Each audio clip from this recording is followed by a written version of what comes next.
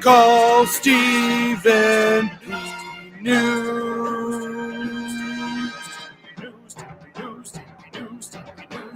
If you need to sue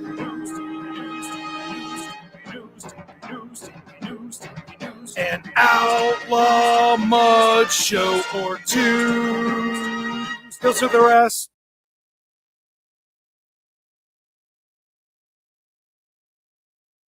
More暖かくなるエアコンに変えてください。細長だから快適ゾーン4倍。 What's your next desire? すぐ暖かくなるエアコンがいい。細長だからファジー速暖。静かでパワフル。日立の Big Flow. 暮らし刺激人。日立。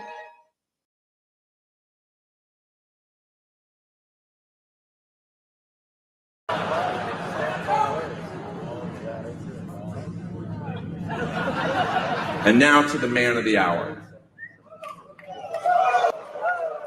Can someone get him a vodka with Metamucil?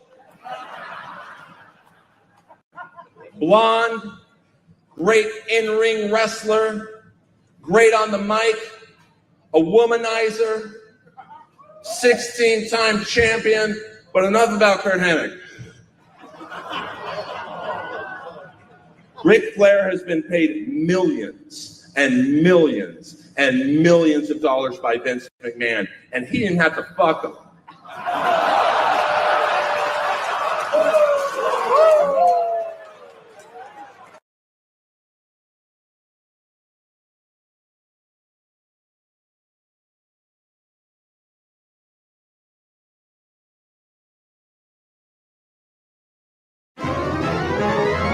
It's time for Jim Cornette's Strike Through, sponsored by Stephen P. New.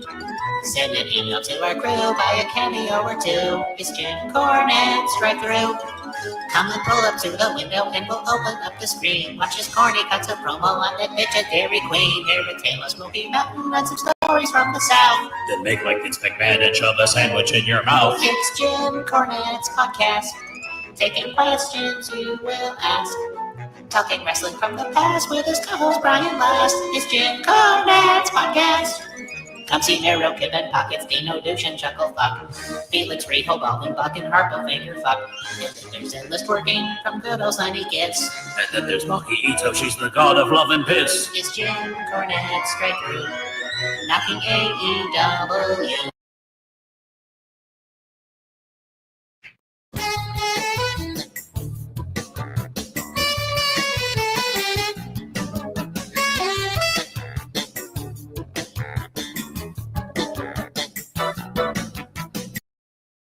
Well, folks, it's been a night to remember, but right now we are out of time. I'm Nick Diamond. I'm Stone Cold Steve Austin. And I'm Johnny Gomez. On behalf of all of us here at Celebrity Deathmatch, good fight, good night.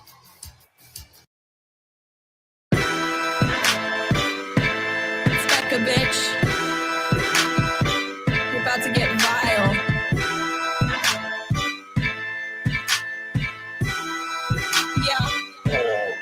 I'm a prom queen, but I keep to myself, stacking high green. You're in debt to your health, AARP. Ain't shit owed but my wealth, and my oppie's getting dumber every day. Ha! Up in the gym, but I never need a witness. Tonic and gin, when I'm working on my fitness. On Becca, on God, I'll make you wish you had this hot bod. On Becca, on God, I'll make you wish you had this hot bod. On Becca, yeah, on God, I'll make you wish you had this hot bod. On Becca, on God, I'll make you wish you had this hot bod. I be flexing like the dudes high on tread, all natural. Better give her tens. They say, Blondie, how you getting those abs? Hey, Bobby, let Let me call you a cab. Long legs. I'm a woman in STEM. My eggs. Fertile, healthy, and firm. My trades. Flowing free like the Thames. And my haters getting madder every day. What do we got? Super Dave, Pro Wrestle Clips.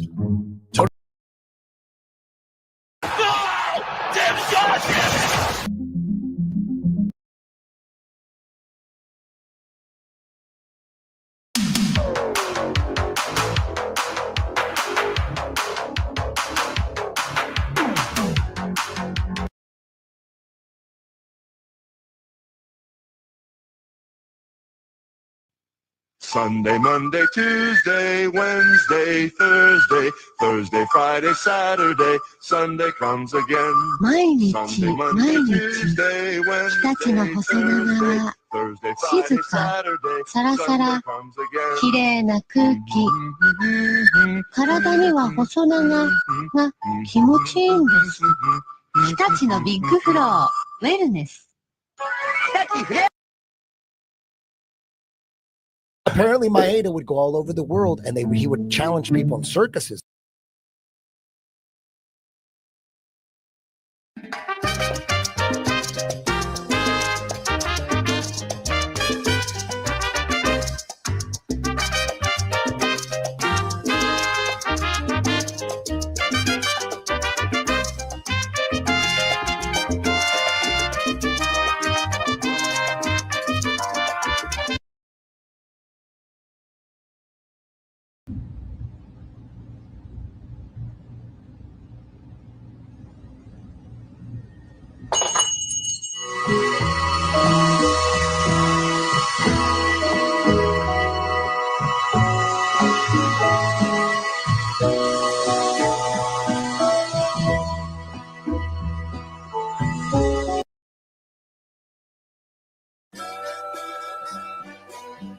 Can you give me a beat?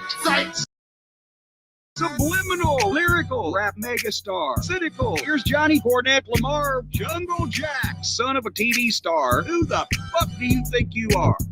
I'm hearing those jungle drums. Used to hang around with chimpanzees.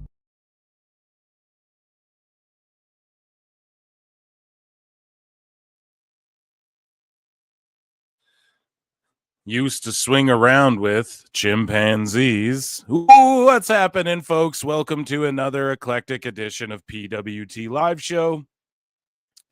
Yeah, I'm all disorganized here today, folks. Yeah, I am your live host, your host, the infallible Phil Marks. Yeah. And yeah, I think I sent it out. Georgie Porgy Grandpa Pa's here with me playing producer George again, laying in the cut. George, did I post the link everywhere? It's in Discord. It's on X and everything, I believe, right? I fucking sent the show out there, I believe. No? Yeah? I don't know if George is okay. Well, he will. I mean, it's a failure. We're messing up already. You fucked up. You fucked up. Welcome to PWT Live Show. I'm your host, the infallible Phil Marks, and tonight we have a lot to get to, as seems to be the case as of late. And I've been digging up really good stuff and semi-obscure stuff, and a lot of funny sicko stuff and topical sicko stuff. Join the Discord. And yeah, I hope I started early again because I thought that was cool. Last time we had I think 600 people watching us, minus the max numbers, though. We don't know the max numbers on PWT yet, so could have been way more. It was in the millions, right? So yeah, we have a lot to get to. As the I don't know why I put this photograph we will look at as sorry, I'm just over here. We're in a jimble jamble here. So yes, everybody share the show if you haven't hit like. We're not streaming on X tonight. I'll do that on Monday, I think, maybe, or maybe Wednesday again, right? But I alternate. I'm also going to be on Twitch streaming like once a week on there too. I can maybe make it maybe I can just stick with one, but I like to go on X sometimes to try and lure and bait some people over, right? So youtube.com/ProWrestleTimes. We're almost at 2K subs, but on the Clips channel, Pro Wrestle Clips, we're at like 6.3. We're like right there, you know? So tell a friend, tell your mom, tell a dog, you know, use your burners, hit that like, hit subscribe to support the channel. What else do we got? Phil Marks Out is my other channel where I don't talk about wrestling stuff. I talk about everything else. You guys can check that out. And let me just look at the title again. Sorry, guys. So Dave Meltzer is dumber than kids. Yes, of course. How could I forget? So I'll check in with chat here. But super chats are welcome. So we had a goal last time. We crushed it out of the park. I think we're going to do a $300 goal tonight. And then what this is going to do is you're going to see right away like a GM mode with some people and stuff like that. You know, I'm going to jump into the gaming thing. So I was challenged to do this. So we are going to do this. And we raised like 500 last show or whatever. So I said, okay, I'll knock off the other. I was going to go like 4 and 4. So we're going to have a $300 super chat goal tonight if we can hit it. I'm not going to put the timer on because that's cringe. I don't want you guys to like feel bad if we don't hit it. I'm going to pin this to the top of the chat so you guys can see that. And George is going to math that up and we're going to try and crank it out. But yeah, we're going to start doing I'm going to do commentary over like universe mode. I'm just going to tap in and do live streams where I'm gaming on Twitch and that, but also my pod will be on Twitch. So if you're like, I like Twitch more, I'm going to do once a week over there as well and on X. And I think that's all of the pretty much, I think I covered all the bases. So super chats are welcome. Consider becoming a member, 99 cents, or just hit the like, hit the dislike. Tell me go fuck myself, whatever you got to do. We sweared so many times. We cussed so many times already, 12 minutes in. So we're done. We're cooked. But here we go. So Dave Meltzer is dumber than a 5th grader, right? He's dumber than kids. We have some children who understand what pro wrestling is all about more so than Dave. And we're going to contrast the two throughout the evening. Okay. We have Swerve versus the people. So, the people. A lot of people hate Swerve, and I never really understood it. And it got explained. And AJ Francis actually piped up a little bit. And I don't know. A lot of people think Swerve is like a cornball, and it's starting to kind of come to light why. I've had people try and explain it a while ago, maybe like a year ago on the show. I'm like, I don't get it. Why do people... why do people hate on Swerve so much? And I don't understand. I didn't understand it. So from like a cultural aspect. Okay, guys, that's how it's going to be approached. Okay. So we have that as well as Rob Van Dam. He absolutely is arguing with Sickos. So we're going to get into that as well. I don't know what is going on tonight as far as like AEW. Are they only an hour again? Are they 2 hours? I don't know. But we're going to check into that. Okay. I'm checking it with chat right now here. So George Capture for 20 says super chat party starts now. Let's fucking go. Yeah. So we're going to, hopefully we reach our goal. If we don't, we're going to live, but I encourage you all to do that. And then, if you guys want gaming content, tell me. It's what we're doing. Someone said, is it the steel toe? No, do not ever. No, Aaron Imholt over here, brother. It's just member for 10 months, Denisha Lane, and Plinian for 20 says the quest for the Xbox. Yeah. Or what? Xbox. Think you can tell them what to play? Think you can tell them Y2K? Ha ha ha. We're mental today. Thank you guys so much. I will leave that in there. And D, thank you for 10 months of membership. And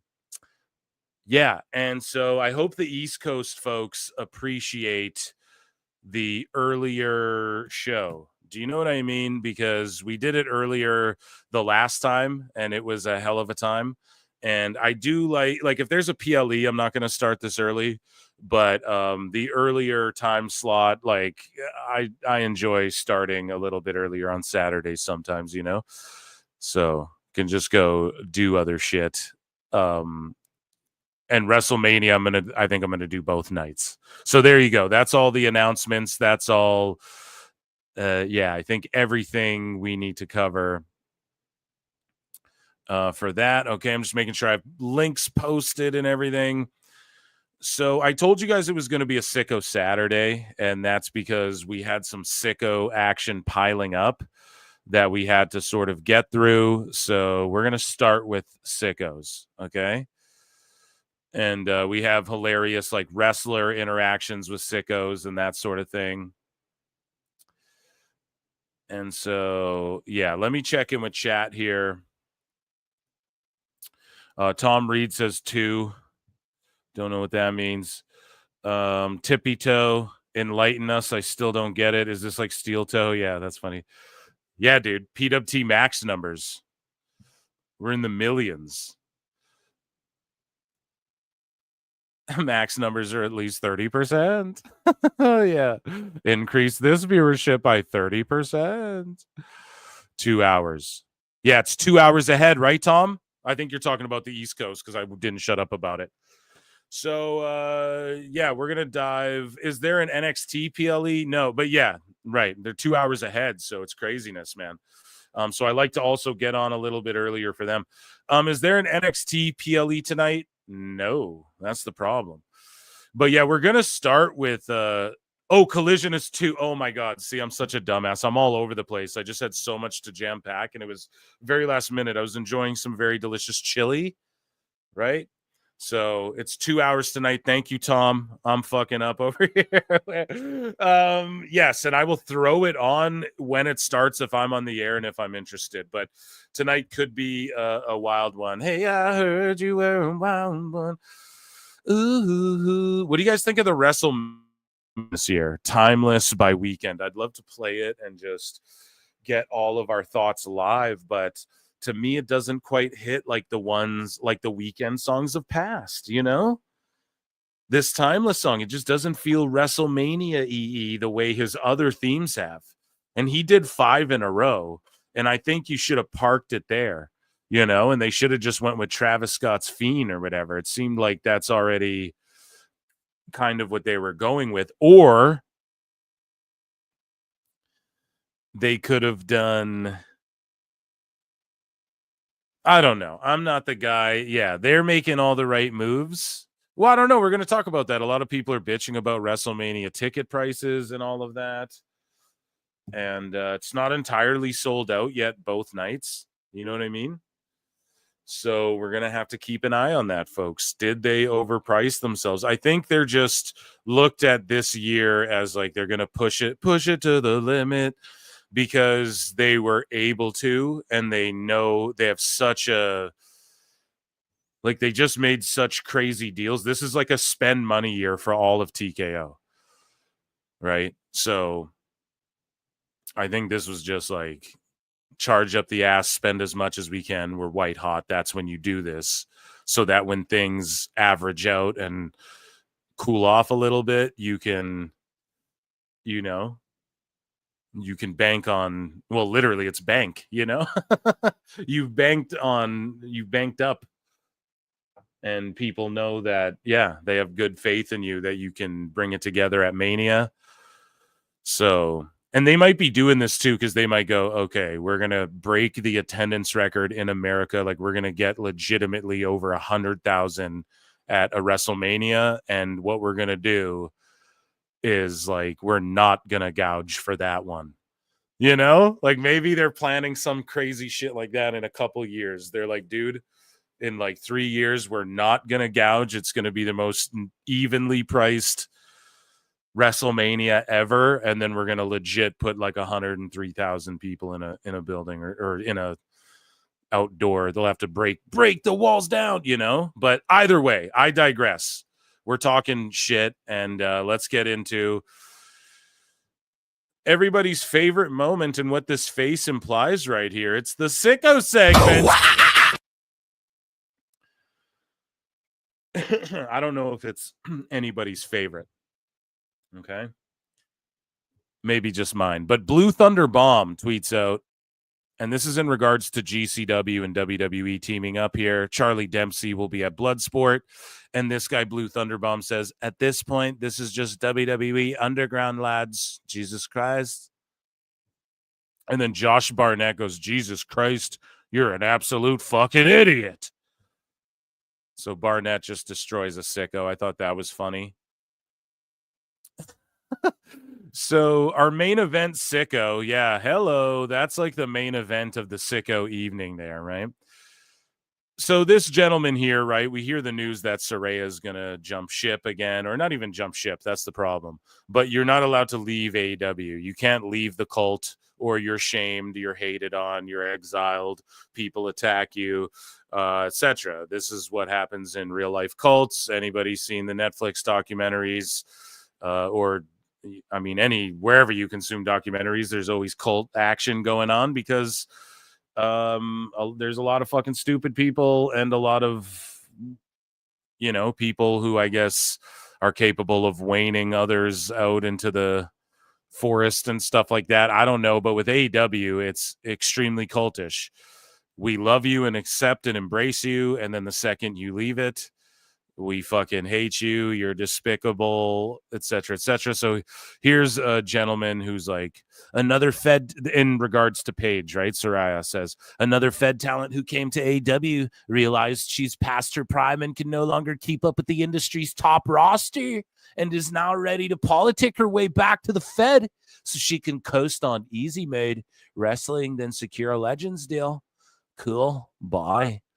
It's funny because she was coasting in AEW. She wrestled part-time, part of the part-time, so I don't understand. And then Neckbeard just pulls his card. He's like, you loved Saraya in January. What changed? And maybe this guy's mind did change, right? We'll give him the benefit of the doubt, but it's him responding at the time. He's like, take your time off and enjoy your life and family, Saraya. The fans miss you, but we'll see you soon. Also, there's the rookie named Tony, like Tony Storm, who's pretty all right, but she could use an ass whopping. So like he loves Saraya, and then she leaves, and so just documenting the cult-like behavior. This isn't an attack. Nobody go clown, fuck that guy. Just ignore him, right? So again, Neckbeard's pulling cards on Jeff Cobb. People, Grumpy Omega. Of course, this guy loves Jeff Cobb, right? Jeff Cobb made the right call, just like Kenny did when Jeff Cobb's like, WWE offered me a contract, great money. At the end of the day, money is going to make a lot of your problems go away. At the end of the day, money won't make you happy. And so this is before. So the rumor is now Jeff Cobb is signed with WWE, or he is headed there. He's basically worked it out, or he's agreed, or whatever. Maybe that's a fucking lie. Who knows? But Grumpy Omega's like, Jeff Cobb made the right call, just like Kenny did. So he loves Jeff Cobb, right? Open challenge. Who will it be? Jeff Cobb. Well, he's just responding. Where's Jeff Cobb? So this guy wants Jeff Cobb, right? It would be poetic justice to make him face Jeff Cobb next. So this guy, poetic justice, Jeff Cobb. And then all of a sudden, right? Grumpy Omega. Start the clock on this dork getting himself suspended a third time. Literally, we're looking at it, guys, in real time. Okay, that's what the Sicko segment's for. You guys see this? None of these accounts do you ever take seriously. Complete clown shoes. Speaking of not being able to be taken seriously, the Alpachian podcast tweeted this out. When suburbanites leave the cul-de-sac. Now, when I saw this, I was like, is this a backyard wrestling fed promo? That's what I think it is. Some people are like, these guys are being dead serious. Like they're trying to act gangster and stuff. I was like, oh, I thought this was for some mud show. You guys tell me in the chat, okay? I don't fucking know. But check this out. It's so cringe. If they're being serious, it's even cringier. And if it is for a wrestling vignette, it is cringy as fuck already. But if they're just like actually doing this, thinking they look cool, incredibly cringe. But either way, shout these guys out. Let's get the storytelling, motherfuckers. Let me tell you a little something about my family. I come from a very, very long line of hammers. Like your boy Phil's sitting there going, this is clearly a fucking pro wrestling promo. Motherfuckers are like, no, they're serious. So I don't know, man. And you know, my mom and the dude in the back, like, come on, that's clearly the Easter egg, right? They're studying the Fed. Okay. Homie, you never want to be the nail. Never that. You want to be the fucking hammer. The hammer. Because once you become the hammer, then you become unstoppable. Stop, baby. And that's where I got all these hammers. Right from my bloodline. This fucking bloodline. Right for my bloodline. Fucking hammer, baby. Oh my God.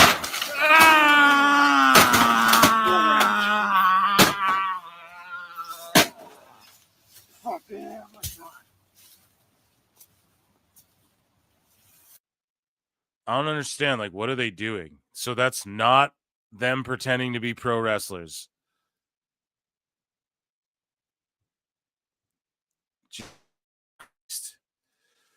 You're like typical Appalachian.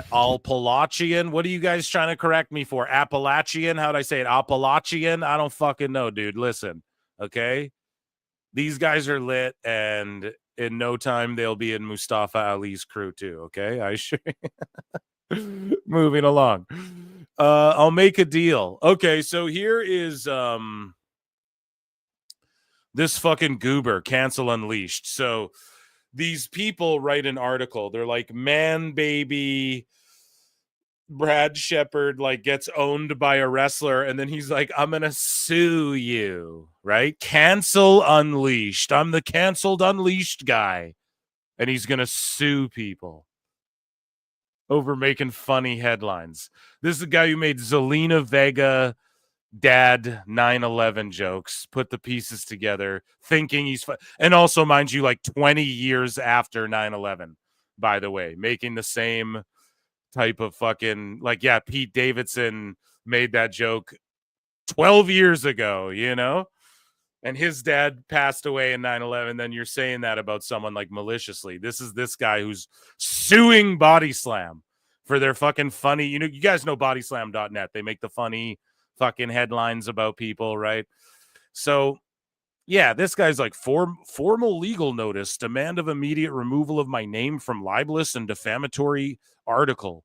Is this so? Like, is someone posting a screen grab, or is this a tweet? And if this was a DM, no, this looks like, did he tweet this out? What the fuck, man? So he's like, Dear Cassidy and Nick, I'm writing to formally demand the immediate removal. Oh, this is what it is. The article titled WWE NXT star Jordan Grace claps back at perennial pear-shaped douchebag Brad Shepard. And he's suing them, bro. Suing them. Emotional damage. Canceled and unleashed, bro.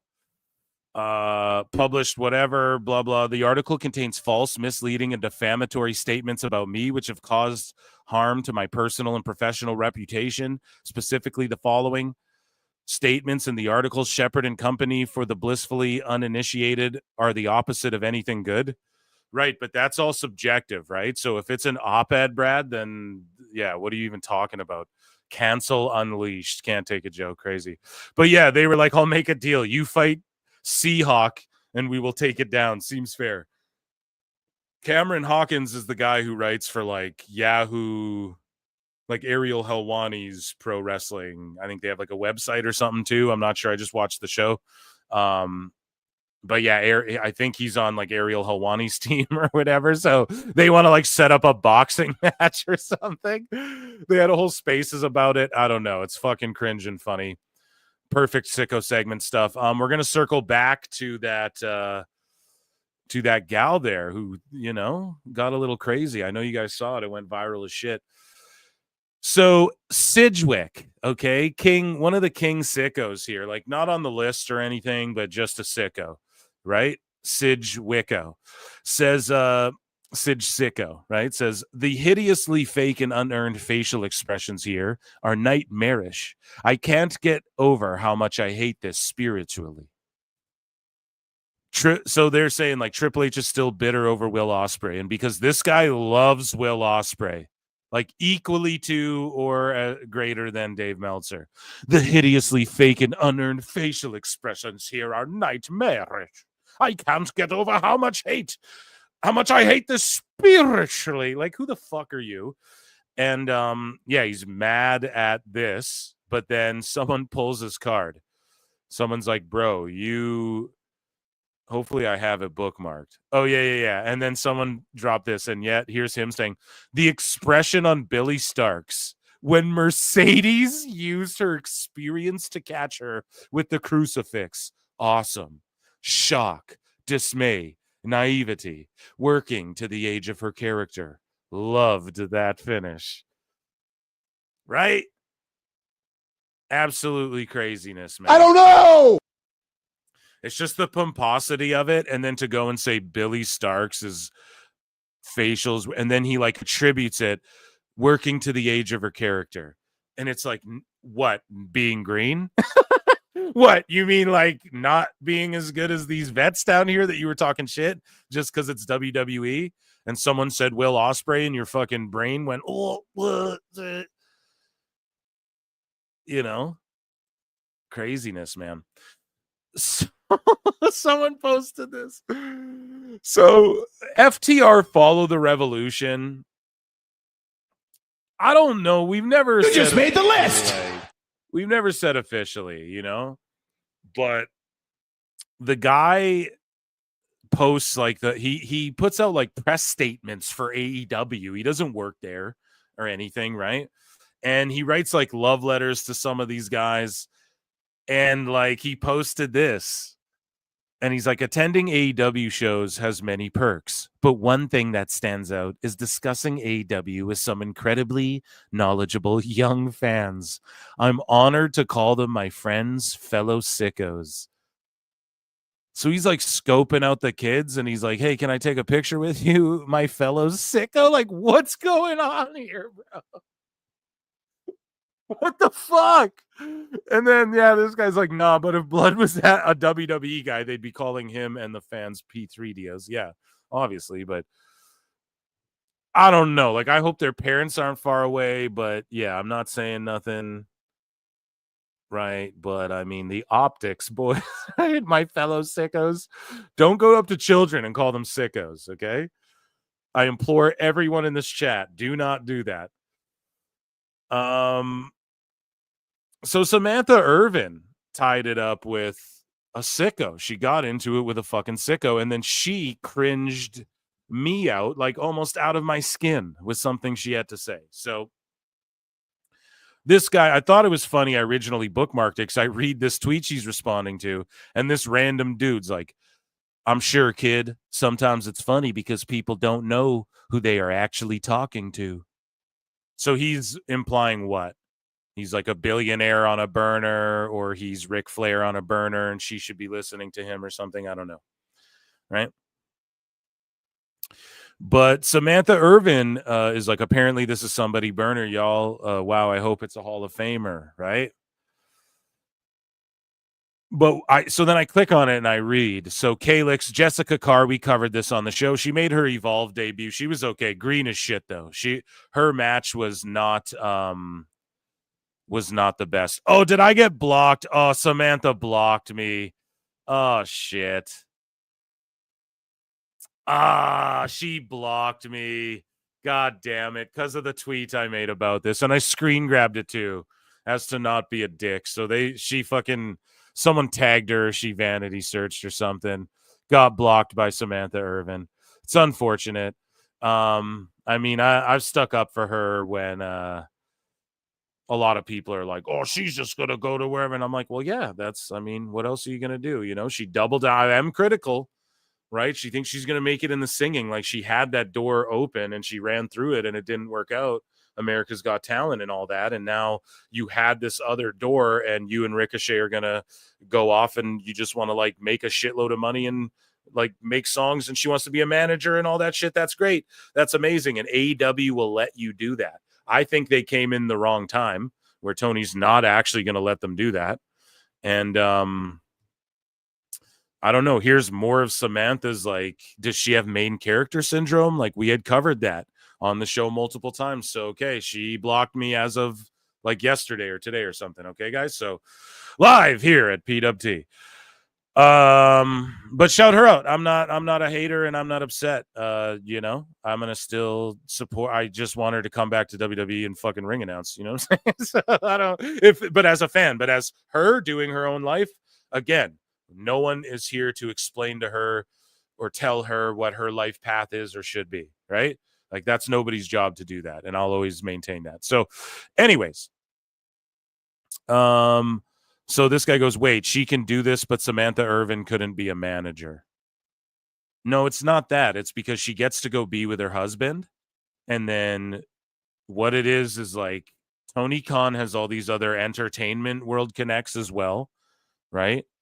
And you guys, Samantha wants to get in the ring and do all this shit. They just didn't see that for her, like, period, point blank, you know? Or she wants to manage. She thinks she can book and stuff. Well, we're about to read. Jessica Carr is allowed to do this Evolve shit, and she didn't look good at all. I'm going to be honest. And the fact it's leaked, and I'm not trying to trash Jessica Carr. You guys know I put Jessica Carr over. She's a great referee. Watch me get blocked here too. But all I'm saying is, like, it was so clunky and bad, you know? And the girls she was working with, working against, were really good, but it was just clunky on like this Calix and her partner's end, right? So they shouldn't have done this, and I'll criticize it as I don't think they should have did this with Jessica Carr, just my opinion. And I bet Samantha Irvin could have wrestled, but they wanted her to go down and start down here. She doesn't want to do that. She wants to skip the line and just be on TV as a manager, as a character right away, main roster. So that's the difference here as well. Jessica Carr is like, yes, I want this bad enough. I will go do Evolve, wear a mask, you know what I mean? And start from zero and work my way again. Samantha does not want to do that. She tried out as a wrestler. They didn't want her in that role. They found the perfect role for her. She didn't want to be in that role. Okay, then don't do that role. Go to AEW, try your best. And maybe her and Ricochet cook. Like, I'm going to check if Ricochet blocked me too. Because you guys know I've been putting over the Ricochet stuff as well. So I'm actually going to check, and let's see if it was a couples blocking, right? A couples blocking. Wouldn't that be cute? Let me see. Let's scroll down. No, Ricochet still has not blocked me. So that's cool. It wasn't a couples thing. They don't run to each other and like block this guy, you know, which would be okay if they did, by the way. Right. However, let's continue. So this guy says, bro, she don't know what she wants. She said she wanted to wrestle, then said she never said that. I mean, I'm pretty sure that's true. And wanted to be a manager, yes. And now recently she said she wants to be a booker. And then Samantha Irvin's like, never said I wanted to wrestle. I said I wanted to manage. And Michael Hayes said I could be a good booker. Michael Hayes said I'd be a good booker. And I wasn't trying to be shitty, but You what? I fucking screen grabbed it too, because I want the whole conversation so it's in context. So nobody thought I was just like ripping on Samantha. I was like, if she's serious, I'm cringing out of my skin. I was like, because he's just being nice. Clearly, like if Michael P.S. fucking Hayes ever said to Samantha Irvin, oh, you'd make a great booker, doll, he's fucking Joe. How would they know? You don't. Here's the thing with booking, guys. You don't know till you do it, till you jump in, put your feet in the fire and do the goddamn thing. You do not know if you'd be a good booker. I don't care how many video games. I don't care if you wrote shit down. I don't care if you spitball your creative ideas over a cocktail to Michael P.S. Hayes. He was being nice to you. Period, dude. He was just being nice. And I'm sorry if that offends. I'm sorry if that's not what you want to hear. I'm sorry that you had to block me over that. I don't hate you. But Michael Hayes said I could be a good booker. Whoa. Whoa, dude. That's like your ex saying it's the biggest she's ever seen. Am I right, ladies? No? Where's my but-umts, right? I got jokes too. Even though we're cringing here a little bit. I got jokes. So Obi-Wan goes, yet didn't want to put, so this is where it's like, no, I like don't start trashing her work ethic and shit. You don't know that, right? So here's where I'd defend Samantha and she'd be like, word, thanks for having my back. But because my tweet was about you are cringy, if you think Michael Hayes was serious and wasn't like, yeah, Toots, you could you definitely be a great book. You can do anything, you know. But anyways, didn't want to put the work in. Everyone before had to put in. Paul Heyman was treated like shit by the WWE for years before they let off him. Everyone there now had to endure Vince for decades before getting a shot. And then she's like, bro, you will never know more about the company or the business than I do. Yeah, I agree with Samantha. And you'll never put in as much effort and work as I have. And you'll never learn what I'm currently learning. I'll be back and you'll still be tweeting about it. Yeah, I think her and Ricochet together in AEW could be like a really good heel thing. And they should pull the trigger on that. But yeah, I'm sure, kids, sometimes it's funny because people don't know who they're actually talking to. So who is this? Right? So she's name dropping Michael Hayes. Like, who's this over here? Right? This is fucking Dutch Mantel's burner. Like, what is this? You know? So yeah, sicko wars with the wrestlers, man. They're starting to pipe up more on these fucking sickos. It is what it is, you know? So Joey Janela and JD, they go at it some more. Yeah, here's my tweet, actually. Sorry. So I go, Michael Hayes was just being nice. There's no way to determine that she thought he was serious. Not even trying to be a dick, but unless she's being sarcastic here, this is cringing me out of my skin. So she blocked me. She wasn't being sarcastic. Be gone. Oh, chat. Oh, no. Oh, no. God damn it. She was serious. No. Oh, good gracious. I need some iced coffee.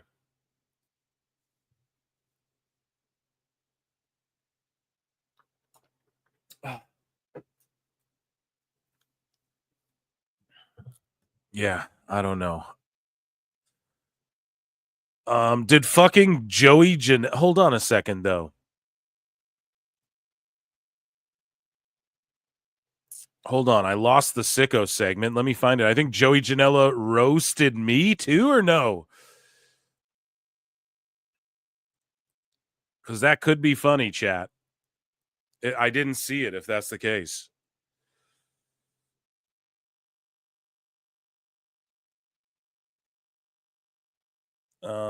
Here, I'm trying to bring it up. X is like, do you want to boost the visibility? No, he didn't. Okay. I was like, dude, Joey, don't you come at me now because I fucking like you. Even when everyone fucking hates you. Yeah, people are like, she's deluded. That's what I mean. It's just, I don't want to I like Samantha too. It sucks, you know. It does suck. No, Joey didn't say anything about me though. So I was like, oh man, you're gonna fucking, you know. Speaking of Joey though, we have Joey and JD. Let me check in with chat for a second. I'm all discombobulated here. But yeah, what's up with X popping up? It's like, boost the visibility of this post. It's like, no, I'm not going to do that. Like, what the fuck? I'm already paying you to boost visibility. I thought that's what paying for this fucking dumb blue check did. Jesus Christ. Here we go. I got to get back to where I was here with the Joey stuff. For some reason, my scrolling, it made it look like Joey responded to me for a second. I was like, oh my God, is he fucking coming at you, boy? Because this is gonna be funny. Like I'm gonna be like, dude, I do the funniest bits about you and JD, which we're about to get into.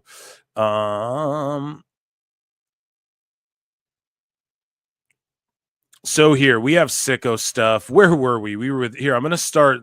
Okay, we're going to start anew here. Share with this tab.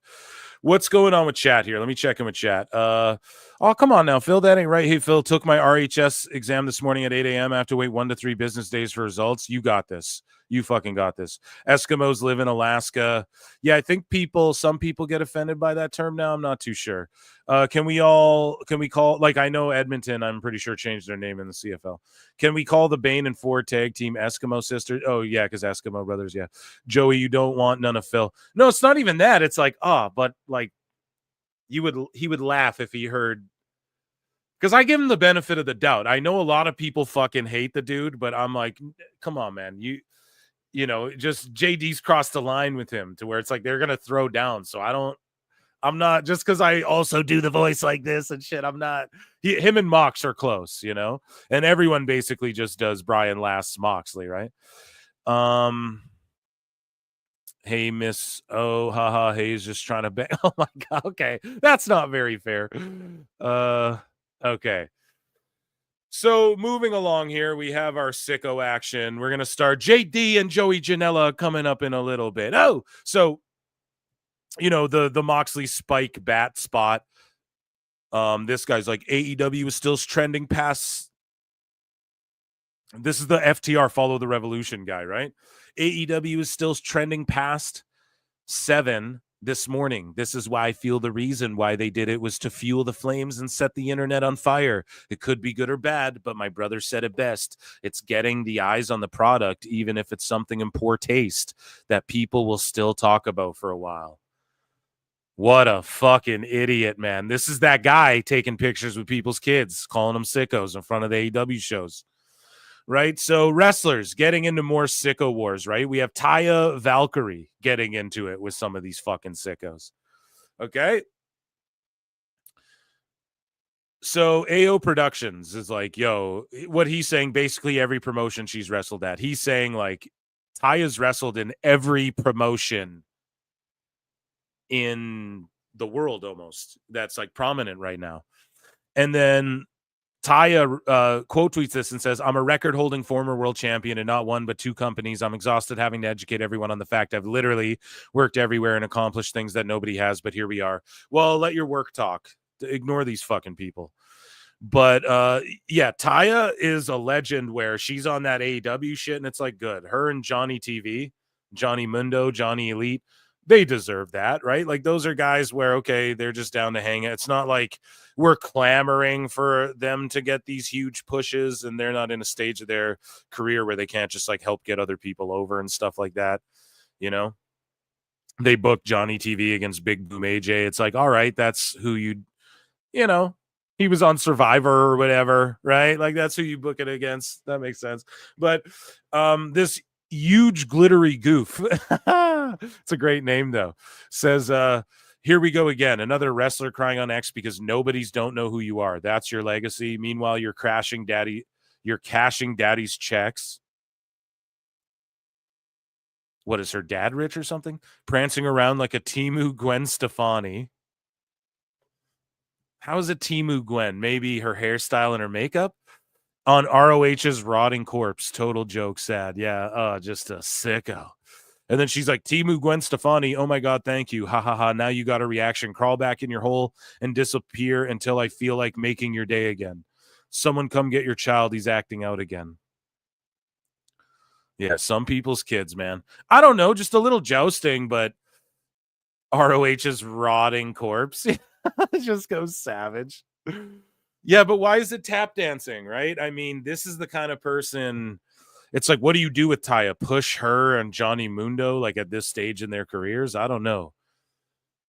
Like to me, that seems like they're at the point where they just need to make their money and chill. But yeah, this guy's like, oh look, someone's bored. I guess nobody's paying you to actually wrestle. You've got to find something to do. Might as well pretend you're relevant. And then Taya's like, someone come get your man. Oh wait, you're eating Cheetos in your grandmother's basement alone. Okay, bye. Done doing charity for today. It's always Cheeto finger mother's basements. What did anybody's mother's basements do to anybody? So Ringside News has another fucking Steve Carrier has another sicko meltdown, right? And he's like, let's stop the pretending. No married guy travels from Chicago to Florida on his day off just to play daddy. Or does he? And this is he's referring to Cora Jade and CM Punk. Okay, so we have more of that as we go along here.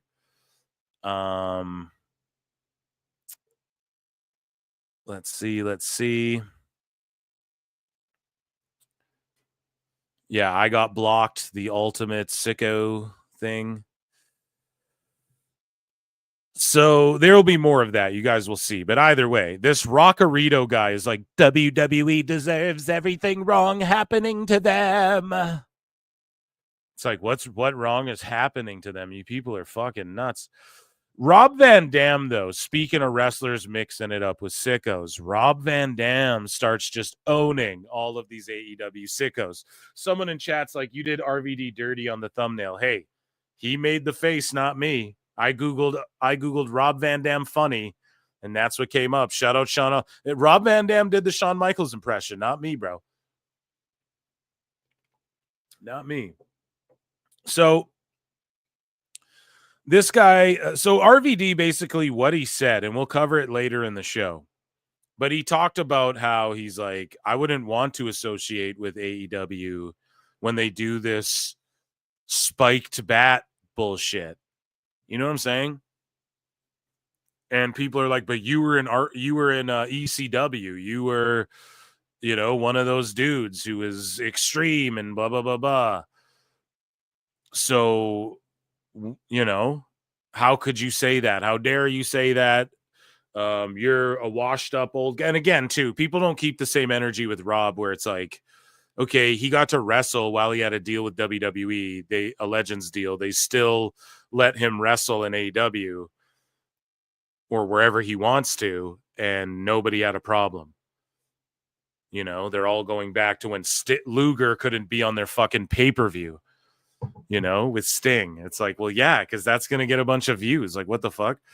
But this guy's like, explain this. Right? RVD. And then he's like, I think I've done that a couple times now, so if you still don't understand, I can't help you. I was not a fan of Janice or Abyss murdering me. That was not wrestling. Does that help you out or not? So even when people are bringing up like, oh, well, you did shit with Abyss, look at this spot. You wrestled Abyss with Janice in a spiked bat. And RVD's like, yeah, I had a fucking job to do. A. B. It didn't impale him either. Look, those are little tiny fucking nails. Okay. And then he hits him in the torso. Look, where he feeds it to him. It's not like, that's why I brought up on my show, which no other people are smart enough to do. Right? This is all just magic and circus tricks. You go to the circus, the guy lays out the bed of nails. He drops the watermelon on the bed of nails. It explodes. And you're like, oh, fuck. And then he doesn't do a back body drop on the nails because they'll penetrate him and he'll rip to shreds. He fucking lays down and distributes his weight in like an even manner, in a way where he can tolerate even more weight on top of him. So that's what Moxley did. What they did was completely just fake hit him in the stomach with the nails, and he's wearing a fucking shirt. It's not the same as being propelled like about 6 feet, I don't know, fucking tall edges in the air, and then landing, splatting a back, and then you stand up and the shit's an inch in your skin and it looks like a troll hit you in the back with a fucking spike mace. Right? There's a big difference there. So, and again, my biggest thing is like, it's the same day they dropped the Rizzler plush. So, like, let's just say, oh, the Rizzler plush, buy one now today. And then let's say kids tune in for the first time that are Rizzler fans. Right? And then they see that. That's all I'm thinking about. Like, you have to pick and choose. That should just be a pay-per-view spot if you're going to do that. And someone should be smart enough to go, have you ever seen the watermelon fall on the nail of beds? Or on the bed of nails? Nail of beds. That sounds like it'd be extra comfy. No. Nailing on a bed, nailing beds, is that your name, or is that like what you do? Oh! But yeah, anyways, though. this guy goes, but how can you be so critical of one spot? It's not done all the time. And I agree. I agree with that. Right. But I explain that underneath. I respond to this fool here, but this guy's responding to RVD. He's like, that spot that Moxley did was a one-off for that particular kind of carnage. Outside of the typical deathmatch or street fight, come on, dude. WWE is brainwashed that their style is the only way. It's not. God damn it. So I was just like, dude, car crashes don't happen all the time either. We all stop and look, but it's morbid and cringe, and you don't want your children seeing it. If he chopped his arm off, it wouldn't have been done before either. But sorry, the masses don't want to see torture corn. But I said you by accident there. Typo. Editing Phil. And then I'm like, I don't know why you sickos don't get that you're fucking wacky and think everyone else is brainwashed. We aren't, bro. It's y'all. You are a group of don't be that guy guys. Don't be that guy, guys. But you guys, you know what I mean? The sickos don't get it. Like, you remember the old joke, don't be that guy. It's all don't be that guy, guys. Do you know what I'm saying?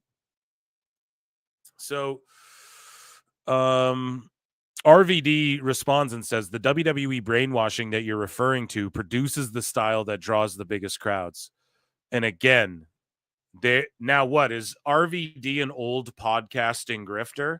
Is he an old 90s podcasting grifter who doesn't study the business, bro?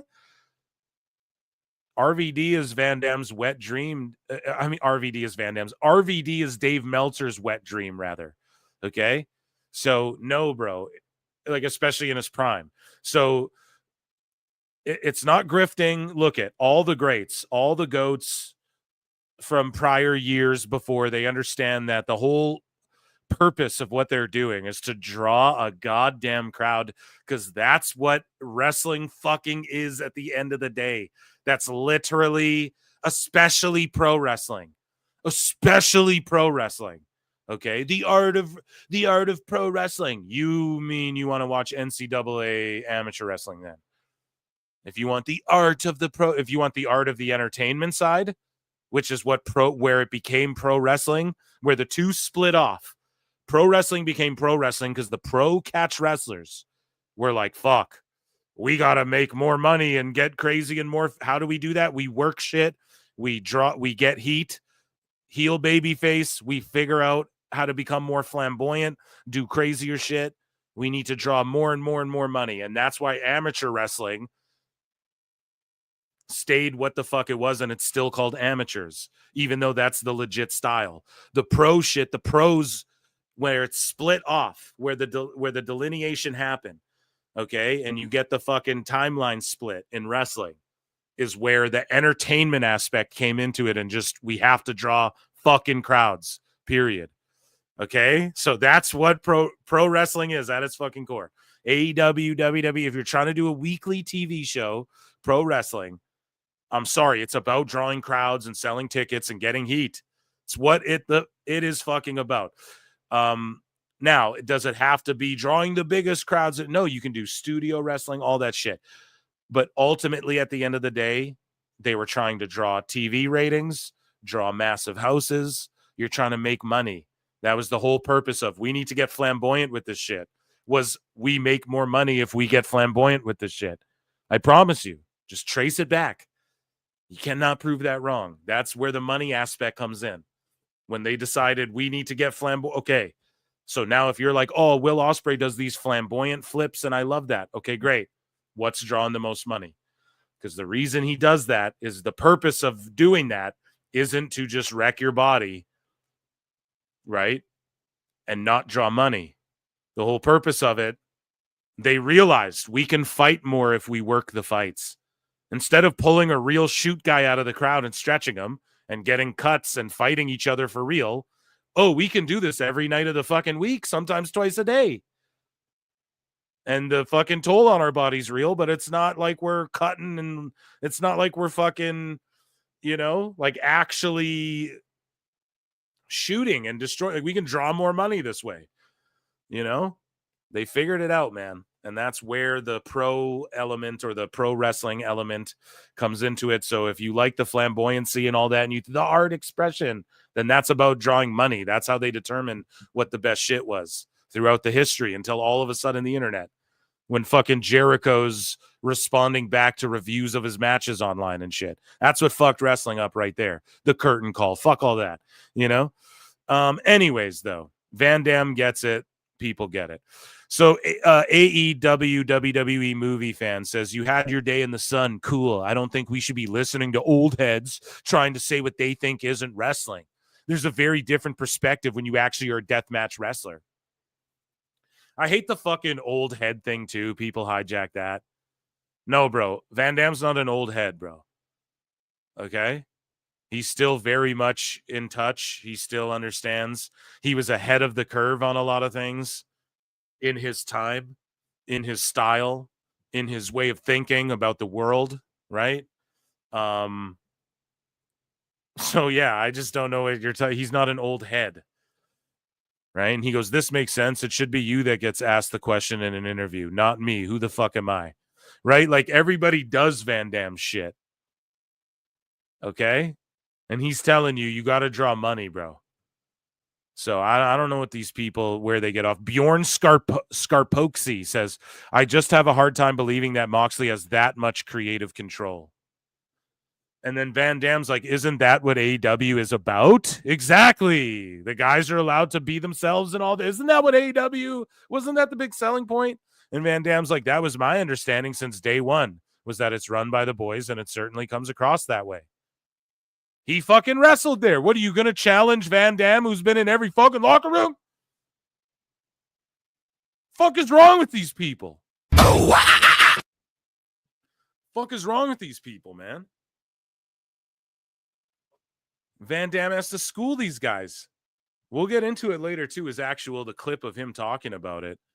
But like, just bonkers. So speaking of Joey Janela, well, let's stick with Van Dam here, and then we're going to circle back. We have our main event Sicko coming up. But this guy, Mark McConaughey.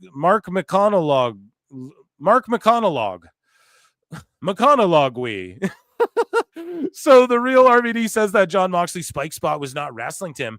Meanwhile, back in TNA in the year 2010, he did a spot with Janice, blah, blah, blah, blah. Just the same fish-brained, and he even says it. That wasn't wrestling, and I didn't like it.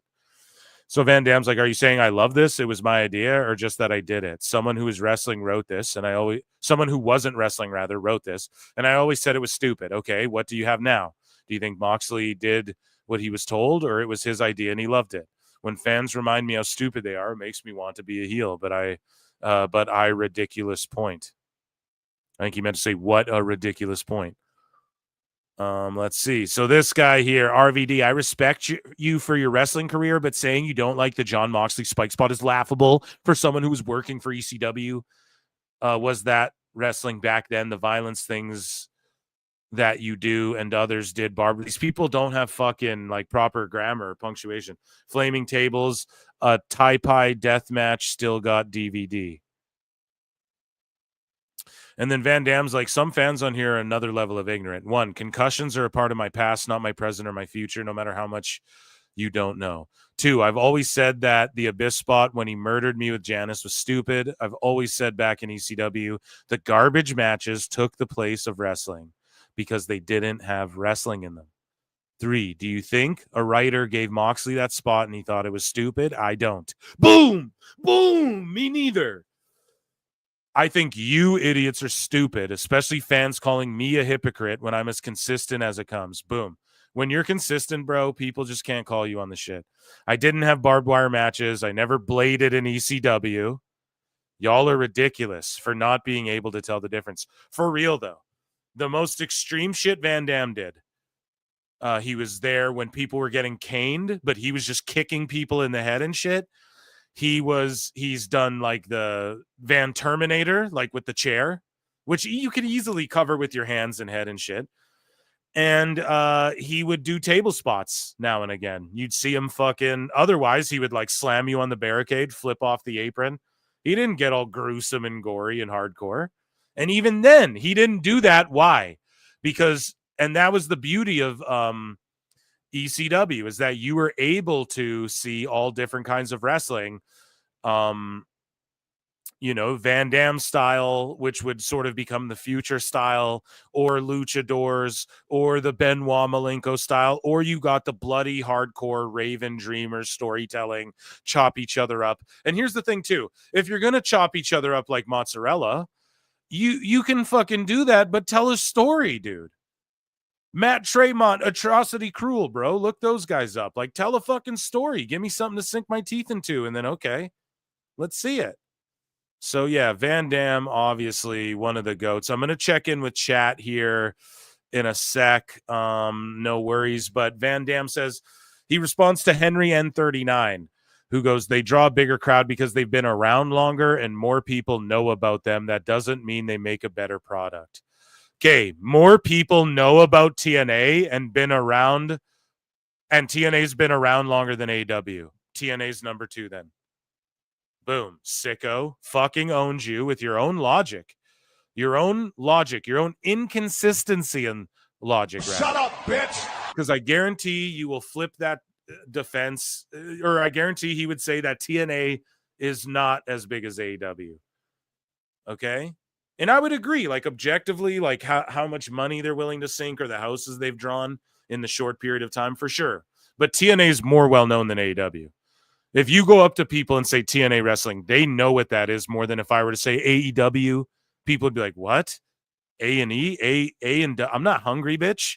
A and W. I'm telling you the truth. Go up to people and be like AEW or TNA wrestling. You know, you remember TNA wrestlings like AJ Styles? People know what that is, okay? People do. Anyways, though, people remember ECW and shit like that. Either way, though, Van Damme's like, better is subjective, silly. Boom. Owned him. Well, what's better? How do we quantify? Okay. Do you want to try and quantify what makes it better?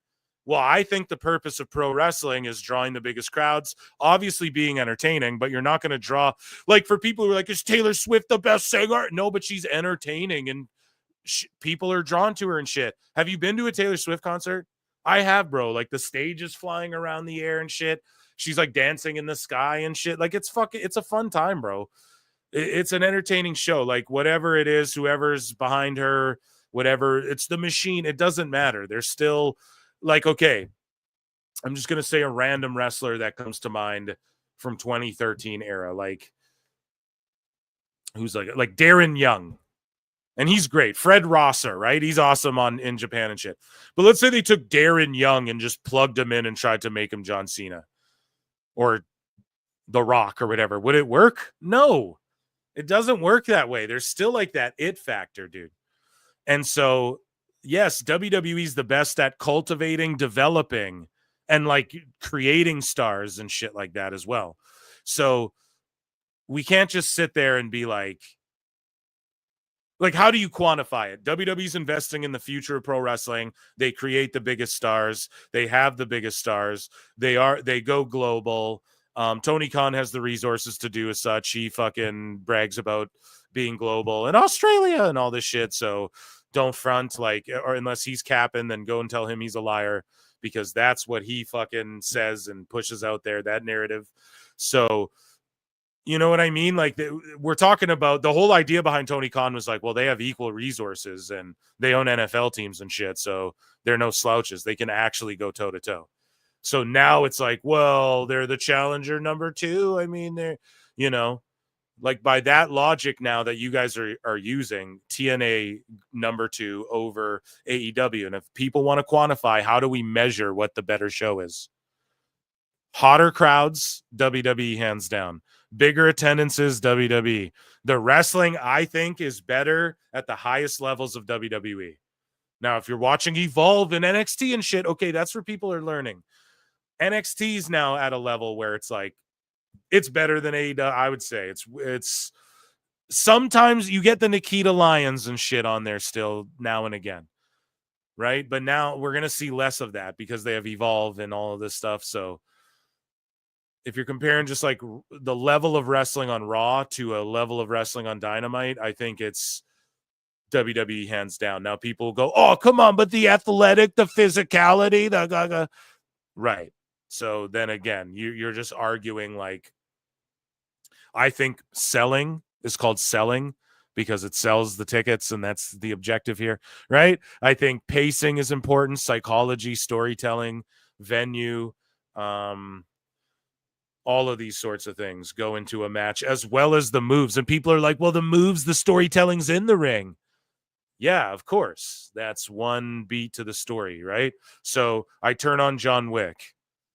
It isn't just I turn on Fast and the Furious. It's not just a race the whole movie. People make out, people fall in love, people feel betrayed, people get in gunfights. Sometimes there's got to be there's a CPR scene, there's a fucking burglary scene, there's talking, there's crying, there's laughing. You need to have these things too, and then people go, well, what? Or here's the thing: if you want just the in-ring storytelling, go to your local indie and support it. It's that simple. I mean, it's really that simple. But anyways, Van Damme's like, do you think their goal is to not draw a bigger crowd? And this is the problem with AEW fans. Your objective does not align with Tony Khan's. He wants bigger ratings. That's why he talks about them. He wants bigger crowds. That's why he brags about the crowds. He wants to sell more pay-per-views. That's why Dave Meltzer doesn't shut up about them. He wants bigger TV deals. That's why he's going to Max. And you guys want that for them too. You're just sour grapes because it's not happening the way you want it to in your little fucking babies.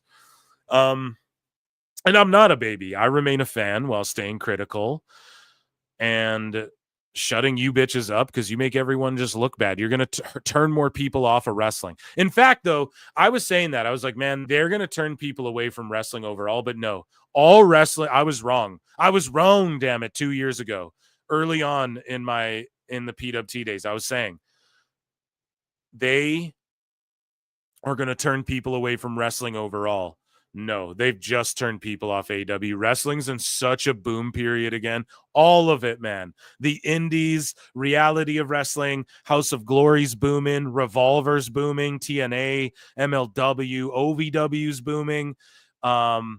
Everywhere's booming. Everywhere's feeling the effects, but AEW and Ring of Honor. Well, it's just because people hate them. They'll just hate Tony Khan.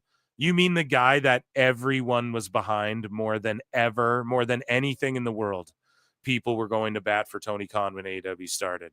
And he lost the goodwill with mistakes. And sicko fans like this just not being checked. You know what I mean?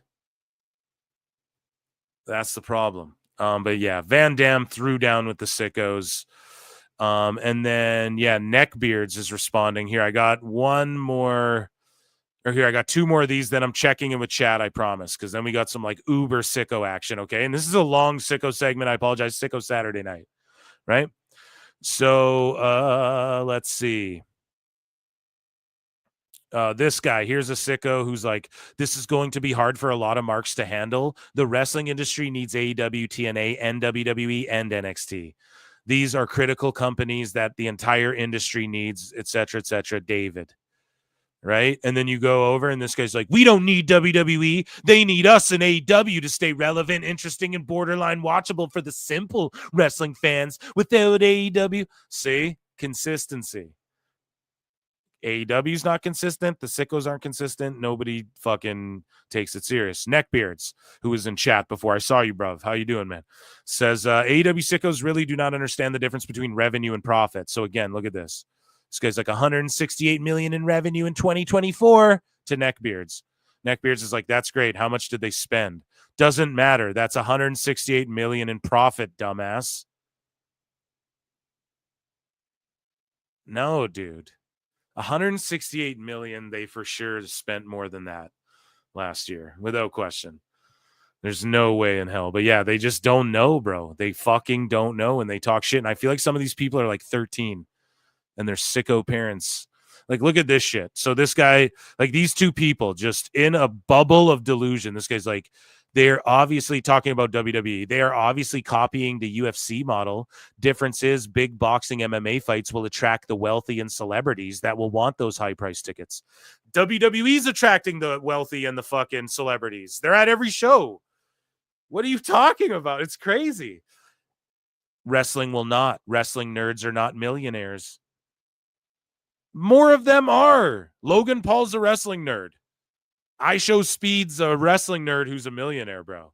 This other guy we're going to cover in a bit, who's a big, huge YouTuber, is training wrestling in like the UK indie scene right now because they're wrestling nerds, bro.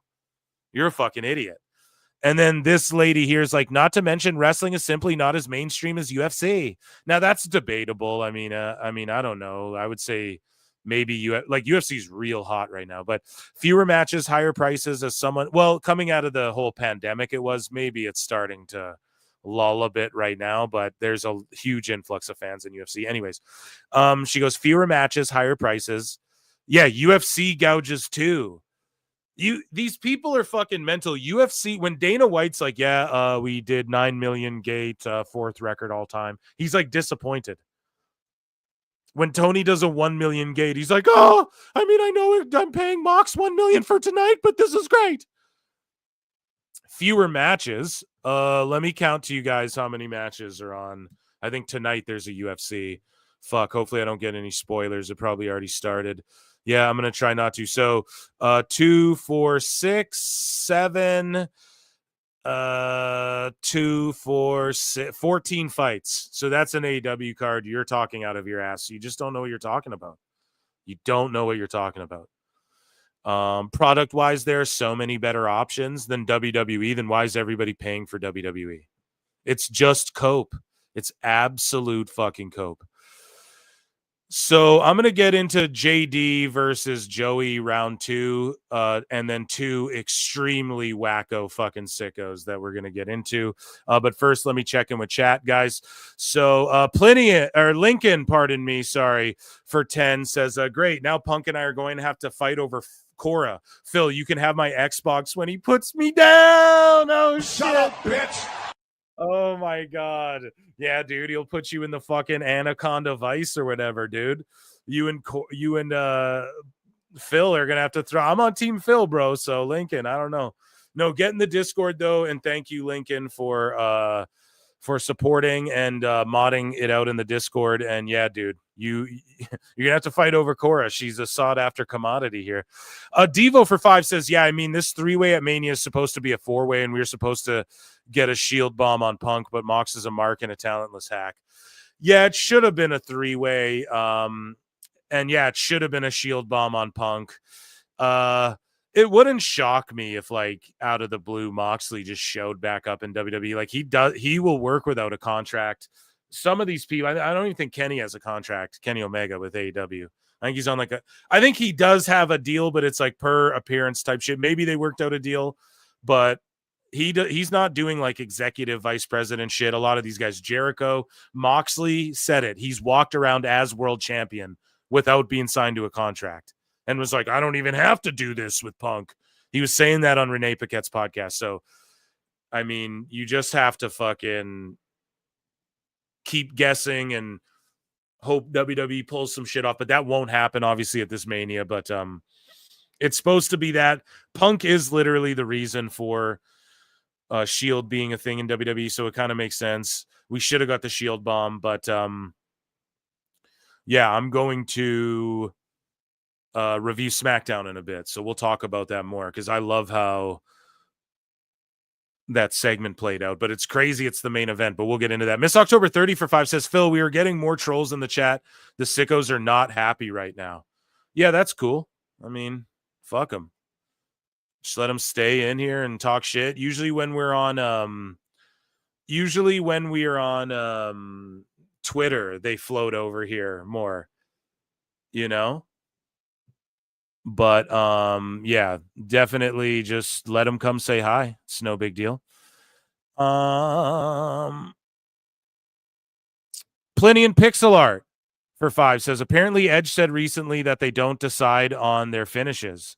I don't really, sorry, I don't have you pulled up here, Plenty. Sorry.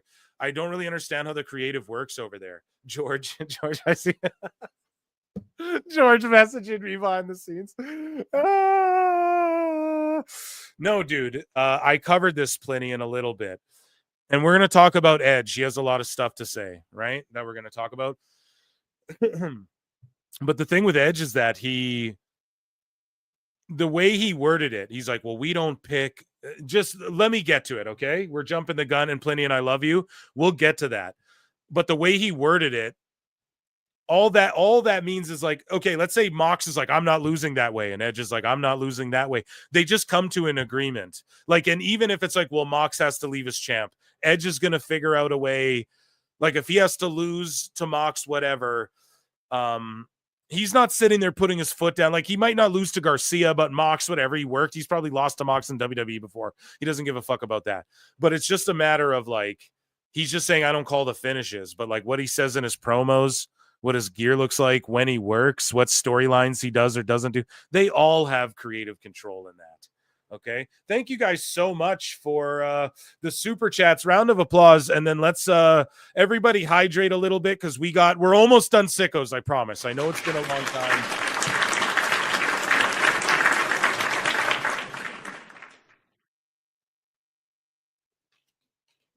Been a long segment, but we got some really good ones here, okay? And let me check in with live chat quickly, too. Don't want to leave you guys hanging. Hey, Star. Hey, Killer Hawk. No, I meant as Jade's still a baby face. Sometimes a drunken tweaker. October, it's pathetic. Nobody should emulate Terry Funk, not even Steen. Oh, shit. Going hard. Orby. What up? What up, Orby?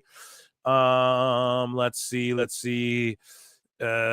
Mock shows up at the AW belt, but it's more of an R-Truth thing where he got lost. I mean, I'd believe it. Okay, let's continue. So the bad boy Joey Janela, responds to JD again, and JD's like, I would make more money for Joey Janela than Joey Janela can make for me. Tell me when I'm telling lies. Oh, and then Janela's like, this guy is mentally doing fine, quoting his favorite CM Punk promos like the mark he is. It's pretty crazy, though, because one thing, Joey was, like, going after his mental health and shit. Like, mentally, he's not, which is a crazy thing, Like, that's very childish, and, like, if somebody deletes themselves or something, and you're like that, I'm sure you could find tweets of Joey Janela advocating for mental health. I'm sure of it, So it's kind of crazy to go after someone like that. I don't know. But these guys are at the point of like, they just want to fight. So anything Joey says to JD, you can't like blanket. I mean, that one thing I just pointed out there, that's kind of, hey, neckbeards, you want to start pulling cards? I mean, hey, there's a freebie. But all I'm saying is like, these two just want to fight. Like, Joey wants this guy to fight him. So he's just going to say anything he can to get the worst reaction to hopefully meet up with him and fight. Okay. But anyways, so Joey's like, if you feel bad for him, it's just a ruse gaining sympathy for his grifting leprechaun ways. He is short. That is JD's very short. That is true. You'll donate maybe your entire paycheck just to hear him make fun of the name of the next Joshi wrestler AEW brings in. Thanks for coming to my TED Talk. Have a great weekend. Now, at some point, we covered it on the other show. I didn't re-bookmark it, but at some point, some burner account goes at Joey, and Joey catches it and is like, this is JD or whatever, I think. Okay. So, we covered this before. Joey's like, 200 people wouldn't show up to see you in person. I disagree. I think JD could get 200 people easily. And then Joey's like, damn, Hog Wrestling, you have lots of special needs fans that come to your shows. You really want someone like this associated with you? That's funny, but snitch tagging. There's other people too who you'll notice on Twitter and shit. You'll be like, yo, that Ricochet segment was cringe. And then they'll go under your shit and tag Ricochet, and not even in a snitch tag way. They'll do it like, yeah, at Ricochet, you fucking idiot. You're done. It's like, whoa, guys, I'd tag him if I wanted him to see it, or like, I don't care if he sees it, but it's like, why you got to do all that? You just, but anyways, so dude goes, I just wrestled Joe Hendry there a few months back, was a regular a while back, had a belt there. I would love to wrestle there more, but my schedule is busy. So then JD goes, he wrestled Joe Hendry and I made him look like $1 million. Oh, and that was pretty funny. So we covered on the other show, though, like, Joey Janela's like, oh, it's burner. And I'm like, stooge it or I don't believe you. That's what I was saying on the show. So Joey posted it, man. Joey Janela listens to PWT. Confirm. For real. Like, I don't know. I'm just joking, but he just hit everyone with it like a day later, right? Because this was like a week ago. Fuck with us, and then we tweak it, And so we're tweaking over this, right? A week ago after the Saturday live show. Joey's like, I didn't want to carry this till Sunday, but I wanted everyone to see the gooner burner of JD. So it's this account. I don't know if it's like since been deleted, I have no idea, but he pulled his card there, I guess. Who knows? He could just be accusing a random account. But what Joey said, in case you didn't hear last week's show, I guess someone like JD tweeted something out after someone tweeted the exact same thing. Like someone tweeted something out in response to Joey, then it was deleted, and then JD tweeted the exact same thing out, and Joey caught it. So he's like, yeah, that's how you catch someone's burner, right? So anyways, I don't know. But he didn't screen grab like proof of it though, is the thing where he fucked up. So I responded to this, and a bunch of people like this. This happened a while ago, and I'm sorry I didn't get to it. Sickos are so few and far between. I was like, I'm going to blast this asshole's face on my YouTube channel just because, I don't know, PDF files, we don't fucking tolerate that shit. There's a lot of crazy videos these days, though, where people are just like meeting up with PDF files and just beating the shit out of them. Hey, I didn't see nothing. Hey, don't upload that shit to the internet. I didn't see a goddamn thing, right? Frankie Hendricks, pro wrestler, I'll give him a follow. Where they go, please read tonight, this sick individual. And by the way, people were like, oh man, how do you know people aren't overreacting? Some people were saying that. No, dude. Wrestlers were, was it Trayvon? It might have been like Matt Diesel. Someone named Matt, a wrestler named Matt, and I'm conflating different Matts here. But one of them was like, yeah, we handled this swiftly. Like, no, this was really what this guy was doing, being a fucking creep. Okay, so tonight this sick individual is actively caught in the video taking pictures of my 4-month-old daughter while she was attending a wrestling show with my girlfriend and I. Please share and spread his face so he may not attend more shows and prey on children. And then this Frankie Hendricks, I'm assuming is a dude. Sorry, I don't know. Our daughter's hardly gone outside in her 4 months of living, and this is the exact reason why. It's a shame that you can't even take children out in public without sick individuals like this preying on children. Do better.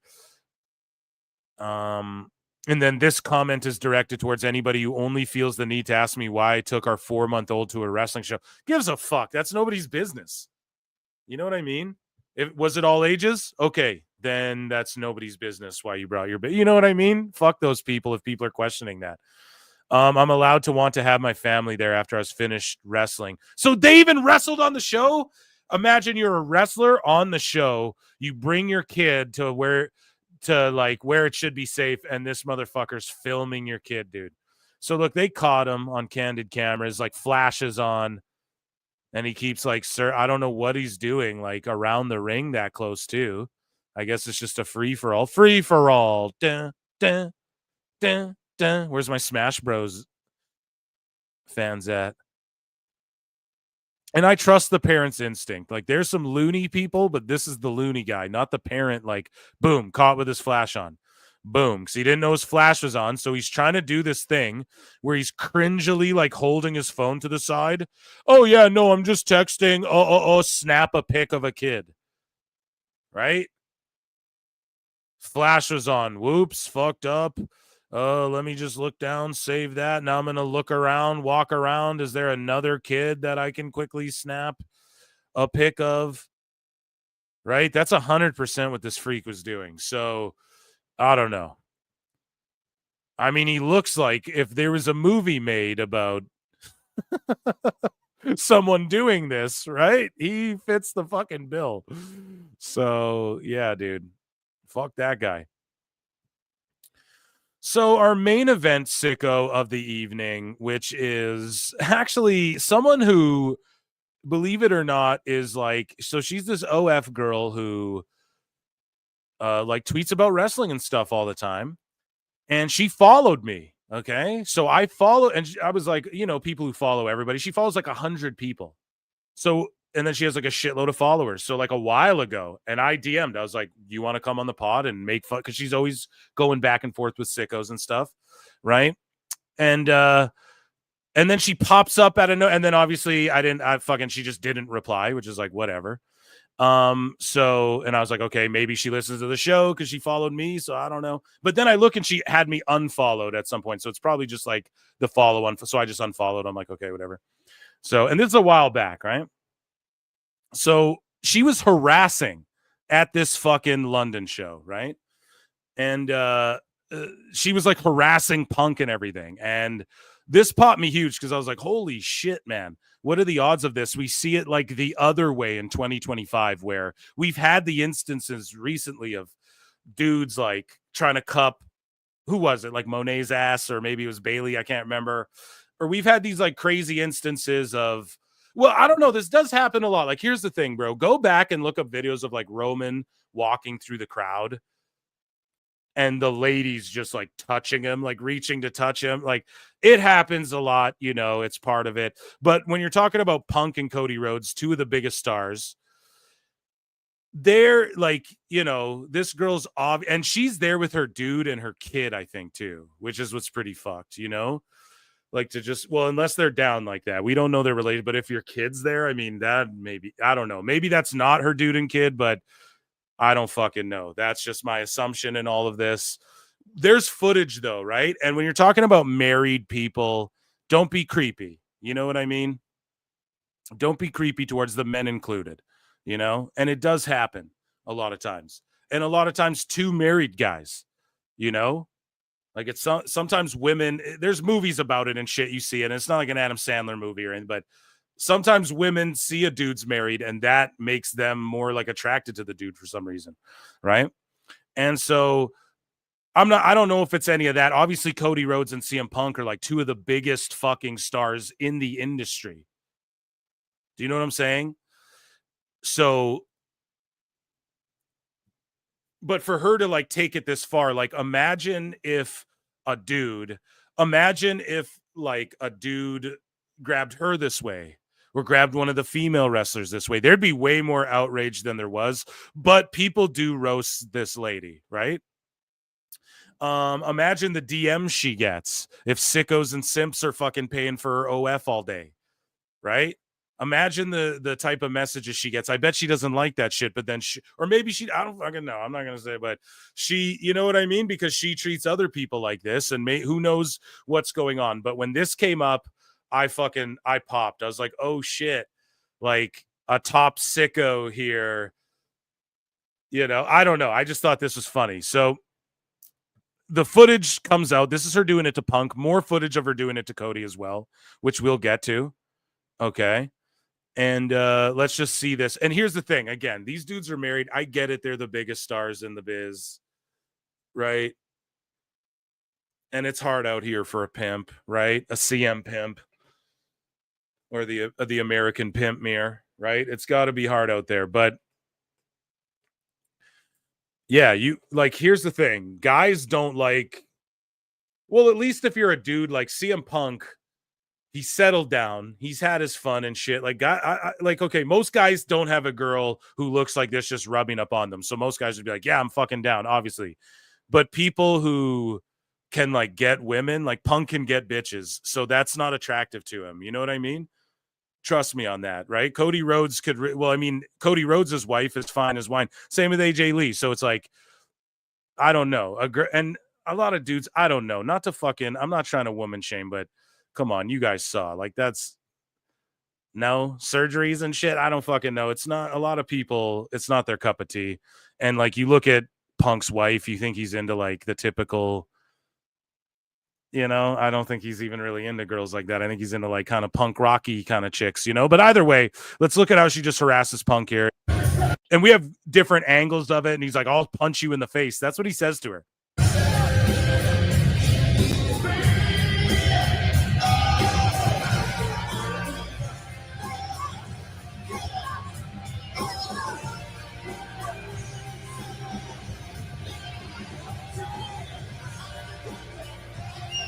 So like she's touching him. He still takes the picture, right? And he's like, what the fuck? Look at that. She like grabbed his ass, dude.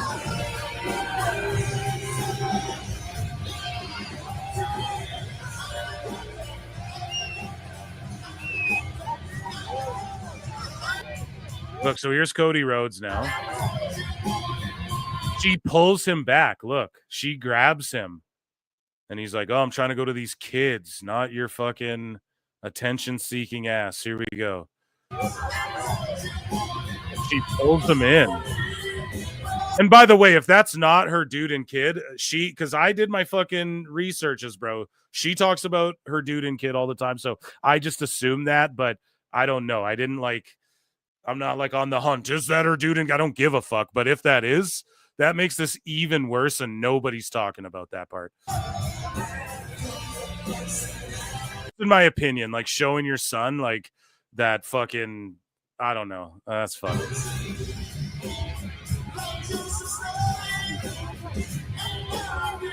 Like, look, he had to pull away and he's like, stop doing that. Did you guys see that? We have better angles too.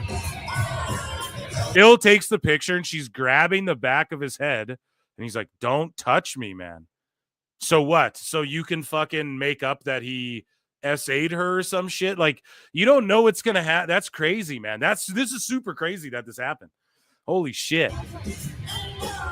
Yeah, dude, look. His arms around her. That's her man. Oh my God. Chat, see, this is why PWT's goated, because we just investigated this. We just figured this out live on the fucking live on the show. You know what I mean? Because I didn't notice that before. Right? Her arm, and that's not him trying to like creep to cop a feel. It's not that. His arms around her, dude. That's her with her man and her kid doing this to them, bro.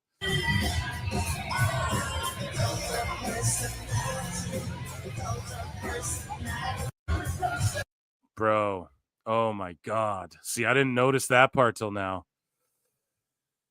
Christ in heaven, man. I mean, great looking lady, but there's more. We have more angles and stuff. Pause. Yeah. Right? So let's see. Here's like Medusa had this to say. And this popped me. She's like, a thirst bucket bitch. A thirst bucket bitch. Oh my God. Fucking cooked her, dude. A thirst bucket bitch trying to cause problems, can't read a room and don't know what signals are. Good for these men, respect, bad for her. Let's just say some of the men in pro wrestling in the past would have been writing their hotel room number on her tits. Yeah, so fucking Ric Flair would be like, oh, the room. You know?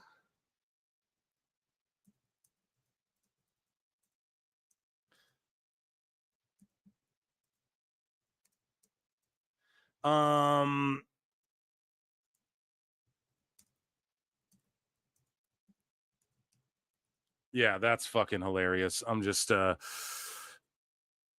a thirst bucket bitch, yeah, dude. The guys in the past. Yeah, and that's the thing, dude. Punk and Cody Rhodes, like if that was Flair back in the day, you know, she'd be on Space Mountain. You already know that shit. Yeah, here's the angle. So CM Punk tells OF model, I'll punch you in the face after telling her numerous times not to grab his ass. So here's the closer version. And see.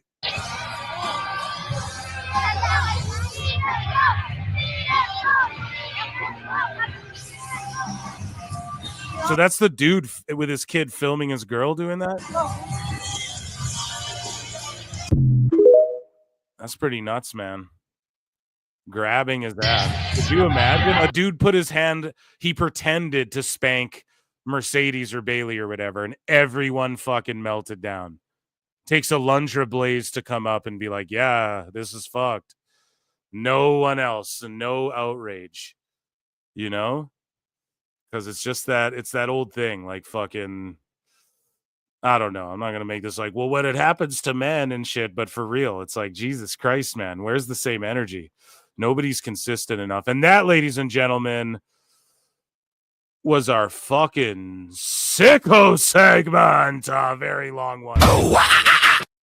let's get into some other news here. I'll check in with chat.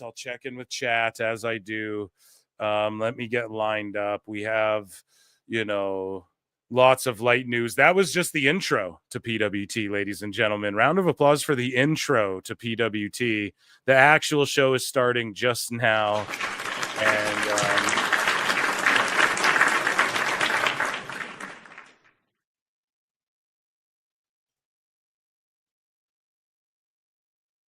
Okay, so I have one MMA one which directly relates to something you guys are going to pop for sure, and then I have some miscellaneous. We got a bit of TNA news, we got WWE, AEW, some Dave Meltzer. Everything's on deck tonight, folks, so stay locked in here.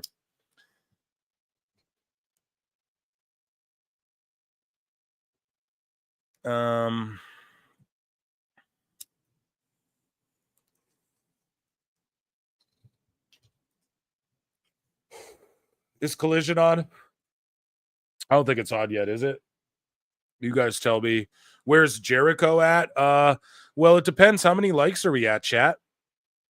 We also have a $300 super chat goal. So what's been going on is basically Lincoln and George and some other people talked me into basically chat, and everyone was like, yeah, we want 2K25 content. So I was like, okay, we'll do 400 on Wednesday and 400 on Saturday. We did and then I'll start dropping. Like, I have to convince Mrs. Marks here that it's worth it for me to fucking, get an Xbox and spend time gaming. We can do it if it's for content, So I was like, what's up? You guys let me know. And the chat spoke. We raised 500 on Wednesday. So it was like another 300 tonight. And that'll get us to that mark or whatever. And I didn't put the timer on because I don't know. Then it's like you guys failed or some shit. I don't know. I feel weird even about doing them. But yeah, we have a super chat goal tonight. So consider contributing, hitting the like, subscribe, all that good shit. Leave a comment, all the YouTube stuff. You guys know the good stuff to do. Everybody hydrate, take a deep breath. We're done with the sickos. We're going to get into some light news, stuff that's a little more fun. I'm going to review SmackDown just quickly, just a quick freestyle, Phil's freestyle review. Okay. And check out my @PhilMarkso channel if you like superhero and movie and pop culture and YouTube drama and stuff.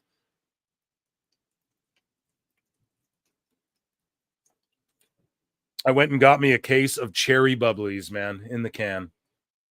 The fucking superior soda water. The great soda water.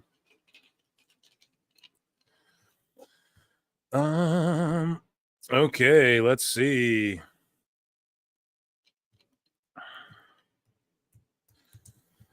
Sorry, guys.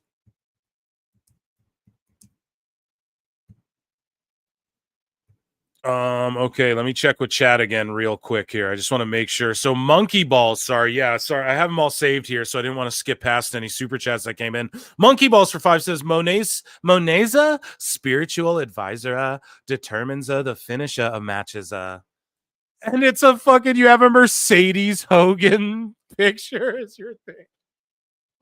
Oh my God. Utterly ridiculous.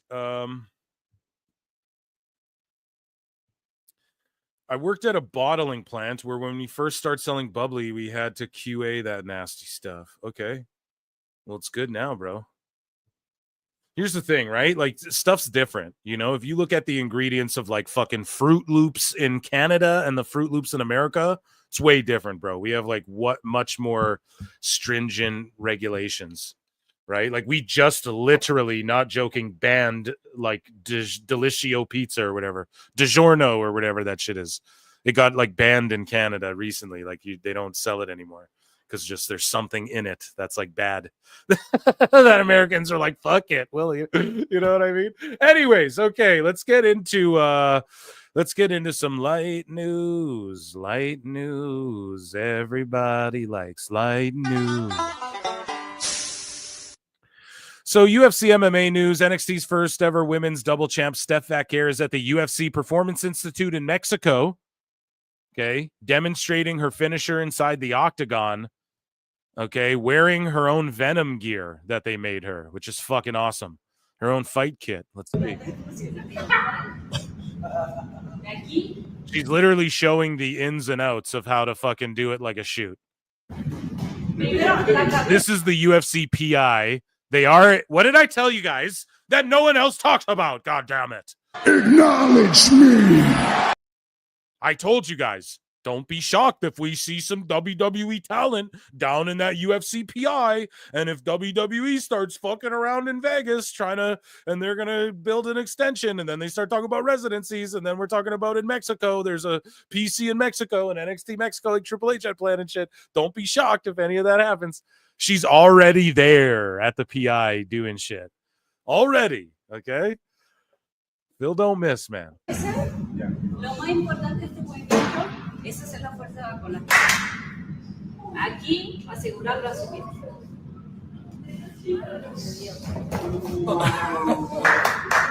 Cámara lenta. Claro, y te tira para arriba y cae en la rodilla. Ahora, obviamente, ya. But wait, though, do you know what he's saying? He's like, dude, if they're in a sprawl, and she's like, no, it could work. She's explaining, like, look, if you're in what she's saying there, and this guy's like, dude, if you could jack someone up and get your knee under it, because what people will do is you sprawl on someone, you pick them up Rampage style. A lot of times people bail out, or the idea is you pile drive them, right? For instance, see like Nogueira, Bob Sapp is a good example. There's numerous examples. You try and pile drive them, and basically they're sitting there saying, like, if you got the knee under, that's not illegal, in MMA, it's not. I mean, I don't think anybody's ever going to pull it off, right? Wishful thinking here. We're fantasy mark booking, right? But a boy can dream, Either way, it's just really cool. And I told you guys this shit was going to start happening. And yeah, this people's elbow, the Phantom bookmark opera's back, living through this clip. It will not leave my bookmarks, no matter how many times I click it, dude. It is fucked. So just enjoy that people's elbow as, I switch bookmarks here because we're going to head into miscellaneous news, right? And we don't have a whole shitload for miscellaneous, but it's a good one, no less. We have juice, though. We have tons of juice in here. So let's head over here and let's talk about it. So this is why the episode's titled Dave Meltzer is Dumber Than Kids. Dave Meltzer, are you smarter than a fifth grader? He's not. Here are kids. Dave, we've been covering it lately, how Meltzer's always getting hung up on kayfabe. Well, there was a 93,000, Brian. Oh, Penta to say he's the best luchador in the world. That's ludicrous. That's preposterous. Right? And he's getting all hung up on kayfabe stuff all the time now. And so these kids, and it's like, Dave, you want to see rankings in a shoot? Go watch fucking MMA. Like, what do you... So these kids here understand it, right? Back in the day, people ask them, well, why do you watch pro wrestling? And these kids explain it, okay? And sometimes you got to look to kids to remind you of certain shit because they think of things simpler, right? Not Greta Thunberg, how dare you? But like kids like this, right? With happy smiles on their faces who aren't terrifying. Hi, Michael. Why are you here? Because wrestling's just incredible. Yeah. Awesome. Yeah. Michael, is this really wrestling or is this fake? Nah, it's wrestling. How do you know, Michael? You don't know, but it's just fun to watch. It's just a show. Yeah. That's why you go to Broadway. It's a show. Okay, good answer. Hey, Frank, why are you legit a great answer here? What's the big deal here? To see wrestling. What's such a big deal about wrestling? It's great. Why? It's great. That's why. It's great. Oh, you're a future AW fan. This is Colt Cabana. He's like, yeah, it's great, Tony. This is Colt when he was a kid. Is this wrestling or is this acting? Okay, you can tell me. If it was acting, then why are you doing this and not in there wrestling? Oh, fucking called you out, news guy. Because I don't wrestle. I don't wrestle. So, if it was fake, you wouldn't have to wrestle, right? I guess. Yo, this kid just fucking... Hold on, man. This kid... dismantled fucking dismantled this reporter. Thanks a lot, Frank. Whatever that was. Okay, what's your name? Herb Tannenbaum. All right, Herb, why are you here? I'm here because this is the best entertainment around in the city of New York, the United States of America. You don't look very excited, though, Herb. Well, I'm excited about it. When I'm inside there at 1 o'clock, we are going to see wrestling at its all-time pinnacle. You're going to see Mr. T and Hulk Hogan against Rowdy Piper and Mr. Wonderful Paul Orndorff. You're going to see on is this okay? This is WrestleMania 1 then? Andre the Giant against John Studd, and this is going to be one of the greatest matches. This is the best entertainment around. When I was a kid, I could root for the Brooklyn Dodgers. They stayed in Brooklyn. Today, the players don't stay anywhere. The teams don't stay anywhere. There are good guys and there are bad guys. This is the best entertainment around. Dude, what an eloquent, like, yo, the home team, they don't stay anywhere. Like the Dodgers don't stay anywhere. They travel now. And this is the mentality back then. Imagine how happy these people are and the sickos back then, what they would say if they were sickos in Twitter and shit. And this guy said something eloquently like that on Twitter. That's fucking amazing, dude. I didn't even think of it that way, you know? There's good guys and bad guys, and that's it. And you see them all, and you fucking, oh, it's amazing. But these guys, this isn't wrestling. This is show business. Hey, so is Starsky and Hutch. So is the Love Boat. So is Hill Street Blues. Vince McMahon is a genius. This guy has got everybody hooked on this. This is the sport of the 80s. This is the media event of 1985. Let me ask you a question. What are you doing here today? I have no idea. The difference is I'm being paid to be here. This is true. You know? I'm paying to be here. And I'll tell you something. This is exciting. And I'll tell you, we're going to see a great crowd here. These people are wonderful. They're well behaved. And this is the fun. This is where it's at. Forget the Super Bowl. The Super Bowl is super boring. This is oh shit! All right, this is before holy shit chants, right? They'd be fucking chanting this, dude. Holy shit! Holy shit! Tiny. Why are you here? To watch wrestling. This is the greatest card I've ever heard of. 20 years or better I'm watching wrestling. I think this is the greatest. There's so many changes. Like, take a look at Albano. He's got his haircut. He's got beard is up. He's a good guy. The new Samoans are bad again. There's so many changes. It's a turnaround. It's excitement. It's wild. Look, everybody's here. Why are they here? And wrestling's so phony. Maybe it's phony. That's your opinion. But for 20,000 people here, it's fantastic. Yeah! That's why we're here. WrestleMania is something very important. You have mixture of movie stars, singers, and wrestlers. So you combine the whole thing together and you have a lot of fun. Wait a minute. You're an adult, so you got to be at least over 21, right? I'm 50. You're 50. Yeah, this is good. This is child stuff. No, it's not. No, a lot of people say things are fixed. To a certain extent, I believe when you're in the ring, a wrestler, he knows how to fall, he knows how to train, and he's there. But so for us, it's a lot of fun. But it is fixed, isn't it? I wouldn't say that.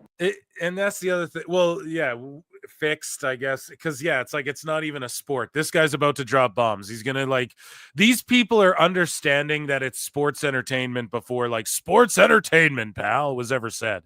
And you have to love it, you know? They're just brainwashed lunatics who are trained to think that wrestling is supposed to be one thing. Holy shit, bro. Now, when you're a movie actor and you go to do a stunt, unless you prepare yourself ahead of time. And also, like, yeah, the end of a movie stage too, bro. We fucking know. But like Tom Cruise is 5'1". Okay, he's not beating anybody up. But I'll go watch a movie where it's like Mission Impossible, and they hire people shorter than him, and he does kung fu kicks or a stunt double does or whatever. Actually, I don't even think Tom Cruise uses stunt double, but all I'm saying is that you guys get the point, right? Like we know, dude. There's no dragons. I like Lord of the Rings. Otherwise, what happens when you go to do the stunt, you're gonna fall apart and you're gonna break your head. Yeah, you gotta love that. I just love bringing stuff like that to the show. Now from something awesome to a horrifying, no, it is not Halloween, ladies and gentlemen. Hold on. Joining us on the show, Linda Hogan.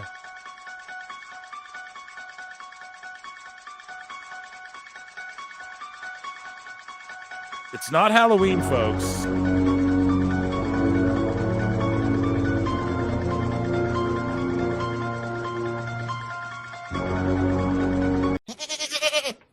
Fucking terrifying, I know. Linda Hogan blames Hulk Hogan for her family being in the worst mess.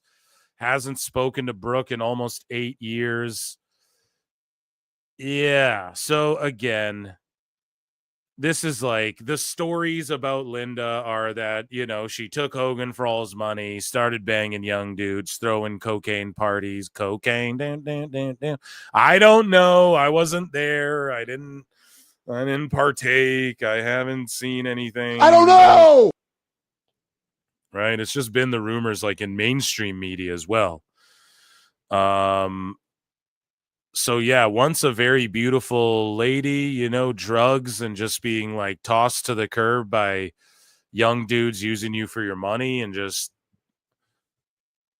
banging you because you're a cougar and stuff. Yeah, this will do this to you, you know, and I feel bad, but then Brooke Hogan responds and I think shuts her mom down here. And let's take a look, man. Hulk Hogan is definitely, he's like more relevant now than he has been in a long time, right? I mean, since maybe WrestleMania 18, around that time. He's like, I'm not saying he's in that sphere of like where the crowd would go crazy for him, but as far as like in the news and popularity and like something that's like Hulk Hogan's sort of, we hear about him almost every show, every other show. There's something to do with him again. So, pretty crazy to think about in 2025, no? But either way, here's Linda Hogan here. Melting down, I guess. Your face out there and know that all these horrible things are going on behind the scenes. Yet he marches on. He marches on like, yeah, oh, I'm promoting my own beer, real American beer. Yeah, look at me. Woo! Yeah, but here's the thing. He has to do that to pay for everything, to pay for the divorce, to pay for his kid who gets in DUIs, to pay, you know, Brooke Hogan how much did he sink into her trying to get her music career going and all of that stuff. And you're like, he's parading around there. Do you think he wants to do that? The man can barely walk. And yeah, maybe he wants the attention. Maybe if it was up to him, though, he would just show up at WWE shows and everyone would, you know, or he'd be like hired to be an Expendables 5 as like just a dude who's like, okay, brother, he just like shoots a rocket launcher one time or something. But Hogan's like, the man can barely walk. He doesn't want to be out there, I don't think. Maybe he does. Like there's a thing where he does want the attention for sure. Absolutely. But there's another aspect where it's all he knows. And there's something to be said too. They say it about these workaholic dudes all the time. Like they stop working and then they just go and pass away. Right? It happens all the time. These dudes like work. They finally retire. They're like, they go play golf. They go and lay down for a nap. They fucking just pass away after their work's done, quote unquote. So Hogan, it's just in his nature. It's in his blood. Ric Flair does it.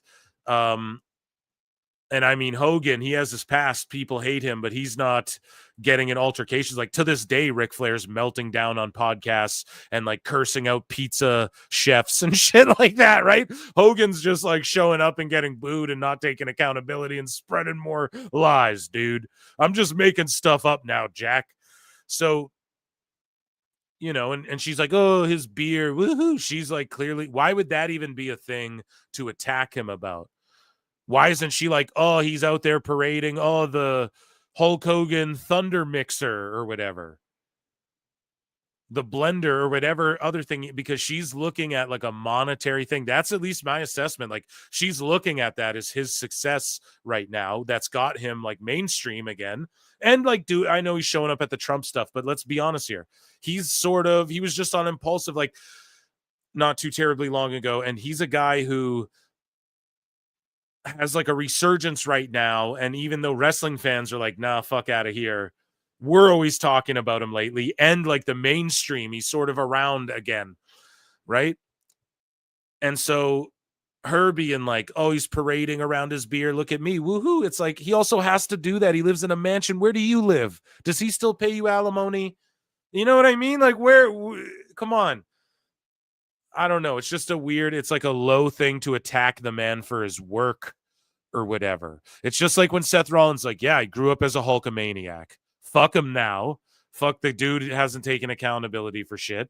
But in the ring, as you know, when Hulkamania was running wild, like That was his hard work, bro. You're not gonna. I don't know what, you know, you don't like undercut that. You can't be like, well, he wasn't the top draw, one of the biggest names of all time. You know, you can't like take that away. So she's trying to like strip away this mild success he has that, let's be honest, like what is he still paying for her fucking mansion? Like where does she live? I have no clue, but you have to assume, right? And that's why he's not just chilling at the beach. Like I believe if he could, Hogan would just be chilling at the beach shop, hosting his little events, doing his thing. But I think he's really pushing to be involved with WWE and get this beer out at the same time and all that, because he needs to sell it. Like eventually, what did Conor McGregor do with his whiskey? What does everybody do? They build their brand up and then they sell it to like Smirnoff or whatever the fuck. So Hogan's just going to try and sell this thing for some money because God damn it. Like, does he have grandkids? I don't know. Right? Like them getting divorced ruined that whole fucking reality show that was bringing in money and shit. And obviously like some other drama with their son in that. But yeah, anyways, let's listen. There's 3 minutes of this. I know I just went off on her, but it just seems like the very first thing he's like, oh, look at my real American beer. Not like you haven't, not a real thing. Like your kids need you and shit, you know, like they call me every day with like a real thing. Not that like I wish it was something like that, but the first thing she's just like crying and mad because why? Because now he's having a resurgence again and like you don't get alimony anymore or something. Like I don't know what the situation is. I'm just talking shit. This is all a satire. This is a comedy show. I don't know anything. Allegedly.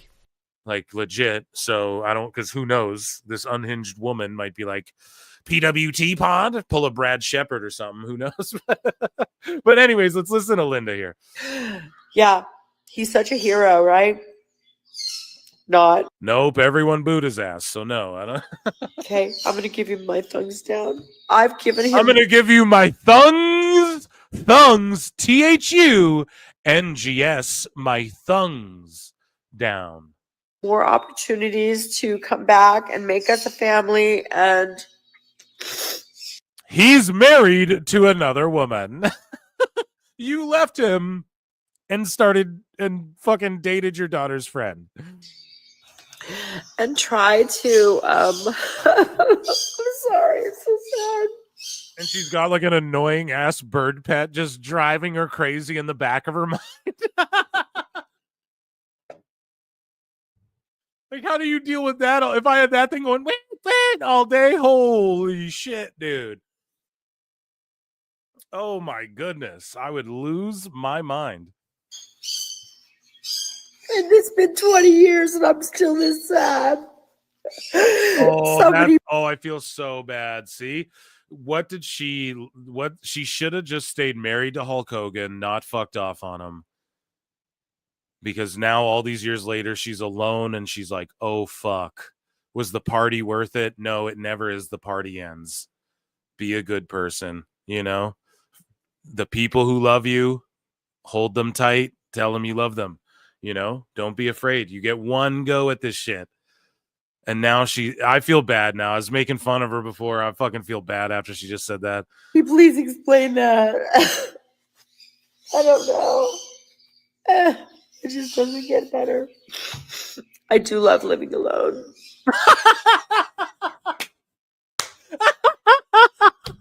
I just regret everything, but I do like living alone better. That is one thing that actually I do enjoy. I don't want to go back to that, but let me cry more about how I want my. Now we're back laughing at her because that's just like, are you fucking kidding me? I don't ever want to be married again after him. Trust me.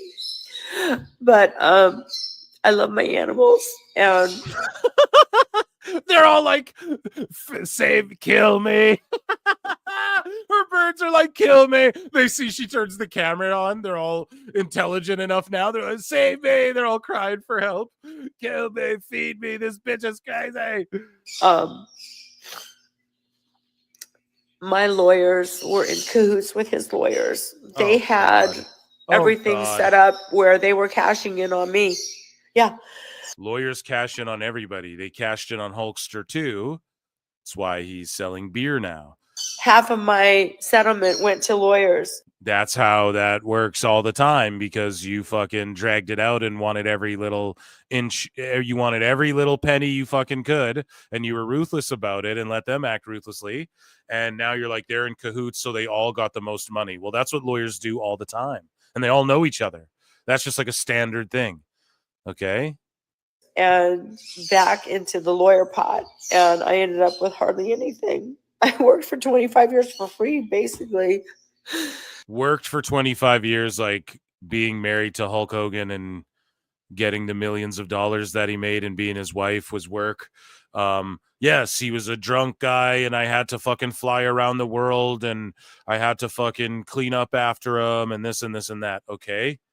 And there's some people who have to walk like 8 miles into water that cows are shitting in to get water for the week or whatever. And there's some moms who have to carry pots on their head and fucking walk 8 miles to a water ditch. You know what I mean? Like, you fucking, I don't understand, man. I really don't get it sometimes. People complain, like, some people say, like, comfortability has made people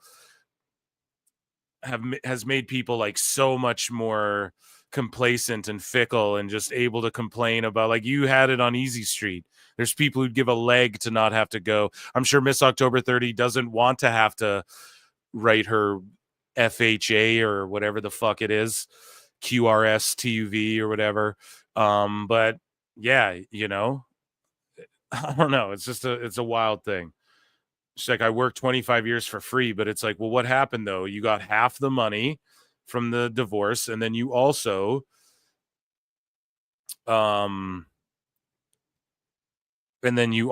like, you're like, I'm left with nothing. But it's like, I'm sure she got paid alimony and stuff. No, or was it just a straight up deal? Because they take more when it's just a straight up deal too. So it's like she just fucked herself. She just, I don't know. Here, I don't know. We'll see. Let's continue. And then the settlement that Terry got. And like, why is she talking to this? Is like 20 years old. And now she's in a rut and she's like, fuck, man, 20 years ago, I really should have haggled that deal better out of my divorce. Like, what the fuck? Why are you still dwelling on that? Hasn't grown as a person at all. That's how you can tell. She's stuck. It's like Triple H said, if you're the same person you were 10 years ago, like, you're fucked. You know, if you're the same person you were 3 years ago, man. So. For fucking another friend's wife behind my back. Yeah, he got $30 million for that. Mm-hmm. Yeah, how does that make you feel, right? Yeah, but he had to sue people, and now everyone hates him because of what happened. And I mean, they hate him because of his true intentions, like what he was saying behind the scenes, you know, what he felt comfortable saying. However, you know what I mean? He had to suffer greatly for that too, like to the point where he's not welcome in the WWE. And you're not welcome in AEW, according to Tony Khan. It's really just not about the money. She's just focused on, it's really just not about the money. Then why did you bring up the beer, the divorce settlement, and then the $30 million he got from Gawker? And people had to see his little pud, you know? His anti-fucking abilities. You know what I mean? Yeah, right. It's really just not about the money, though. It's that I've given him the opportunity to try to make things right with my daughter and try to make things right with my son and help him. But yet he's just like, here's a little bone, here's this little chip, here's a little something for you. He treats everybody like there is here's a little bone, here's a little chip. Are you dating Drake? I was looking for any sound. Are you dating Drake? A chip and a bone? That sounds like some shit that your daughter's friends would say, like that dude you were dating that was her best friend. That sounds like some shit I would say. That's like millennial talk. I don't know if I'm a millennial, but I was born in 91. Someone do the quick math on that, but because I can't keep up with all these fucking, you know, Gen Z, Gen X. I don't fucking know. I don't know, but that's a chip and a bone. I don't know. I don't know, man. Ex-wife, here's a little cookie for you. Here's a little son. What does Drake say in that song? He's like, here's a little 10-piece. Oh, fuck. I love it. Here's a 10-piece. She picked that up hanging out. She heard that in Drake's songs hanging out with her daughter's friends. Okay. You know what I mean? Like that, she dated multiple of them or whatever. I think Brooke pipes in actually and has a response to all this. Here's a little cookie for you. Like, we mean nothing to him. Here's a cookie. Here's a little 10-piece for just a little 10-piece for just to throw it in. What's that song? I can't remember. Oh, fuck. Still going bad on him anyway. Oh my God, Meek Mill. Oh my God. So good, dude. I meant nothing to him, even though I earned a $20 million empire with him. What? How many fucking leg drop did the Iron Sheik break your back? Pause. He may have. No. Right? Like, did the Japanese wrestler break your leg? Did that kid die of cancer when you filled out London and Wembley? That didn't actually. Were you offered to fight in Pride in the 70s? All of Hogan's lies. Did you pick that stinky giant up above your head, brother, in front of 137,000 people and slam him? And it was a work shoot because you didn't know if Andre was going to actually let you win the match or not, dude. Well, let me ask you something, Linda. Did you team with Mr. T? Did you choke Richard Belzer and drop him on his fucking head on late night and get sued right before the biggest match of your career, Jack? Linda, let me ask you something, dude.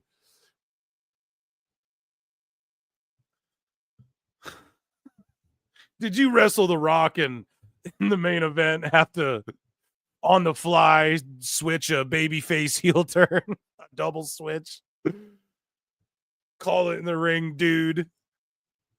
Holy shit, man. This is fucking funny. Well, let me ask you something, Linda, brother. Did you get in a jet ski accident and get a black eye and show up and fuck Bret Hart out of his title at the end of WrestleMania 10? And then fucking, I think it was 10, right? No, which Mania was it? It wasn't 10. With Yokozuna. Then you beat Yokozuna, brother. Did you turn heel? Were you the third man, Jack?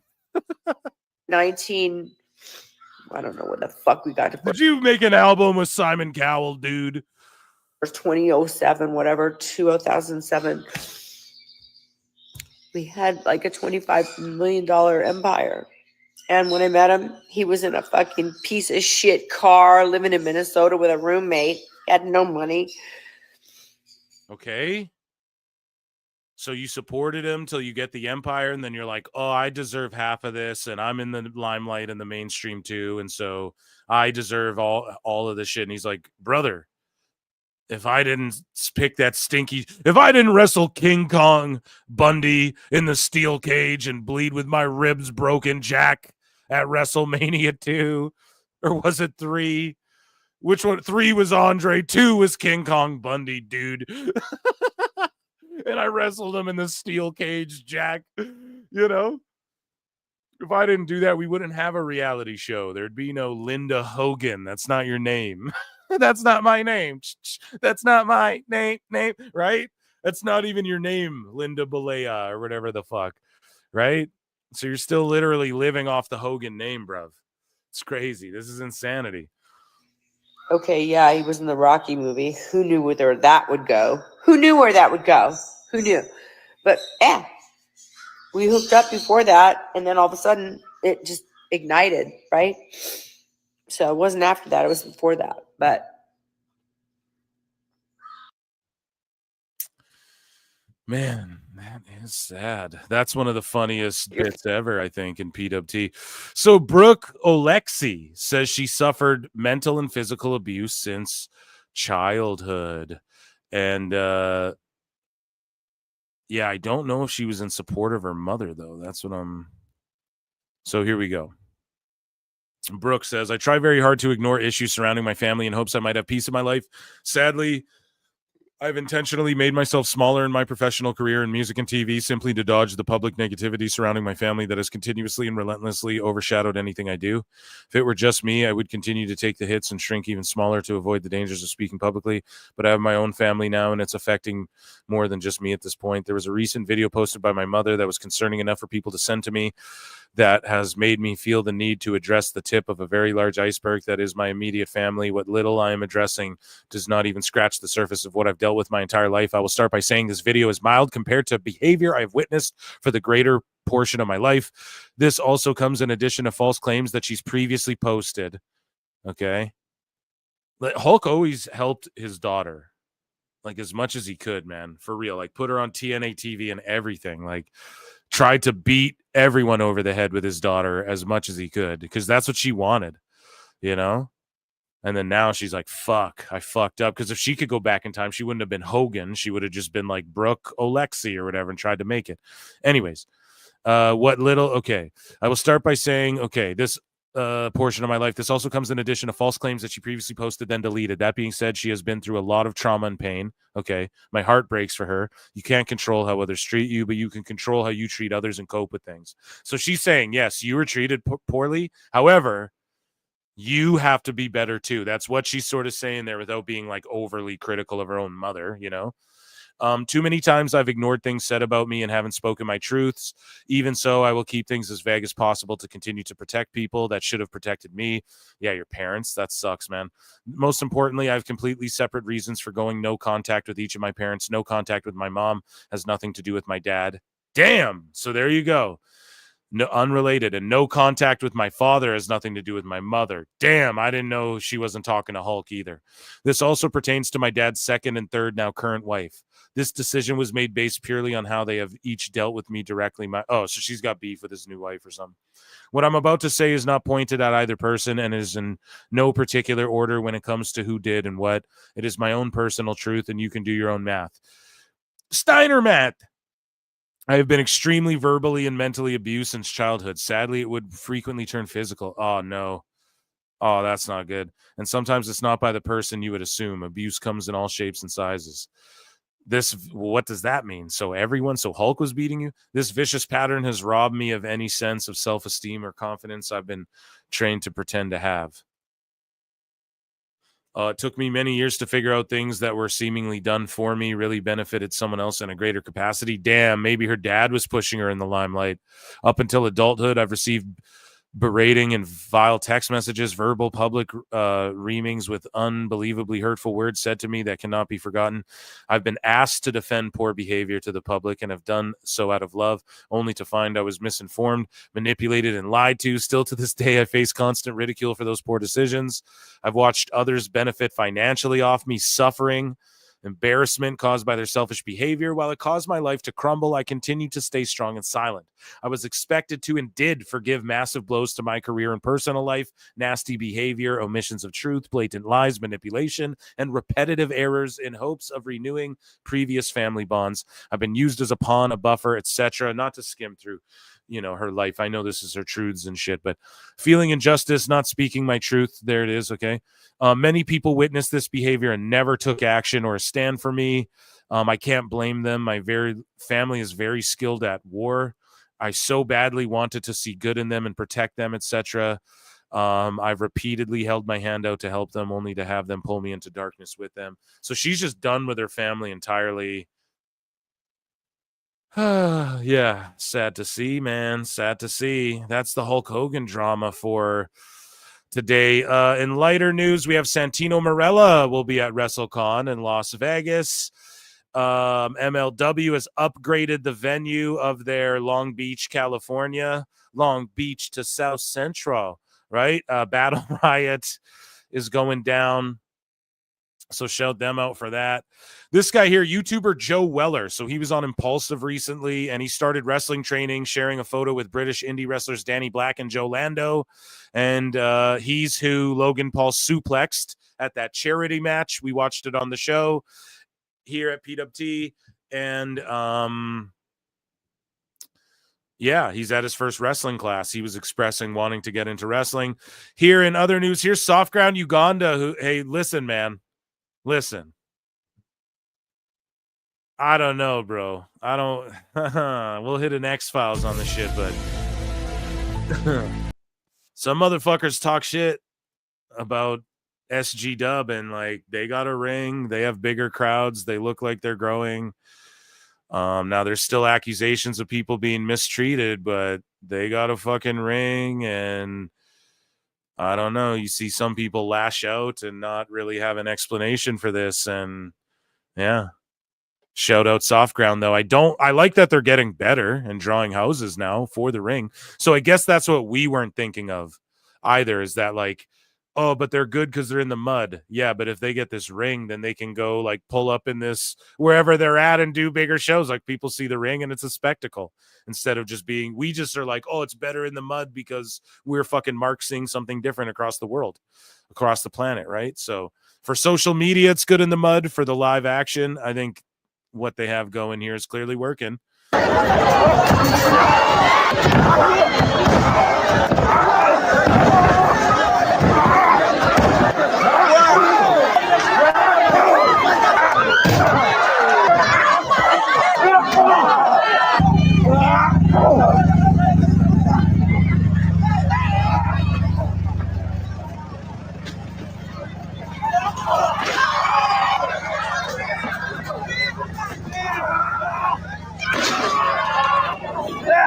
Oh, he's got color, dude.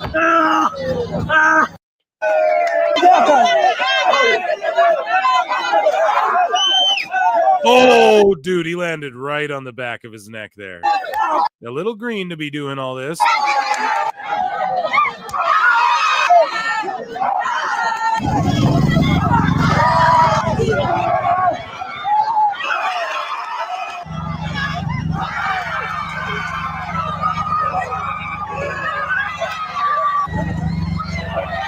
Why would the ref count the pin for the guy who super kicked him? It's so funny. These guys are awesome. Oh, damn, dude. Those Ugandan tables, bro. You thought Japanese tables were bad, bro? I am the table. Take a look at these fucking Ugandan tables,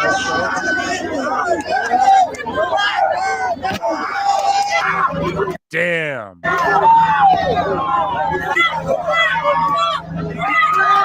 Dude, that's a cool finisher too that guy does. Where you get, it's like the torture rack, but just like into like a laying, it's like a reverse F5. Yeah, that's awesome. I like that too. Awesome, man. Good stuff. And that, ladies and gentlemen, was light news. Round of applause. And are we being joined by Jericho this show? I don't know. It's round of applause for light news.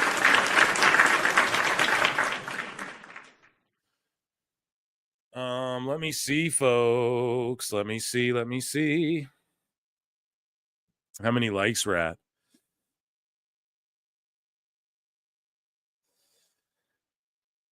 $94. Okay. Joining us on the show now is, and then I'm going to check in with Chad, is everybody's favorite Chris Jericho. I look and see it's not just me. So many others have stood where I stand. We are the young, so raise your hand. They call us problem child. We spent our lives on trial. We walk an endless mile. We are the youth gone wild. We stand and we won't fall. We're one and one for all. The writing's on the wall. We are the youth gone wild. Let me get wild. Yay!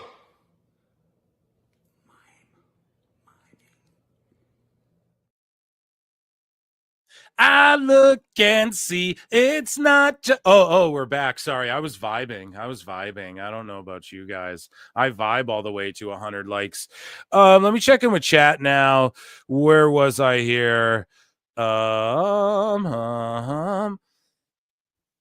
me see. I lost where I was. You need to sell. So Ray J's World for 5 says you need to sell a t-shirt with Jericho yelling "Youth Gone Wild." Wow, yeah, let's do it. I need to start. I need to make merch. That's gotta come next. So that will. I gotta game plan that. JWT 6577 for 5 says one thing Dave and Corny still have in common. Both guys still believe we used to think it was real. Right. I think at one point people did in their day, though, bro. You know, like in the 60s and shit, and in the 70s, I think they were still working people, but I think like the 70s actually is where it started to sort of become known, like really widely, just with TV. Then when it was just the territories and not everything was like TV regionally, you can get away with it. You know, that show Heels is really good at that. The Duffy Wrestling League or whatever. Yeah, it's just they're good at explaining how, you know, when you're just like a regional, what we'd call like an indie, you could have worked it better back then. Now with the internet, you know, the tube's out of the toothpaste. So Ray J's World for 5 says, I know no spoilers, but I heard Ethan Page showed up at TNA. Yeah, that's in our news here. We're about to get into TNA news, going after Hendry for the championship at Rebellion. Yeah. So thank you, Ray J. We jumped the gun a little bit, but we're there. MBDBDBF. For 10 says, just super chatting so George doesn't yell at me. Oh, I thought it was because I was delivering a good product. Oh, come on here. now, Eric. But suit yourself there. Thank you. I acknowledge all of you. Thank you very much for super chatting. You're all goated. Absolutely.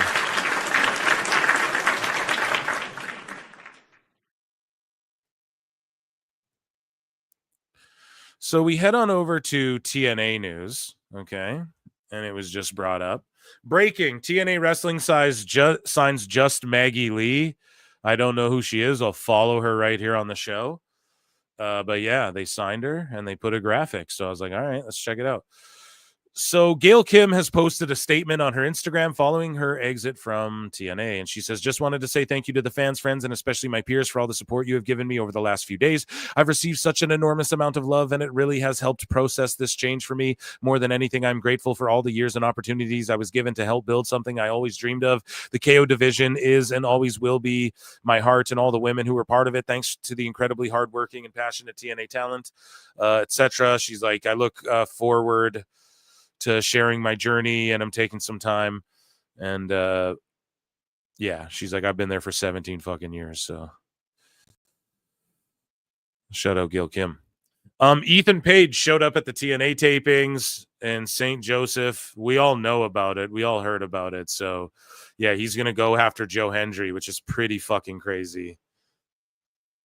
But I'm here for it, Eric. And that, ladies and gentlemen, was TNA News. Round of applause.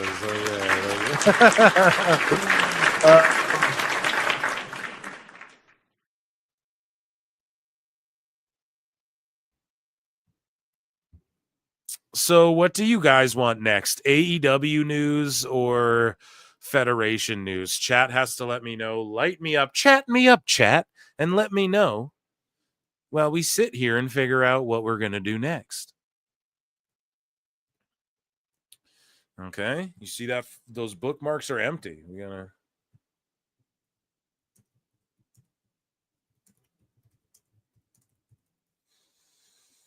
Let me know. I'm giving chat a minute here in case there's a delay. You guys let me know. AEW or WWE? Or I can choose too. Or we'll let Jericho choose. I'll bring him back in if you guys want.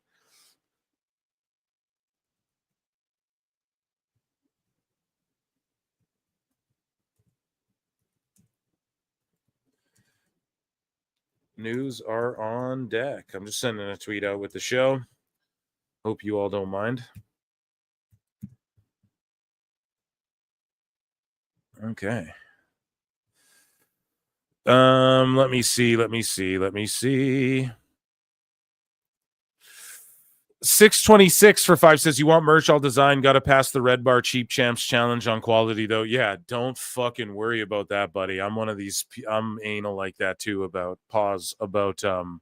Don't worry.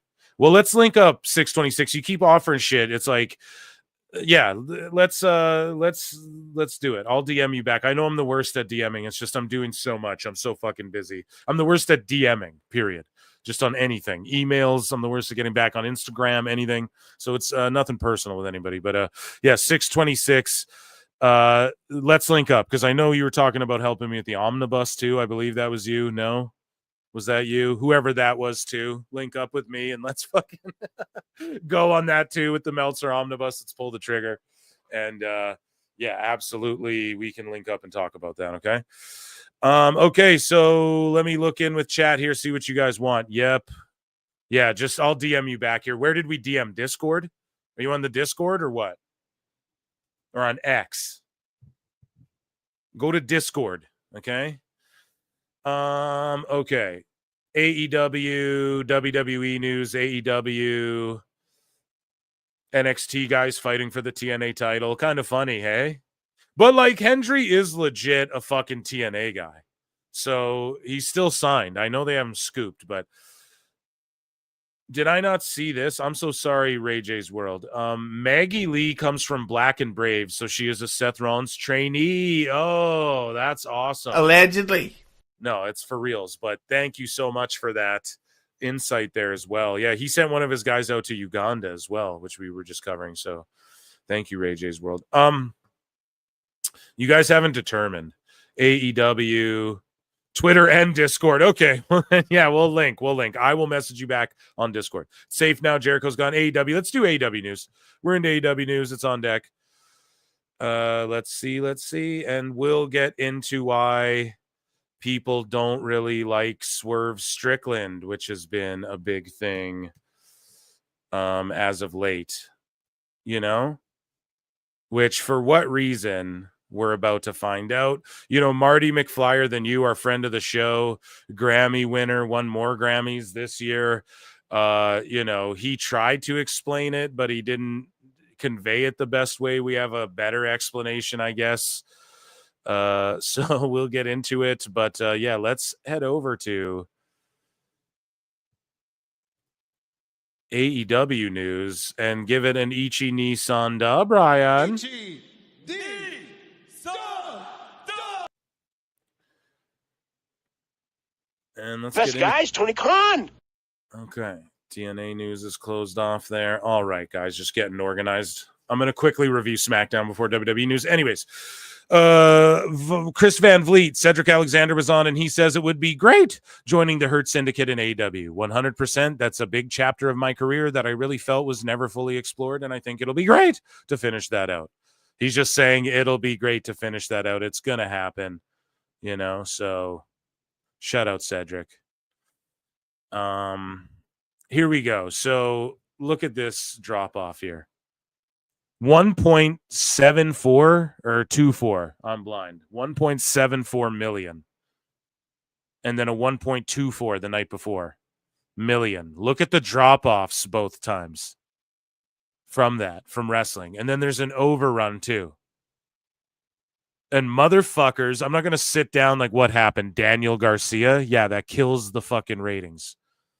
Right? And then they go down to like 300. So when Dave Meltzer's sitting there, they had a 576K fucking, it's just bullshit. Chop off the fucking lead-in and the overrun. That's your average, okay? They average like 400,000 fucking people. Get out of here with that bullshit. Now, I don't care, but they try to play these fucking games all the time. Okay? But look at those huge lead-ins from these shows, and then they switch it off. Why? They're not wrestling fans. Why? Because they've seen AEW come on after, and they're like, fuck this. Okay? Look at the 22 one. They retain more of the people. The 23 one, they're like, fuck this. And they lose. Well, maybe they lost more here near the end. They had more on the second one. So that's actually good for them. So they retain more on the second one. So maybe some people were watching wrestling. Who fucking knows? All I'm saying is that and this isn't like a haha AEW, but it's just when you see these inflated Meltzer's like, oh, there's a huge increase. It's just inflated bullshit. Okay. And if any show dipped like this other than AEW, it would be a huge problem. If WWE did this, it'd be no avail. You wouldn't hear the end of it, you know? So congratulations to Samantha Irvin, who blocked me, and Ricochet on getting married. So congrats to them. Let's give them some fucking air horns here for their wedding, because that is amazing. And it was a shoot on Dynamite. They were really getting married in Vegas. Karrion Kross was there with Scarlett. And good for them. I'm incredibly proud and happy for them. And she looks wonderful. He looks awesome too with that. So I was like, he's actually looking fly. And it's cool he sent the video in to Dynamite being like, yeah, I'm at my wedding right now. Da da da da. I thought that was a good touch as well. So shout out Ricochet, man. Edge, who has me blocked, still one of the goats. He goes cope rather on his approach to storytelling in AEW. And he responds to people who thinks he books his own finishes. Now, this is where you have to get careful with the vernacular, chat. I don't book my own finishes, because think about how dumb that even sounds. Do you book your own finishes? And he's talking to fucking TV Insider. So they're like the most surface level normie casuals ever. Do you book your own finishes? Yeah, dude. Against Andre, we didn't book the finish till we were in the ring, Jack. You know?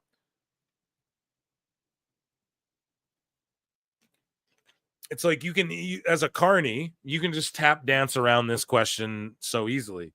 So Edge says, he goes, I don't factor in where I end up. I always say, where do you need me?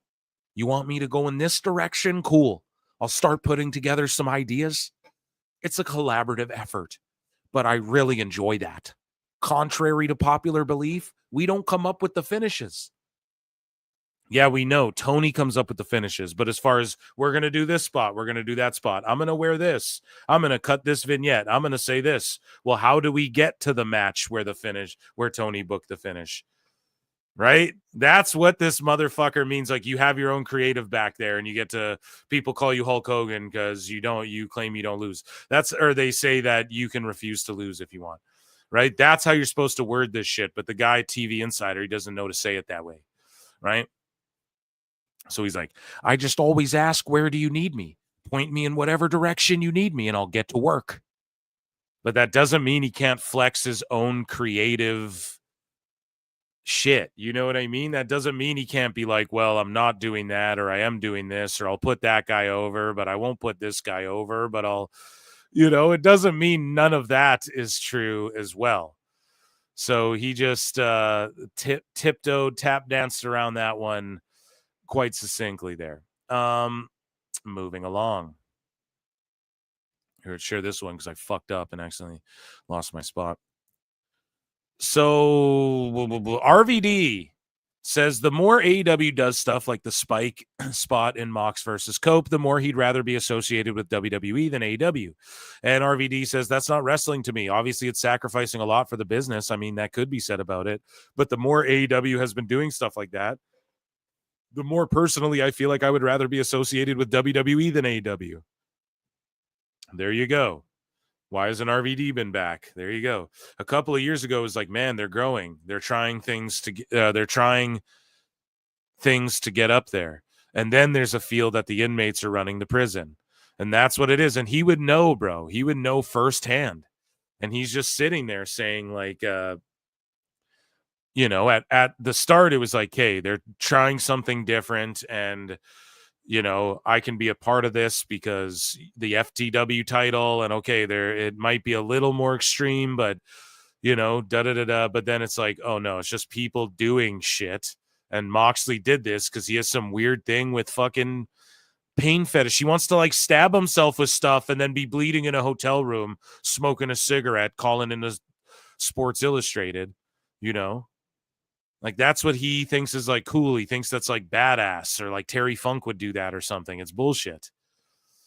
But, yeah, RVD, we covered that earlier, too. Then he just went to war with Sickos for being fucking idiots. Adam Copeland has responded to criticism of his booking in AEW. He's like, I don't factor in where I end up. I always say, where do you need me? Where do you want to go in this direction? Cool. I'll start putting together some ideas. It's a collaborative effort, but I really do enjoy that. I enjoy piecing together stories. Contrary to popular belief, we don't come up with the finishes. I always just ask, where do you need me? Point me in whatever direction you need me, and I'll get to work. I think I read that, but it's funny to hear me read it and doing my Edge impression, which is vastly underrated, by the way. Cope says he hasn't regretted joining AEW. So again, Edge just coping, but again, they did ask him for a single second, mentioning how much he's enjoyed the variety of matches he's been able. So he's just happy he gets to like have random stipulation matches and just like work who he wants to, basically, and make millions of dollars and work part-time. And I would be happy too. I don't knock Edge for that shit, you know? But Cope says he hasn't regretted joining. Okay, I've not regretted it for a single second. I've had fun. It's been able to get in with a completely different mixed bag of talent, running the gamut all over the place. What? Running the gamut? The gamut? What?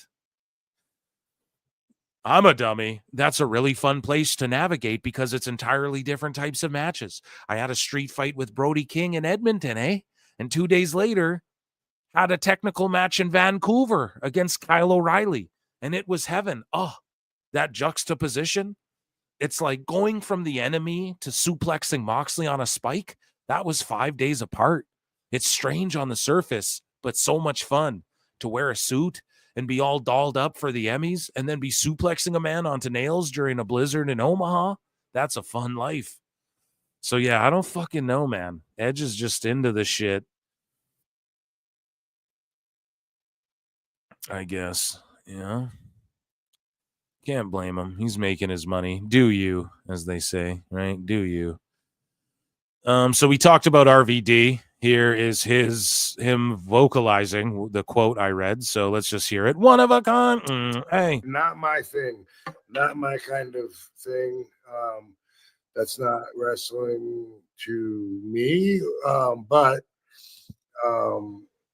obviously it's to me. Dun, dun, dun, dun. Mama just killed a man. Sorry. that it's sacrificing a lot for the business. I mean, that could be said about it.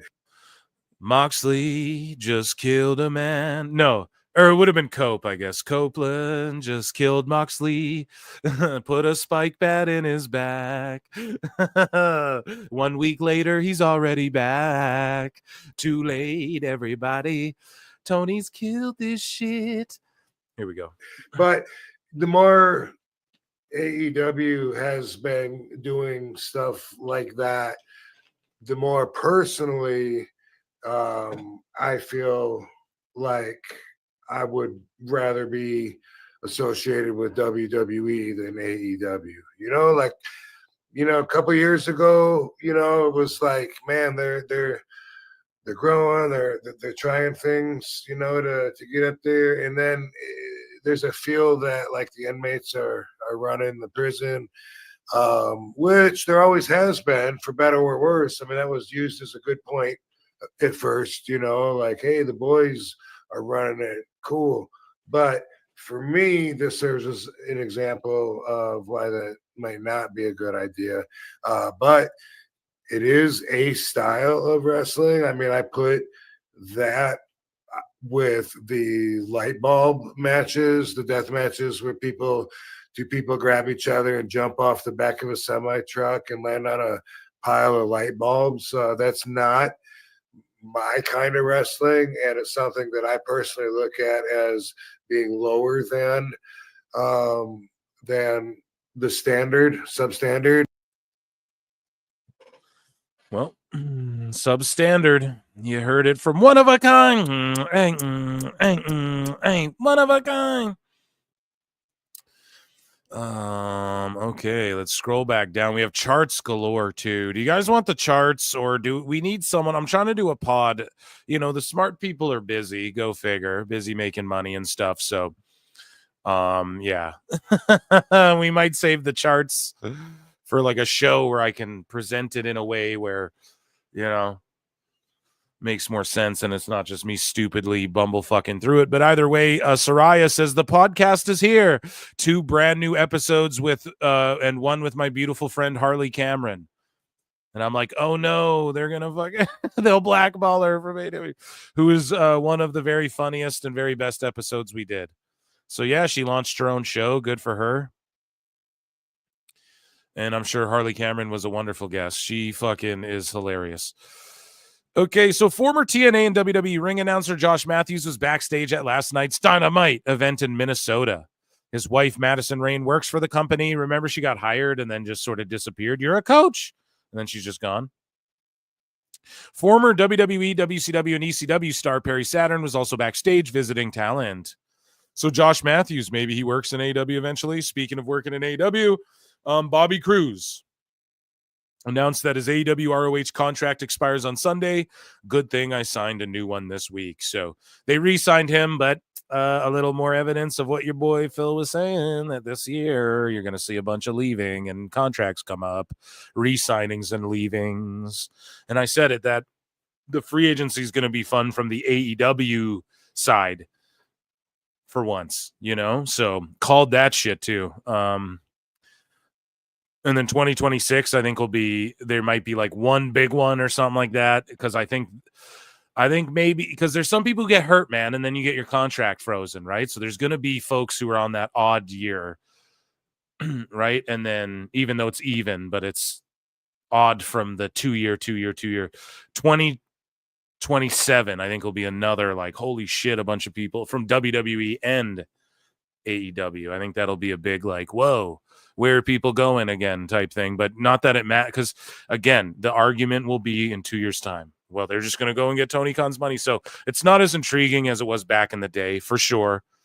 But just keep on the lookout for that. Kevin Nash says, do I have a clip of this? I must have a video clip of him saying this, because I keep reading. Yeah, here we go. I was going to say, I keep reading them, and then I have the clip above. So I'm like doing double work here on X. Kevin Nash says Mercedes Monea is phoning it in. Let's just take a listen. And shout out Sean Oliver. Click this, Kevin Nash. I watched her match, and man, she's phoning her shit in big time. See, I don't know. I don't think she's phoning it in. I think with some of these, what it is like she's wrestling Momo. So when has she wrestled Momo? How often have they touched? The reason Mercedes looked so good in WWE is because she fucking wrestled all those people a billion times. She could wrestle them blindfolded. Then she gets in there with someone like Vaquer. Look at what Vaquer's doing. Vaquer's the real fucking deal. They have a banger, okay? She gets in there with some of these, like Mina can go. She gets in there with some of these girls who like that's their specialty, is like Vaquer can go anyone. You just say the word. She can wrestle a match with anyone. You can tell by the way she works. That is... So when Monet gets in there with people like that, yeah, she can have solid matches. Absolutely. I don't think it's her phoning it in. I think she just hasn't touched this girl, so she doesn't know what to do. Like, as you know, her and Statlander wrestled twice. Okay, Dave's giving it 4 stars. Come on, man. How is that even possible? And some people are going to say, like, when Tiffy and Charlotte have a classic at Mania, they're going to go, well, they haven't touched either. Wrong. They get to go to the PC. They have those fucking rings there. They can run through their whole match 12 times before Mania if they want to. And they for sure lock it up and do shit. And I'm sure in AEW, there's some instances where that has happened or that can happen. But they don't have a development. They don't have anywhere to go. They just set up a ring, and then Regal goes, hey, I hold seminar. Like, I'm there all day. And when the ring's set up, I hold seminar. That's what Regal was saying, until like 6 o'clock. And then when that's done, then we set up for the TV show or whatever. That's all they have. So yes, Monet and Nash would know. Maybe I'm fucking wrong. What would he know, right? He's only... and then of course the sickos jump on him. You weren't phoning it in and shit. So what do I know? But I'm just saying, I don't even think she's phoning it in. I think it's just these people don't get to work all the time, and Monet is good if she's worked someone a bunch of times or is with someone else like a Bailey. I'm so sorry. Like, think about her best matches. She's always in there with someone else who's like elite, man. You know, like a Vaquer who's elite. I don't give a fuck. Vaquer is above main roster women right now.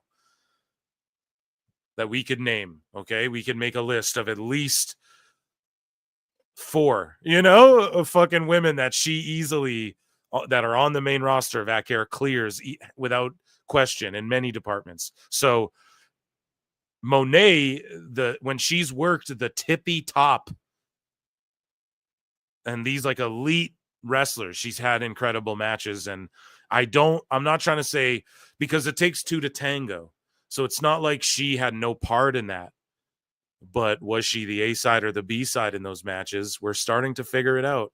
And you have the Monet drones, man. They're fucking out there. Believe me, I went viral for cooking Monet. We covered it on the show, man. And I got fucking swarmed by Monet Sickos, which is fine, and I put her over. Go get Tony's money. She's a good wrestler. I agree. She is one of the best in the world. Like if you rank the best in the world, or maybe not, people would maybe argue, no, not now, not with NXT, but if you made like a top 25, I say Monet would fall on there. Personally, I'd probably find her on that list somewhere, and there's a lot of wrestlers now, so that's not like a little 25. That's a lot of people. It's not. It's a really, we could name 100 women's wrestlers right now, probably easily, if we all just start spitting names. So all I'm saying is this. I don't know if it's her phoning it in. I just think she's been the B-side on those epic encounters she's had with some ladies, and it's just showing. That's not the same girl I watched tear down the house in Brooklyn with Bailey. Because Bailey, and I'm so sorry, I don't mean to be shitty, but Bailey is, I don't know if you can use the term pound for pound in pro wrestling, but tit for tat, nick for knack, right? Pound for pound. What do you just step for step? Bailey is one of the all-time greatest women's wrestlers of all time, period, point blank, as far as all around.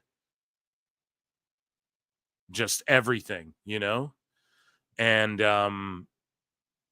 if you encompass everything it takes to be a pro wrestler, the entertainment side, being able to heel, babyface, sell, work, do crazy shit, or just have a good match, whatever, a solid TV match, all around, Bailey is without question of all time in that conversation, right? That's not the girl you saw back then. Yeah, because fucking Bailey, she's not wrestling Bailey, That's my opinion anyways. I watched her match. For T as well. I love that as well. For T, for sure. And yeah, shout out Click This, though. I really enjoy when Nash talks the wrestling, He gets off in the weeds sometimes, but so here's where I went ultra viral. So you guys see this, almost 600,000 impressions, 11,000 likes. So we ratioed everyone to Obliviacree if they were trying to quote tweet or get in the comments and talk shit. So, like that day on the live show, we had some nut jobs in here. You know what I mean? But it was all Master, you need to Obliviacree.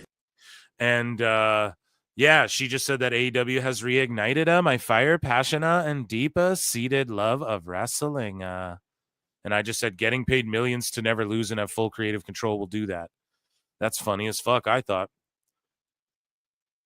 So AEW is to celebrate Dynamite passing Nitro. We covered that before on the show. And what I discovered is that it's AEW as a whole. So the Collision is airing on Thursday, and it's like the spring break special. So it happened on, I can't remember if I bookmarked it, but they taped it. So this Saturday, April 19 episode of Collision will reportedly instead air live on Thursday, April 17 from Boston, Mass, and will be themed as Spring Breakthrough. So Collision will be on April 17 on the Thursday, the day after, and it'll be called Spring Breakthrough, and they're calling it Spring Breakthrough, which WWE does Spring Breakin'. So it's just kind of like, and then there was already a Spring Break. Wasn't that an event as well? So fucking just corny. I don't know, really just played out. And they're taking a jab with the Spring Breakthrough as AEW as a whole has had more shows than Nitro or something. Maybe I misunderstood the fucking stat, but I think I quote tweeted it. I was like, they're celebrating just the amount of shows, like Collision, Rampage, and Dynamite surpassed just Nitro? Like, how is that a fucking flex? I think that's what's going on because they're celebrating it on Collision. So if someone can correct me on what the stat is or whatever, but that's cornball shit. I don't even know why outlasting Nitro, why you'd give a fuck. Like, outlast Raw, outlast SmackDown, and then come fucking talk. You know what I mean? Outlast WCW on Turner, period, not just Nitro. The reason they're all trying to flex Nitro is because they're obsessed with Eric Bischoff. Yet what the fuck does Dave Meltzer say? Who's in whose mouth more? The best guy's Tony Khan. No, did Brian? Right? Like, Eric Bischoff's obsessed with Tony Khan and blah, blah, blah, blah. No, man, you guys are celebrating beating Nitro. WCW in general, like, beat how long that shit's been on Turner and then fucking come talk. Like, that's craziness, man. Super crazy to even flex on something like that. And it just makes you look petty, gross, whack. This is why people don't fuck with you guys. Just being completely honest. Being entirely honest. Speaking not being fucked with, MJF goes to, chat will correct me, this was a Rangers game, Texas, am I right? Texas B, am I wrong? I might be wrong about that. And he throws out a pitch, but he's like, I'm a New York fan, or I'm a Yankees fan, or whatever the fuck, right? And they have zero reaction for him. And his music is YouTube stock music still. How the fuck did they not pay someone to remix this theme into like their own thing, you know, where they use this music so we identify it, but it's like its own thing. Like, how the fuck has that not happened? Oh, I bought the lease. Tony Khan's on like artlist.io buying fucking leases for beats and shit.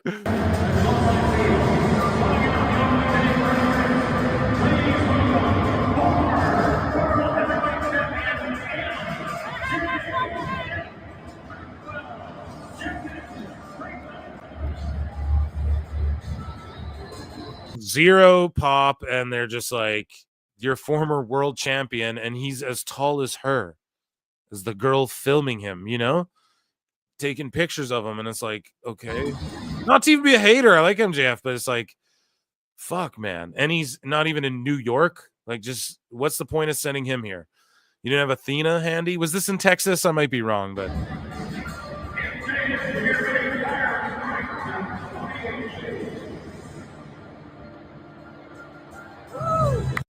and he was off the mound. He wasn't even on the mound. He was like 4 feet off the mound. Fuck.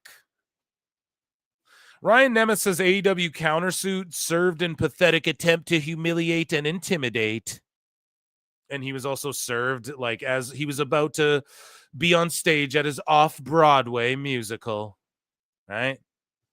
So he's pissed. Report, WBD don't care about online discourse and AEW ratings. Of course they don't, because Tony Khan's paying for it all. But Ryan Nemeth said on Rai Nem Substack, so I guess he has a Substack, and he said, I was on the receiving end of some pretty insane abuse from my former employer. I did all the things you're supposed to do. I communicated. I spoke to HR. I spoke to legal. I spoke to my bosses. I kept records. I have witnesses. I was even offered a settlement. Then, instead of those terms being honored in a very bizarre pseudo U-turn of events, I was offered a new contract with AEW in lieu of pursuing legal action.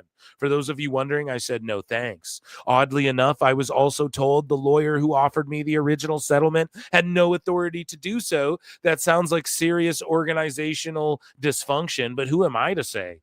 Well, bro, you're being messy now and saying this shit on Substack because fucking everybody's got Twitter fingers and you can't wait 2 minutes to say this shit, right? You can't wait 2 minutes to fucking keep this shit in court, and you're like voicing it out like that's going to help you. And now they're just going to use all this shit against you in court. You got to chill, bro. Let your lawyers handle the shit. Yeah, I don't know. This guy wrote a fucking letter to Max. Like, hi, Christopher, I'm Janeth, your Max customer advocate on the Max support team. I understand. So this is what Max had to say about AEW. So this person's like, so out of curiosity, I sent an email to Max about how disgusting I thought the moment was when Jon Moxley got the spikes. So this is a Karen, right? Stuck in his back. Like, I'm just going to make fun of it. I'm not going to write an email to Max, bro. And then he's like, this was their response, which came rather quickly. At least they know AEW is unique. And so they're like, hi, Christopher, I'm Janeth, your Max customer advocate on the Max support team. I understand your thoughts and feelings on AEW Dynamite last March 19, 2025. I'd be more than happy to assist you with this. Thank you for reaching out and sharing your concerns regarding the recent episode of Dynamite. We understand that certain content may not appeal to all viewers, and we appreciate your feedback. AEW is known for its unique style of professional wrestling, which sometimes includes intense and extreme elements. We encourage viewers to make use of available parental controls and content. So again, like, put parental. So then who are they selling the Rizzler dolls to? That fucking Fear the Revolution guy who's meeting your kids and calling them sickos and taking pictures with them in front of the AEW shows? Like, who the fuck are they selling the Rizzler doll things to? You have people at Max saying, use your parental controls. And then they run an ad for Rizzler dolls on the same show. Rizzler Orange Cassidy dolls. So who are those for? Grown men? Chat, do you guys understand where I'm coming from with this? Am I the only one pointing this shit out? I don't fucking understand. They have an identity crisis going on here. ECW wasn't like, hey, we teamed up with fucking Macaulay Culkin to bring you Kinder Surprises or whatever, or to bring you Macaulay Culkin dolls with ECW. They didn't do that. They were showing tits, they were showing ass, they were showing blood, they were showing RVD doing flips, talking about 420. They were showing fucking flaming table spots and all that shit. So you understood what it was. What is your guys's identity here? I just don't understand. I really don't understand. Okay. So we have Edge. I'm going to get through the Edge stuff and then I'm checking with chat. Don't worry. I'm doing this in order here. So Cope didn't regret signing to AEW. We talked about that. He's not thinking about retirement storylines. Cope says, not really. That will be more of where do you need me? He just keeps saying, where do you need me? I then sit down with Tony Khan and think about what he wants and what the company needs and what the show ends. That always supersedes to me what you have in mind for this retirement. I know I want to work with Swerve Strickland's, Hangman Page's, Jay White's, and the Kyle Fletchers, and Will Ospreay's, Kenny Omega's, and Samoa Joe's. I haven't worked with any of those people and would really like to do that before I hang them up. Then this is all you do. You get the fucking TNT title or the world title and you go, this is my retirement run, like Danielson, maybe, or you just say, here, I'm going to defend this title, open challenge, everyone comes, you fucking beat them, or whatever happen, or you and Christian go on a tag title run against. Like, I just don't know what to tell you. Edge, you're not going to get to wrestle all these people. Everyone says this. Everyone, Mercedes says it. Oh, I can't wait to go to AEW so I can wrestle. She names all the AEW people. Then she's wrestling Momo Watanabe. And then she's wrestling fucking, like, she's not wrestling any of these names that she names. Same with Edge. I want to wrestle Joe, Jay White, Hangman. You're not going to wrestle any of these people. And if you do, it'll be because Tony Khan's listening to this and wants to prove me wrong, or it'll be because you decide that that's going to happen. But so far, they're sticking you in there with the Yutas and the Garcias and fucking Christian, who you've teamed with for 20 years of your fucking life. And, you're in there with Mox, who you already wrestled in WWE. So it's just like, fuck it, man. Like, it's ridiculous. So I know you want all that shit. That would be ideal. It sucks that you have to tell dirt sheets this or tell people this in interviews, and you're not allowed to fucking say this stuff to your boss because he won't listen to it. That's the biggest problem. Big Bill said this on Dynamite. He said, I was once a tag team champion, but I was never pinned or submitted. My partner was pinned by Sting, and he retired before I could get my rematch. Referring to Ricky Starks. So out of nowhere, Big Bill and Brian Keith are a team, and they're baby faces. Hey, dumb fucks, why don't you just bring Enzo Amore back and make money? And make boatloads of money and just bring Enzo back and have Brian Keith and Jericho. So now they're just baby faces and Jericho's gone. Yeah, I'm on a tour with Fozzy, Judas in my mind. Right? Like, what are you fucking doing? They're all of a sudden cutting babyface shit. But yeah, he took a shot at, well, it seemed like it, no, that promo was babyface-ish. To me, they're like telling the other dudes to shut up, Hurt Business and shit, who are bad guys in that. Either way, he just said that Ricky Starks retired. He kind of did. He retired the name. right? It's the end of that name as we know it. It's the end of that name as we know it. It's the end of that name as we know it. But he'll be fine. Okay, so yeah, we got some juicy AW news. I'm checking in with chat right now, though, okay? So chat, where was I? Ray J's World for 5 says, Phil, do your Tony Khan impression expressing why you did not want to compete with WrestleMania and even have events in Vegas. Well, there's better gambling in Atlantic City, actually. In the desert, it's like international waters. You can do whatever you want. Yeah, dude. He doesn't want the smoke. He wanted smoke till the smoke came. That's my favorite saying. Which, yeah, it's amazing. Thank you, Ray J's World. I unstarred that though by accident, which I did not mean to do. George, you're keeping track, right, George? Because I'm unstarring everything in here because I keep fucking overlooking stuff and stuff like that. So just you do it. I'll leave it in there long enough for you to tally it up, but I'm unstarring everything that isn't new, okay? And then you just continue doing what you're doing. And then, yeah, here, Kyle Huckins for 5 says, Athena's going to be on Collision. She's getting job to Mercedesburg soon. Mercedesburg. Here's the thing, right?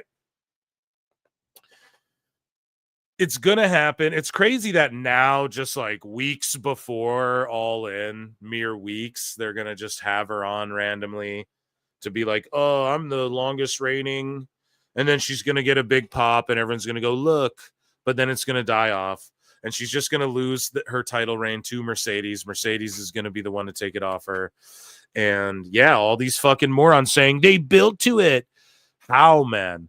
They talked about Billy Stark's mentor on Dynamite. Okay, only if you're a fucking sicko mark like me do you know that. Do you know what I'm saying? Like, only if you're a sick freak like me who watches all this shit do you understand that Athena's been training Billy Starks. She gets a television title match without having one match on AEW television. It's the dumbest shit ever. Thank you all who super chatted. I'll give you a go. And I'm going to check in with chat. Phil, you have ruined Mickey Mouse for me. One thing I can say in AEW favor, they got Cake City. Remember when Bray Wyatt died, Edge had to make it about himself and put out that I'm not going anywhere video. No, I don't remember that, but that I don't know. I don't remember that. The best guys, Mickey Mouse. Yo, you were in Canada. I'll guarantee that Matt and Nick hate Enzo, so they won't hire him. D says, Phil, Enzo is saved for WWE and Big Bill. Yeah, the pop when they come back together. Ooh, that'll be fucking good. Tony just wants hugs. My Rizzler doll is on its way. Oh my god. Dunn did what now? You did a 10-minute Linda Hogan segment. You gave into the Doc's hide. Dude, it was amazing. I thought that was a really great segment. I don't know. People might hate on that, but I think I got some funny lines out of there riffing as Hulkster. If Joey Numbers or someone was here, I'll get him on Wednesday for you guys. How about that? And yeah, George is gonna chill with me. I think because there's no Saturday night main event, so maybe. Oh yeah. On Monday, I got 2 or 3 folks coming on to watch Raw I'm gonna do the news shit like I do, and then then there'll be some news throughout Raw possibly, but Cena's gonna be there as well, so that'll be fun. So I got 2 or 3 people joining me for that, and then I got yeah, Wednesday's gonna be fun as well. Wednesday's gonna be a really good one. Did Phil see Brooks' response to Linda? Yeah, I read it. And okay, let's move along here with I went far enough back in chat, I think, if we're talking about the Rizzler again. So yeah, these charts and graphs, I got a pod coming soon. So people hate Swerve Strickland, okay? And AJ Francis responds to rumors here. And shout out Adrian Hernandez. He does good work on Likely Pod or whatever the fuck it's called. I'm so sorry. I don't know anyone's names of anyone's pods. But AJ Francis responds to rumors that have been circulating, including his aggressiveness. And then Julian Weeks sort of adds some context, and we get further explanation. So let's hear what AJ has to say. And this aggressiveness, this sort of well, I don't know. We'll let other people explain it here. But I think some of it stems from Swerve a little bit as well. But here we go. I'm aggressive. I'm aggressive because I stand up for my people. Come on, man. That's some bullshit. That should be pissing me off. Because it's like, to me, it's like, ain't that what you want? Ain't that what you want? You'd want your friends to help you out. Like, yeah, you want your friends to help you, but also like he's a pro wrestler. You don't want an aggressive pro wrestler? Hold you down. Yeah. Y'all wanted me to see B-Fab get fired and then be like, chalk it up to the game. No, that's corny as fuck. That's corny. I'm not a corny ass nigga. I'm not a lame. That's corny. When me and B-Fab and Tahuti was in them trenches. And here's the other thing too. When he got released, he still did work with WWE. And when Hit Row originally got released, AJ Francis did, and then this is what people call it, I guess. Okay, is the OG3 Hit Row. Okay, so there's a section of fans, like Hit Row fans, who are like, no, the OG3. It's Top Dollar, Ashanti, and B-Fab, and they don't fuck with Swerve. Marty McFlyer, my Grammy award-winning friend, my good friend, he comes on the show. I think he's coming back on soon, actually, guys. So that's been a while. It's been a while, but he actually has a bit of a break there after winning more Grammys and shit for songwriting. But anyways, he's gonna come back on. But he would always like shit on Swerve. I never understood it. I'm like, someone explain this shit. We finally have some insight here, thank God. And yeah, the OG3, I guess, which I don't know if he drops that here or we'll see in some comments because we're going to look at a couple comments. This OG3, I guess, does not include Swerve. They don't fuck with Swerve, a lot of these Hit Row fans, you know? All the time, coming up with concepts that we wouldn't even get to use. So he didn't even name Swerve there, I don't think either. Storyline ideas that were ignored, hours upon hours on the road. Come on, man. Come on, man. I'm supposed to just be cool with her being gone. And clearly, she's back and doing everything. So clearly, I was fucking right. But I say that I'm supposedly the asshole. Yeah. So stand on it. If you are the person that said I was aggressive or I was stand on it. Because I got a couple ideas. I know who the people were. I've never been confirmed. But if it's exactly who I think it is, which I think it is. He's talking about Swerve. Talking about Swerve and all that shit. Swerve talked about, oh, you can talk to my people or whatever. Instead, like they contacted my lawyer trying to sign me, but whatever. And there was like rumors about, yeah, AJ being aggressive and all of that. So I'm pretty sure he's talking about Swerve here. And Julian Weeks, I believe that's who I was saying. He fucking just flat out says it. And yeah, I don't know. Let's continue along here. Oh, I got some shit to say about them too. This is all new to me too, so I'm not like I haven't broken this down. I haven't thought about this really until now. So I'm like, I don't got no jokes to crack because this is like I don't know. We're discovering something together here as we do at PWT because I didn't get the Swerve hate forever. But I don't know. I guess behind the scenes, he's like a little. And here's the thing. Then some of this stuff, which I have psychoanalyzed a little bit, which I'll break down as Phil does. Dr. Phil does. Oh, come on now, Dr. Phil. Some of this stuff makes sense that I'm going to point out, right? Like why the rest of Hit Row went back to WWE. Swerve is like, fuck all that. Some of these things we'll point out here. So stand on it.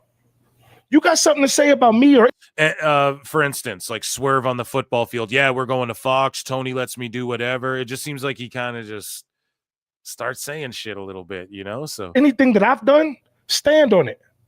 Imagine how he is off cameras if he just said that knowing there's cameras in his face and shit like that. You guys know what I mean? Say it with your whole chest. Capital letters. Say it. And I'm gonna be right there to address it. Fuck out of here, man. These niggas got me fucked up. I done been too successful in too many different avenues to give a fuck about what these cornballs think about me. Like, if I'm the bad guy, right? I'm the bad guy. Somebody asked Vlad to ask Swerve. Oh shit! So now he's just saying it, bro. Let's go. Asked Vlad to ask Swerve. Yeah, Swerve was on Vlad. We're gonna talk about that in a minute. Swerve, why Tahuti and Brianna don't talk to him. Oh shit! Oh shit! They don't talk to his ass. Since I'm the bad guy, why is it that me and her and Tahuti was talking today about this foolishness? Matter of fact, I'm not even gonna. Where's my talking today about Swerve's foolishness, man? So then you start to realize you're like, damn, Swerve says some shit I don't understand. Like, you know, I just pointed it out, you know, he's saying shit on camera. Imagine what he's saying behind the scenes. It makes sense. I'm like, oh shit, these guys, they all these hit row, they don't fuck with him, you know?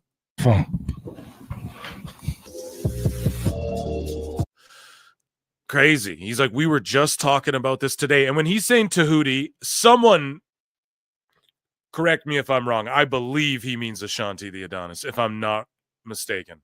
I'm 99.99% sure of that. Anyways, so Julian Week says, I'm happy to see AJ respond. Swerve's been throwing out subliminal shots for a while now. That N-word was a whole cornball. Got with Hit Row and started moving different. So what he's saying is, dude, when he got with Hit Row, and then it was explained to me, when he got with Hit Row, remember we played that video where him and Ospreay are like dancing and they're doing that dance together to Uptown Funk? That's the kind of dude Swerve is, okay? Right? He's like an eyeline, a guy liner wearing like that kind of guy. But then he's with Hit Row, and then in his real life, I guess, which gets explained to me, Swerve started acting like, yo, I got a sneaker, and yo, I'm going to rap on a fucking song. And that's why, think about it, chat. That's why he's terrible at rapping. Listen to the Swerve song, the top rope, catch a five. Swerve's the worst part on that whole fucking song, right? Not to even be rude, but we got to call a spade a spade. On Becca on God, B3CCA, number one. Everyone else below her, right? So Nikita Lyons is at the low tier. Fucking Swerve is right around Nikita with how bad some, like, I don't know. I've heard some of his, I'm not a big fan, you know. It's got to be honest. We played some of it here on the show. I don't think chat was swerving or rolling with it either. But so I guess he started acting like Hit Row-ish in real life, guys. Okay. And this is why. So when I was like the culture, right? So a lot of people don't, if you're not right, this is fucking. So Marty's like, I don't know. I can't say the shit. It's just, we don't like this motherfucker. But it's starting to unravel a bit here. And I have this understanding. Oh, so like in real life, in his inner circles, now he's like, hey, I got a sneaker deal now and shit. You guys get what I'm saying? Get what they're getting at. Like, this is what other people, I guess, are throwing out there. And AJ Francis just flat out said he's a cornball, like right there. So, I mean, TNA versus AEW wars, right? I don't know what to tell you. So I asked, I thanked him. I was just like, thank you for explaining this. Or he says, like, it's okay to, oh, sorry, we didn't even finish what Julian said. He's like, he doesn't talk like that. He doesn't move like that. Real ones see through that gimmick. Then he goes like, it's okay to stay true to gimmick, but he took it too far and started acting like that outside of TV. You are not that guy. That's why most don't support him. Oh, and fuck Vlad TV. Stop boosting that informant. I had to like that because Vlad infamously, anybody, if you watch his shit, he is like, he's clearly a fed, you know, or whatever. But I was like, thank you for explaining this. I don't know where I said it. It should be under here. I don't know what happened. It was deleted. I was like, thank you for just explaining this sort of, because he had like a follow-up thing and he was like, look, you know, just he's not, I don't know. He's just not the dude he portrays, you know, type shit. And so I was like, I was like, thank you, finally, for clarifying that. And then Swerve was on Vlad TV, right? So I didn't watch this. I don't watch, like, sometimes I'll see clips of Vlad. So I don't watch full Vlad interviews. He had Maven Huffman on as well. So he's expanding into wrestling. Everybody is, because wrestling's hot. And so Swerve on this thing called out WWE's treatment of black talent. He disagreed with Booker T. We covered it on the show before. And yeah, he blasts the Vince McMahon N-word incident, you know, with Booker T and Cena standing right there. And it's one of the just cringiest fucking moments in the history of WWE. I forget, was that on a pay-per-view too? Like, why did he do that? I don't understand why the fuck he would do that. Like, Vince is just weird. With Vince, it's like a power thing. You have all the money, you know, you can bang all these divas, you control you could travel the world, everything. What does it become about? Power. Oh, I'm just not going to pay this fucking paralegal that, like, I hired under this, like, you know, I'm just not going to pay her. Fuck it. Because that's what it is. It's not about the money. It's about the power. So him doing that, always felt like was just a power move. Like, I'll just do this in front of Cena and Booker. And I think, was Booker's wife standing right there too? God damn. That was just terrible. I forget, was that on like a SmackDown or was that like a pay-per-view? I really don't remember, but so fucked.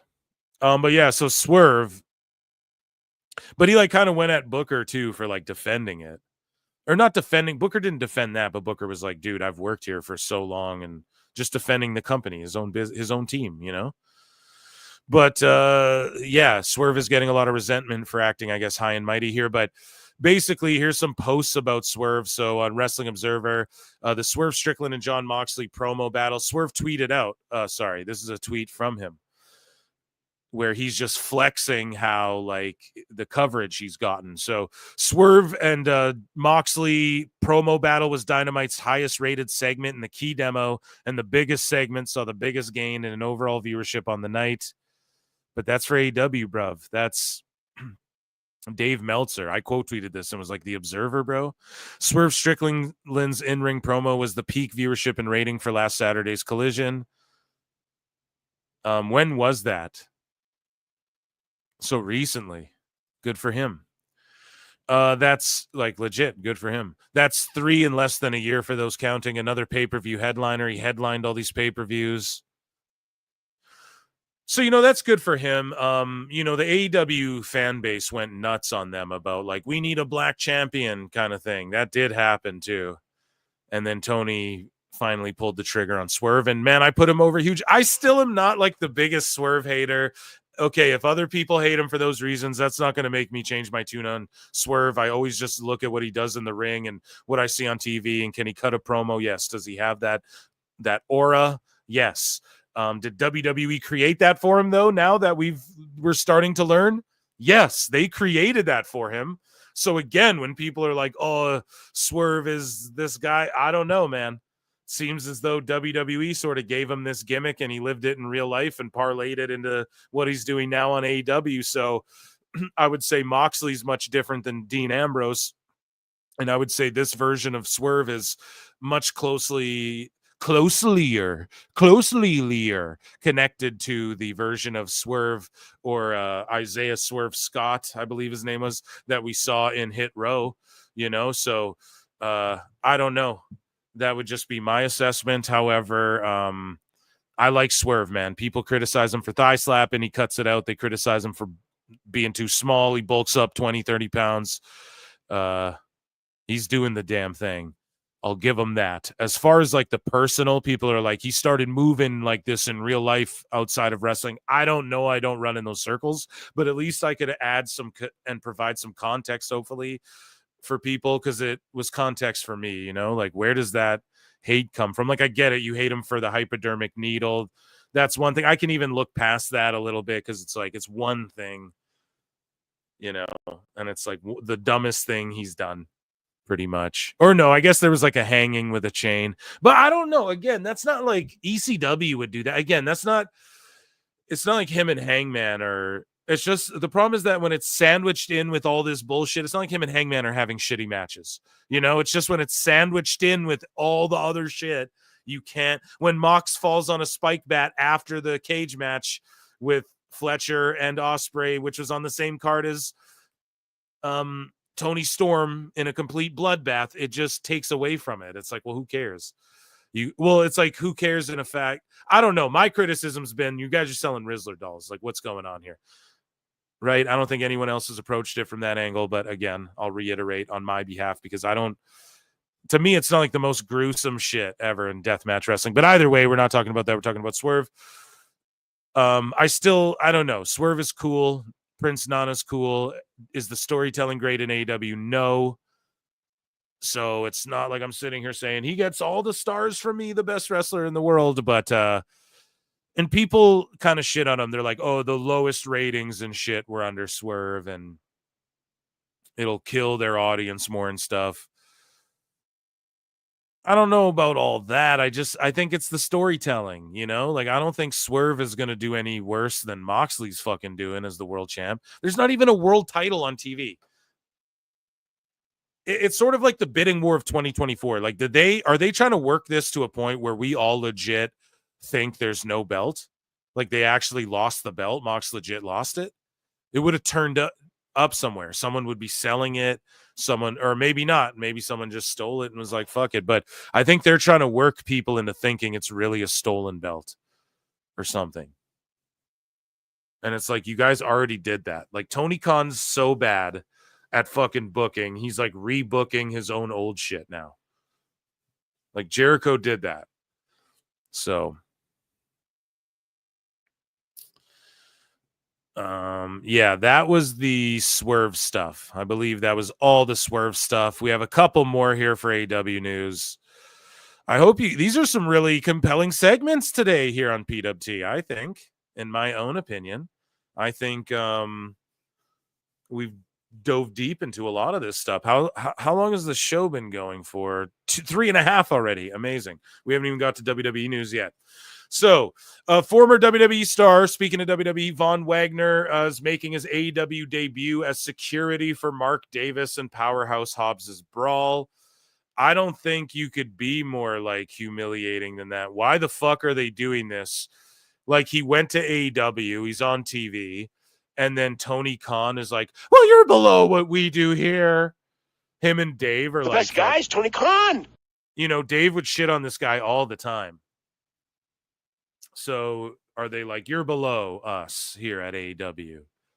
He's a fucking security guard? That's a huge step backwards, dude. So, but good for him. I'm not going to like knock a man for getting a gig or having a job or whatever, but pretty crazy. Like, you think they would just debut him. And it's funny because we used to make jokes about him being like Hangman kind of, you know? So it's weird they wouldn't just like debut the guy even in Ring of Honor and just be like, well, this guy was challenging, like build him up to be a credible threat to whoever your Ring of Honor champion is. Fucking Jericho. It's crazy, man. I don't know why they just can't get it together. But yeah, pretty nuts to see him there just like as a security. Who looks like he could beat up everybody, too. He's like way bigger than everyone. So now the new joke is Come Wednesday, because you guys remember the Come Tuesday thing. And that, ladies and gentlemen, was AEW news. Round of applause. Or first, an Ichi Nisanda, as we do. Ichi Nisanda. Round of applause for that beautiful segment.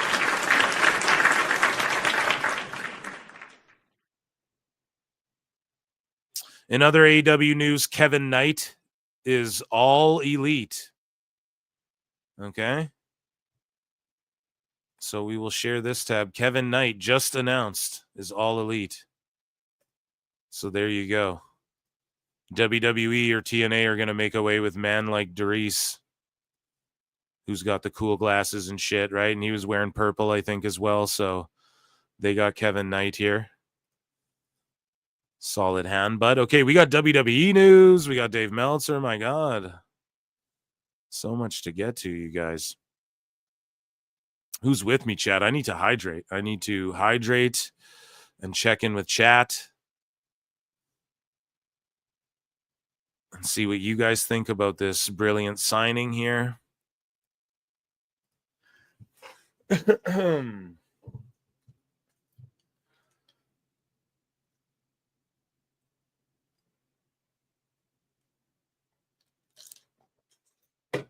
Yeah, Wednesday is going to be a really fun show.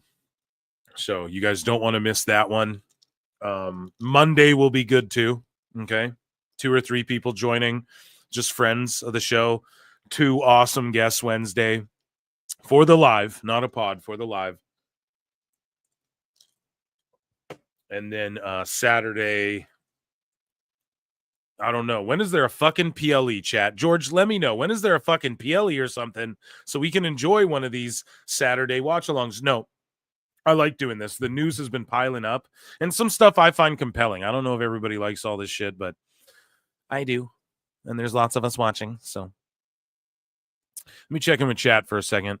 No super chats. George, where are we? We're trying to hit a $300 super chat goal, and we're going to bring some 2K content to you. We're at 110, so I'm not going to for shame anybody. But Sunday's Dynasty, so fuck it. Next week, I'll go live for Sunday Dynasty, or is that tomorrow, George? Is Dynasty tomorrow? Linda Hogan might have been segment of the year. Thank you. What is Dynasty tomorrow? I should know this shit, but I'm not watching Collision tonight. I'll watch it later. Next week. Okay, so next week, guys, we'll do a Sunday stream as well, or on top, or instead, or whatever you guys want. And we will watch. Maybe we'll just do both, and we'll just watch Dynasty. Plenty and Pixel Art for 10 just says boop. Here, I'll give you a gong for that, I guess. You get an Undertaker gong.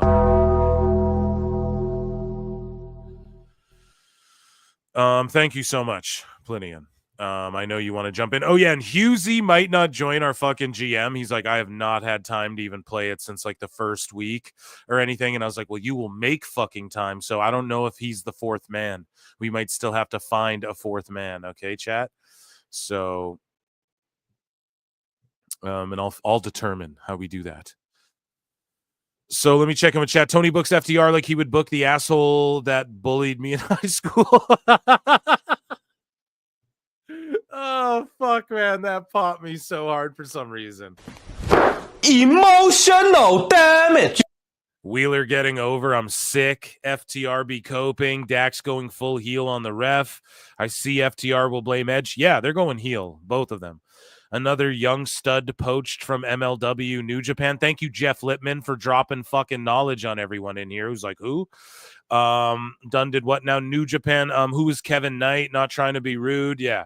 Hydrate or dihydrate. Yeah, fucking A, dude. We hydrate here, bro.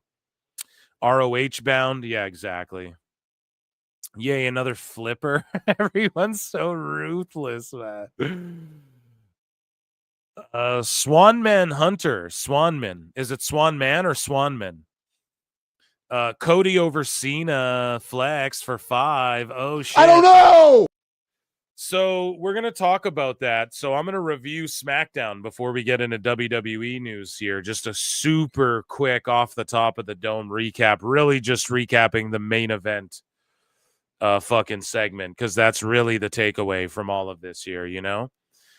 So thank you for that super chat, which was the perfect fucking transition for the SmackDown review. I am going to pull up little notes here just so I don't fuck up entirely, you know what I'm saying?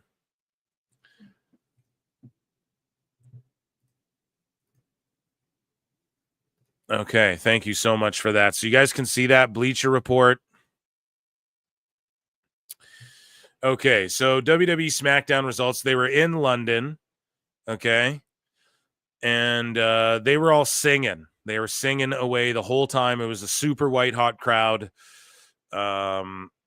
What happened here? This guy has his notable moments. The Street Profits versus Pretty Deadly. Pretty Deadly got huge fucking pops. I was so into this match. I thought it was obvious the Street Profits were going to win, but goddamn, I can't wait. Pretty Deadly are going to get their due one day. And it was an awesome match, an amazing match. KC2 came back, and they're sort of hanging with Zelina, who hit the ring and got zero reaction, even from this white hot crowd. They took on PNA, as Chelsea Green called them, the Secret Hervis, which is just a fucking brilliant faction, and they do great work. LA Knight and Braun Strowman, crowd was so hot for LA Knight. It's crazy. They have LA Knight, and it looks like, again, it's going to be a multi-man match. So everyone's like, oh, come on now, Phil. Why do you care so much about the multi-man matches? Because I tweeted out, I was like, oh, more multi-man bullshit for Mania with the IC. And this is why, because the US is going to be like Jacob versus LA versus Braun or whatever. And I don't want that shit. That's too much, bruv. You know, it's too much. So, because then we're going to have a three-way for the IC, and then the women's match is probably going to be multi-woman and all this shit. It's just, they're just relying on that too much. And you have so many stars, dude. Andre the Giant fought in the Battle Royal for a reason, you know? Bring that shit back. But anyways, after helping out Strowman during last week's show, Knight found himself across the ring from the big SOB, as they say. Yeah, so Jacob Fatu came out. It's destruction. Strowman wins by DQ. It's just mayhem, chaos. Solo gets mad. Or, pardon me, Jacob gets mad at Solo at some point and is like, Yarmin, hits him with one of those, which is so fucking hilarious. Yeah, they're going to split up at Mania. I think Solo's going to spike Jacob or something like that. And, yeah, the video package we got for Rey Fenix confirms him 100%. He is going to be on next week's SmackDown before Mania, which is fucking amazing and incredible. Crazy. They're just pulling this out of their ass. Like, yeah, fuck it. Phoenix before Mania. So who knows, man? They might have a crazy multi-man ladder match that he gets shoehorned into or something. I'm here for that. I'm here for it, Eric. Even though you're not here for 83 weeks anymore, we've retired, Eric. So, yeah, I'm down with whatever one Rey Fenix is in. The U.S. title one, I think. Or whatever the fuck they do. Right? And I love that they're getting their solo runs. I love that they named him Malachi Black as well. He had that vignette, and it's pretty much him, like you can tell. And it just says for the SmackDown after Mania, right? 25. Those numbers are alluding to the date he's going to show up. So again, I kind of called it a little bit. I was like, you have the lights go out, he shows up, but they're just promoting it anyways. Which is fine. People love Malachi. He's going to be booked well under Triple H. I just want to see the tag division get fleshed out more for the women, for the men. I want to see the belts get unified and the champs go back to both shows. I want to see the IC belts and the US titles are exclusive to each brand. Those are the only exclusive belts. So that when the world champ is off doing more SmackDown shit, then the IC sort of is like that main belt, you know? And I want to see all the belts merge. They go across both shows. NXT can have their own belts, and the IC stay on fucking Raw, and the US belts stay on SmackDown exclusive.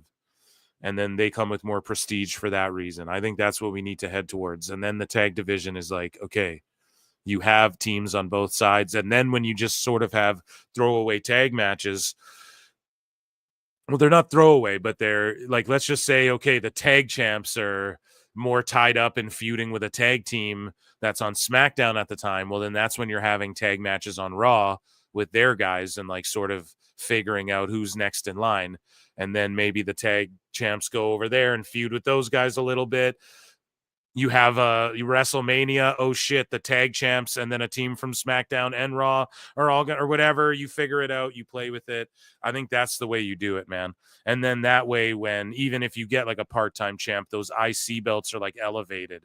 Like that's, well, I represent Raw, you know, and whoever that champ is still exclusive. And you really hard split the brands. I think that would really fucking help with some of this multi-man bullshit, where you'd get more serious, like one-on-one matches that have title implications down the line a little bit, adding a little more sports basedness to it. You guys get what I'm saying? Anyways, so Michin took on Charlotte Flair, which I can't remember what happened. Like a bunch of people ran out, and then, yeah, Naomi ran down, started brawling. B-Fab chased someone off. Whatever the fuck. This was a clusterfuck. It was what it was. McIntyre took on Randy Orton, got a win as well. Which, fuck, man, that's what you do with Drew. Randy's back is bugging him IRL. Here's the thing. Y'all gotta understand something.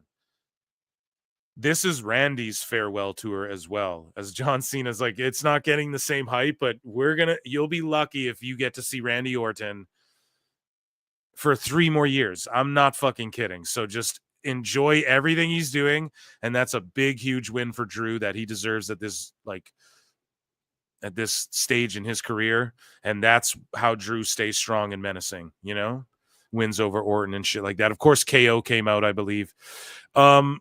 Jimmy Uso took on The Miz. Jimmy's been cooking. Now it's Big Jim. And everyone's like, oh shit, Big Jim, you know?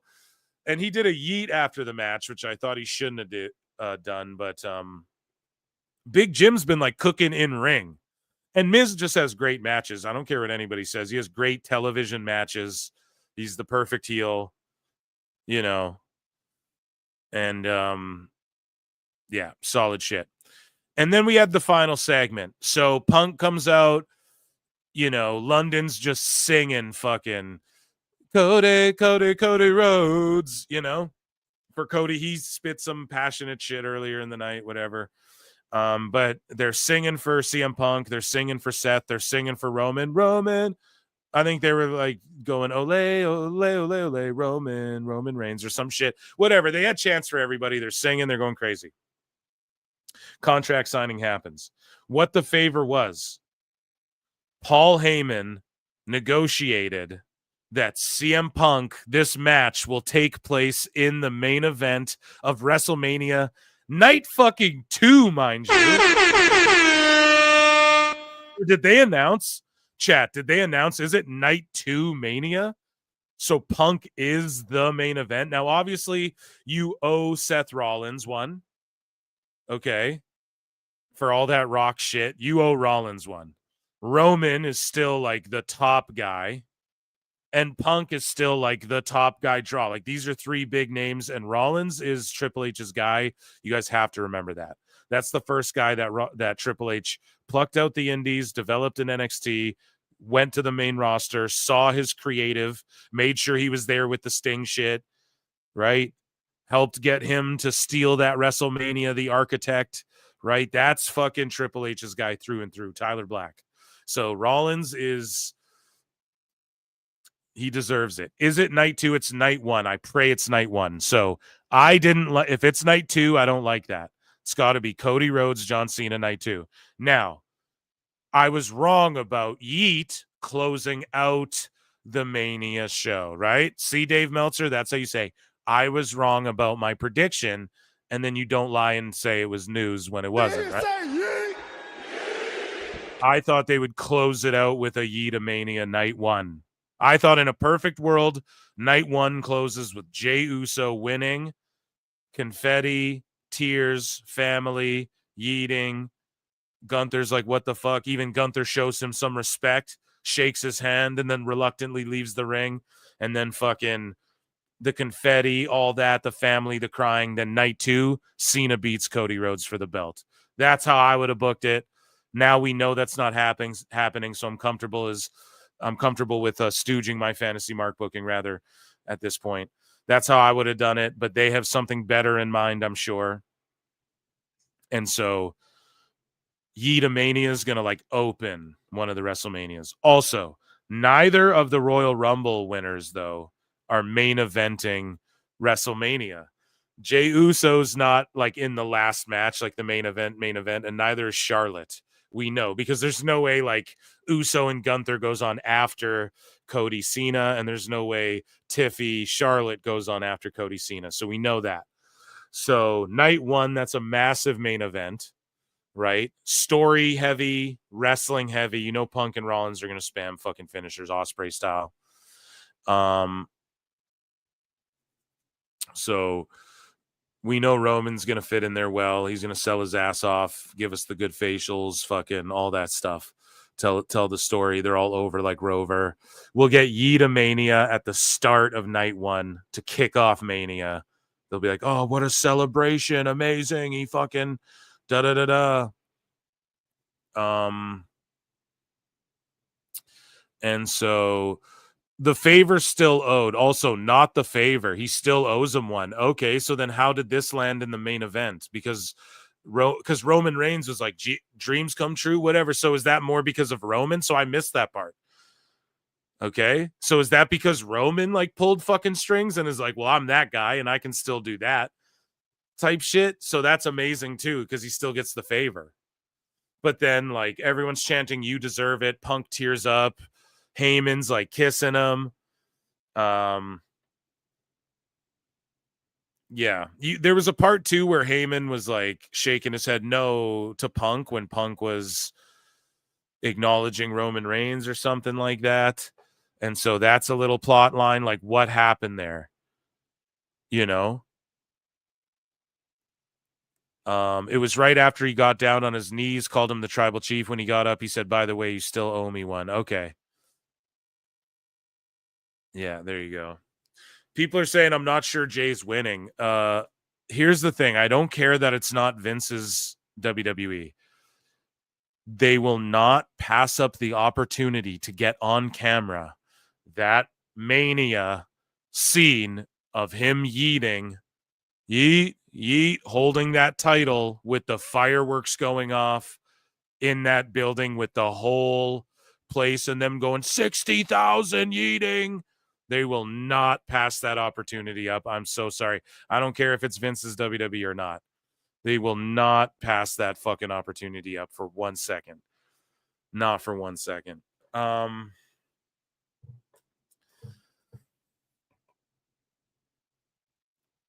But yeah, because you know they're not going to do a bummer WrestleMania either. Swan Man Hunter became a new member. Memberships are 99 cents, guys. Join the madness. And David Carradine's Closet for 7 says, can we finally admit Charlotte sells no tickets? I'm not sure about that. This week was no better than last when she seemingly disrespected Tiffany waiting for her next break. Yeah, you're right, man. Tiffy's looking, it seems like Charlotte's really fucking trying to bury Tiffy. Like it's almost burying her because Tiffy isn't like over enough to overcome that shit. But I think people really want to see Charlotte get beat. Like I wouldn't go as far to say as like she can't draw or anything. But I think we're seeing the tail end of her big monster push and shit like that. Charlotte Flair, you know what I mean? Like she'll always be in world title area contention, but I think her and Bailey and all them, I think there's like a whole influx of NXT ladies coming in. I don't know how much longer people are going to want to see Charlotte and shit like that. Thank you very much. So let's head on over to WWE news. And it's a long one tonight. I guess we started early. We're going long here. Where's the break?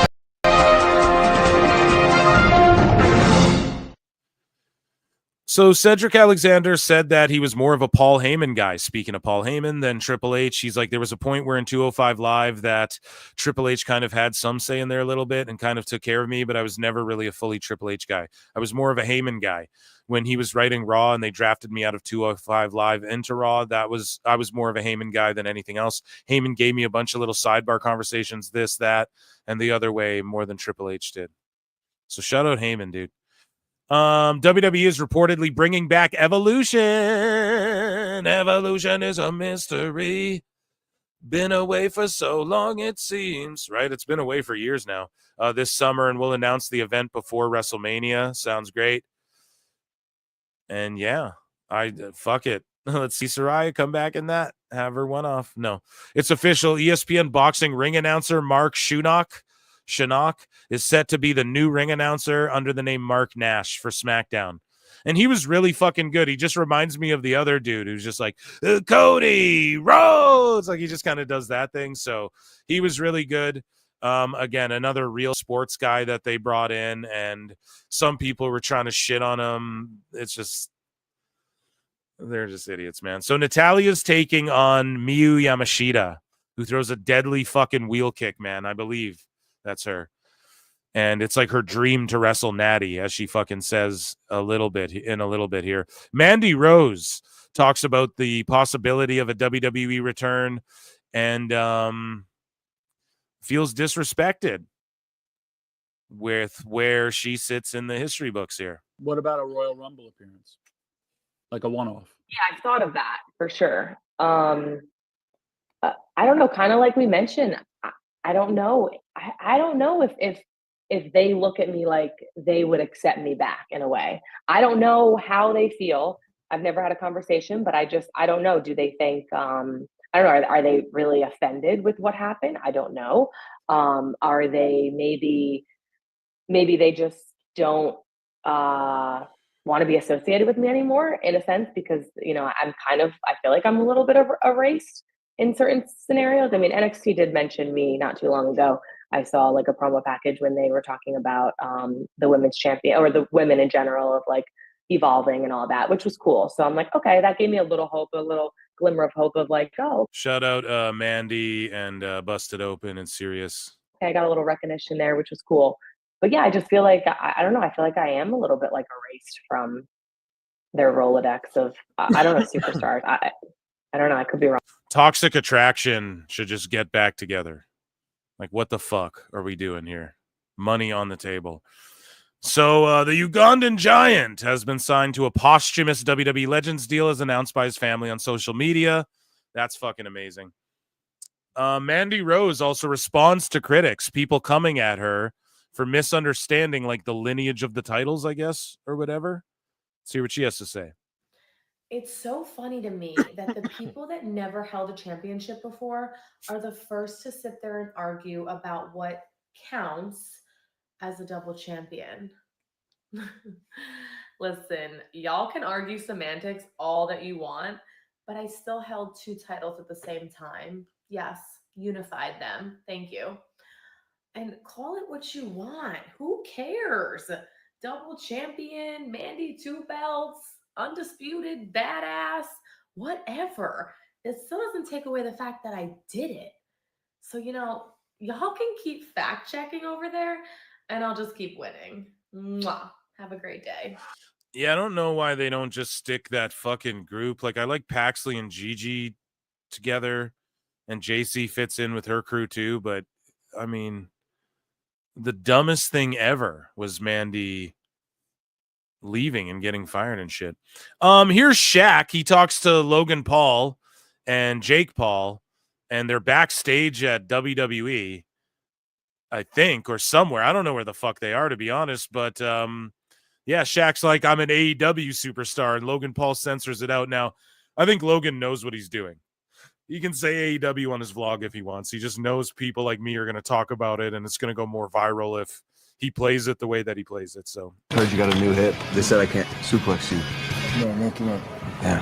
Yeah, next time. Do you want to choke slam me? If you want me to. Do you know how? I didn't know you were a WWE superstar. Sorry. Whoa. AEW superstar, he said. Whoa. The other company? Whoa, bro, you want to be first or last? Heard you got a new. And then Logan just cooks him. Bro, do you want to be first or last? Cooked. So here's Glaze Meltzer. This is in WWE news. I meant to put this in AEW news. But basically, NXT did a 741K, right, on for their rating. I'm going to just add this quickly. You guys are seeing me live on the show. Add to the Dave Meltzer bookmarks there, just so we can talk about that. So Gabe Sapolsky says you can go home again. Timothy Thatcher is officially in WWE Evolve. Watch now on Tubi. So Timothy Thatcher showed up on Evolve. It's a good little show. Just reminds you of like old school studio wrestling. WWE has changed the start time of Stand and Deliver. So guys, I'm gonna watch Stand and Deliver. I am not fucking streaming it with you guys though. I'll quickly review it before Mania starts. Okay. But WWE has changed the start time of Stand and Deliver. It'll now start at 9:30 a.m. local time. So what's local time? They're in Vegas. So I don't fucking know. But it originally was moved back. They had it at like 11:30, then it got moved to 10:30, then it got moved to 9:30 a.m. If I'm them, I'm just doing this on a whole different day. Stand and Deliver and the Hall of Fame are on the same day or some shit. You just have to do it on a whole different day. Because yeah, it's too much, man. That's crazy to make them wrestle in the morning like that, and then I gotta somehow, like, this is supposed to be their WrestleMania. You can't fucking just change the whole vibe of it like that just to fit it in there. I don't like that shit. Just do it the weekend before, or do it just do a special or some shit like the week before or something, like to kick off the weekend. You know, Thursday or something before the SmackDown or some shit. I don't know. Maybe that's bad too, or after SmackDown, or maybe that's too late, but I don't fucking know. Either way, it's going to be an early one. And I'll try and get up. I'm going to get up and watch it all. You know what I mean? Because that's on the first. Yeah. So that's on the first. I don't know if that's like an hour ahead of me or what, but that's on night 1. So yeah, that should be easy to crush out. Night 2 is like, yeah, probably be drinking some beers. What? On night 1, you know, sleeping in a bit before night 2. Per TMZ, Ric Flair has officially announced that he will be present at WrestleMania 41 in Vegas. Woo! Cena winning the 17th title in front of him and then slapping Ric Flair. You know that's happening. Sources in WWE have reportedly denied that Julia Gulia has been banged up and needing to take time off. So it's funny that the Observer fucking says this after she shows up at a show. Sources in WWE have reportedly, no, you don't have sources. She showed up in a show and then it was made clear it was her fucking visa. And now you guys are going, sources have said that it's likely not an injury. Fucking clowns, man. So Miyu Yamashita says, thank you, Josh. My dream has come true. I love her straightforwardness, her passionate strength. She is the ideal person I aspire to be, but I'm also special. I put all my fighting spirit into her with my style. So yeah, this is like her dream to face Natty, you know? And these two are going to get in a fight. It's going to be good. Kevin Owens believes the old WWE management team insulted the fans' intelligence. He said, yeah, it's definitely been a shift in mindset from people at the top that our fans are smart and watch our product and pay attention and remember things. I had arguments with the people in charge before where I was like, no, this happened 3 weeks ago. They're going to remember. And they said, no, they won't. I'm like, yes, they will. You're insulting their intelligence by pretending they won't. But obviously Triple H does not think like that. He knows fans remember and he applies it and he uses it and makes the product way better, in my opinion. Yeah, absolutely. So here's the Cena fan, the little kid that John Cena pointed out and was like, this kid's a fucking loser and shit. So this kid goes, John Cena pointed his finger at me and I was honored. I didn't know he was going to shit on me. Did this kid say that? But I understood he was in character. To me, John Cena will always be a hero. That's right, kid. That is right. That is absolutely right. Moving along here. Kim Kardashian is reportedly suing Lana Del Rey over her Skims partnership, claiming the singer failed to disclose the post as an advertisement. Now, you might be saying, Phil, oh, come on now, Phil. Why is that in WWE news? Because Pop Ting said that they got this news via WWE. So, don't know what the fuck that's all about. Rob Van Dam says he'd rather be associated with the Fed over the Wubs because of the hardcore style. Of course, Cultaholic frame it that way because they're cucks. Orlando bids $18 million to host WrestleMania and other WWE PLEs through 2031. They're like based out of Orlando. They're like, bro, you didn't even have to give us the money. We would have did that. Fucking funny, man. But that's good for them. 18 million. WWE's a hot commodity, man. Ken Shamrock's name has reportedly been considered as a possible Hall of Fame inductee. That would make him, I think, the first or second behind Sting, right? Or no, and the Dudleys as well. Yeah, there's a handful now, but he'd be in rare air, dude, as far as like a TNA and WWE Hall of Famer. So that would be amazing. And who could induct him? The Rock. He got The Rock to induct him in TNA. Why not get The Rock to do it again? You know?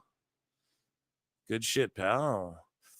So WWE Superstar meet and greets. So for Bianca Belair meet and greet, $300. To meet Rey Mysterio and Charlotte Flair, $500. To meet Breaker and Liv, $500. To meet Jimmy and Jay, that's $600. Yeet. A meet and greet, a meet and yeet, dude. To meet and yeet, it's an extra $100. And then Priest and Stratton, $500 for a meet and greet. So that's crazy with the prices they're already fucking charging for this event. But I don't know, man. They're trying to recoup all that money they fucking spent. I don't know why this wasn't in the MMA section, but yeah, here's Tom Aspinall, who is going to take on John Jones for the World Heavyweight title. This is the interim World Heavyweight UFC champ, and him and Drew McIntyre posing for a pick at UFC here.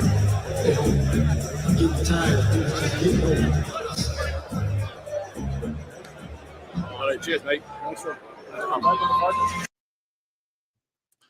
Yeah, I don't know, man. John Jones seems to be ducking this fool.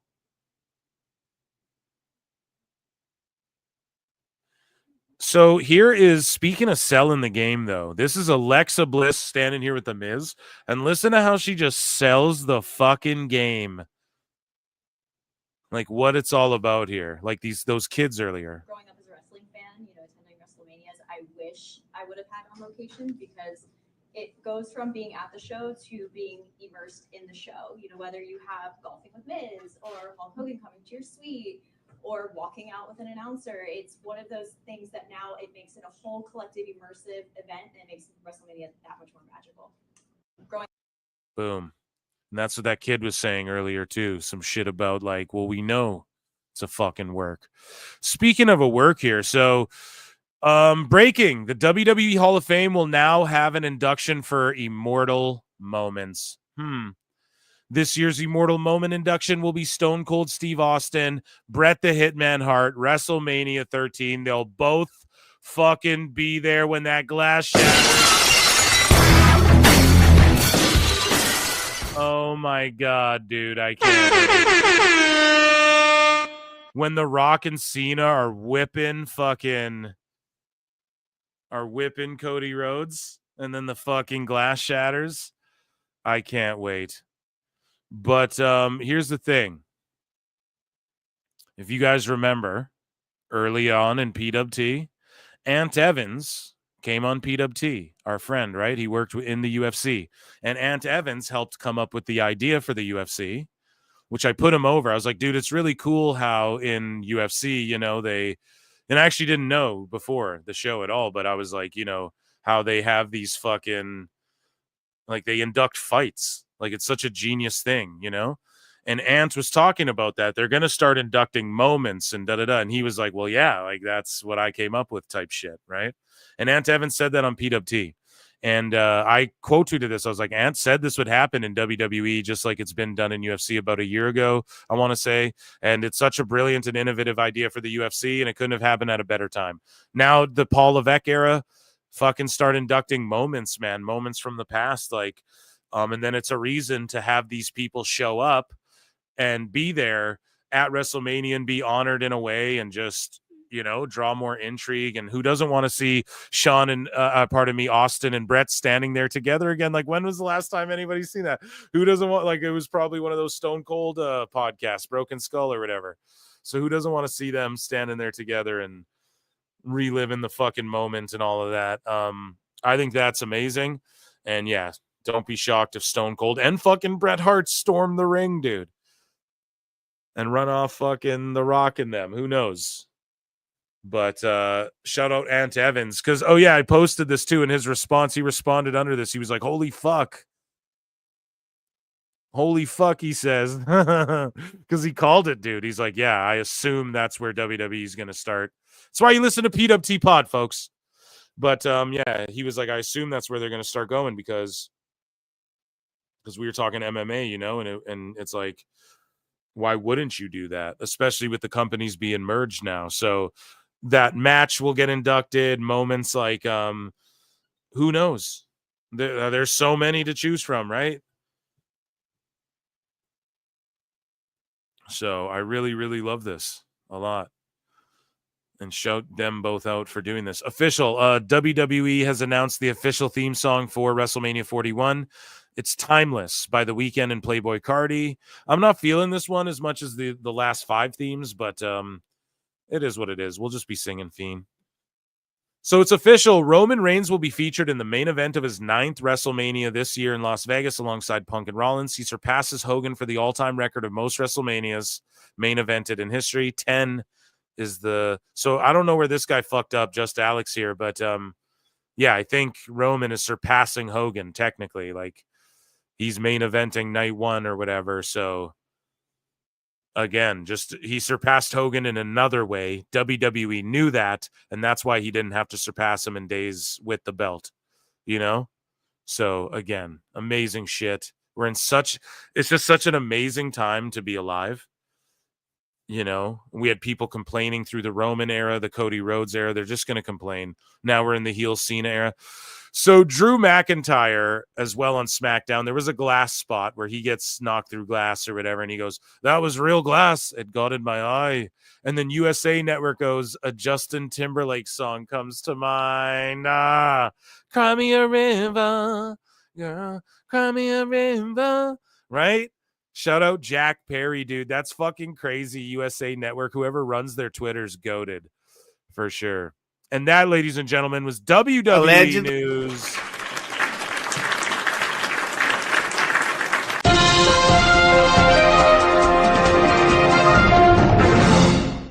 Just spamming sounds at you guys.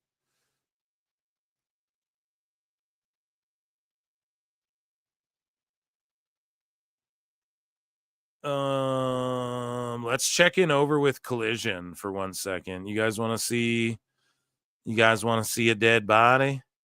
Yeah, let's just head over here. Watch this. You guys like this or what?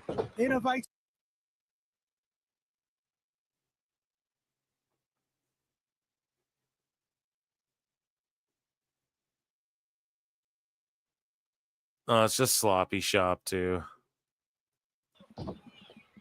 Like Christian. Gonna get the pinfall. Roll up one. Now this is exactly started out like we thought. Why do they think it's cool when everyone can do the same thing and mirror each other? Like, everyone does that. Fletcher Ospreay, these two dudes. Like, what about it? When it happens once in a while, you're like, that's amazing. But this happens all the fucking time and no one's applauding. Look there's no big eruption. They're all like, what are you guys doing?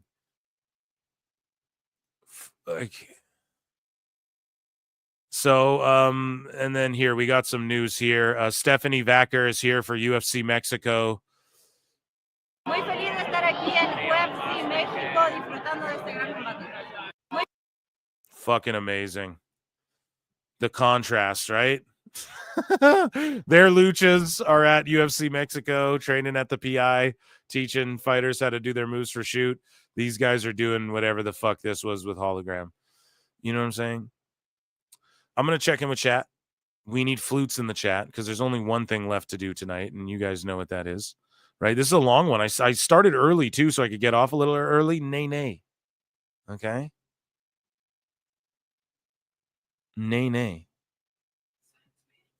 We're here doing the damn thing. So here we go. Let's share this tab. I want to see flutes in the chat. I want to see some comments and all that type of shit. We want flutes. Yes, we have a Dave Meltzer's dumb moment, of course. Get your flutes warmed up. If Punk had said "Cry Me a River," that would have been the best. Hogan was more over, though. He tied him night 1 last year, passed him on night 2. Yeah, you're right. See? Tom Reed with the fucking facts. Their greed is turning me off bad. The fact that little kids is talking like that is all the evidence you need to know kayfabe is dead. Aspinall's legit, yeah. You tell him, Dave, report the obvious as usual. Okay. Flutes, I see all the fluties. All the fluty, patooties, McCuties. Can we get Jericho because we're acting nice? No, you can't. No, I'm just joking. Here, let me hydrate a little bit. Oh, this has been a long one here, which is good. I had fun with you guys. This will be a quick little Dave Meltzer dumb moment. You guys don't want to miss.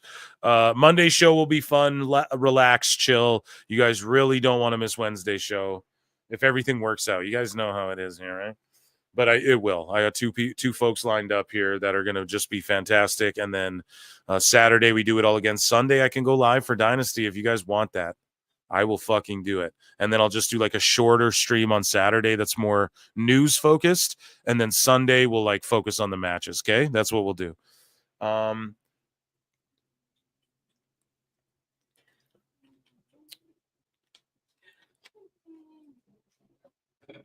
It is time for everybody's favorite segment, and it is called Dave Meltzer's Dumb Moment of the Week.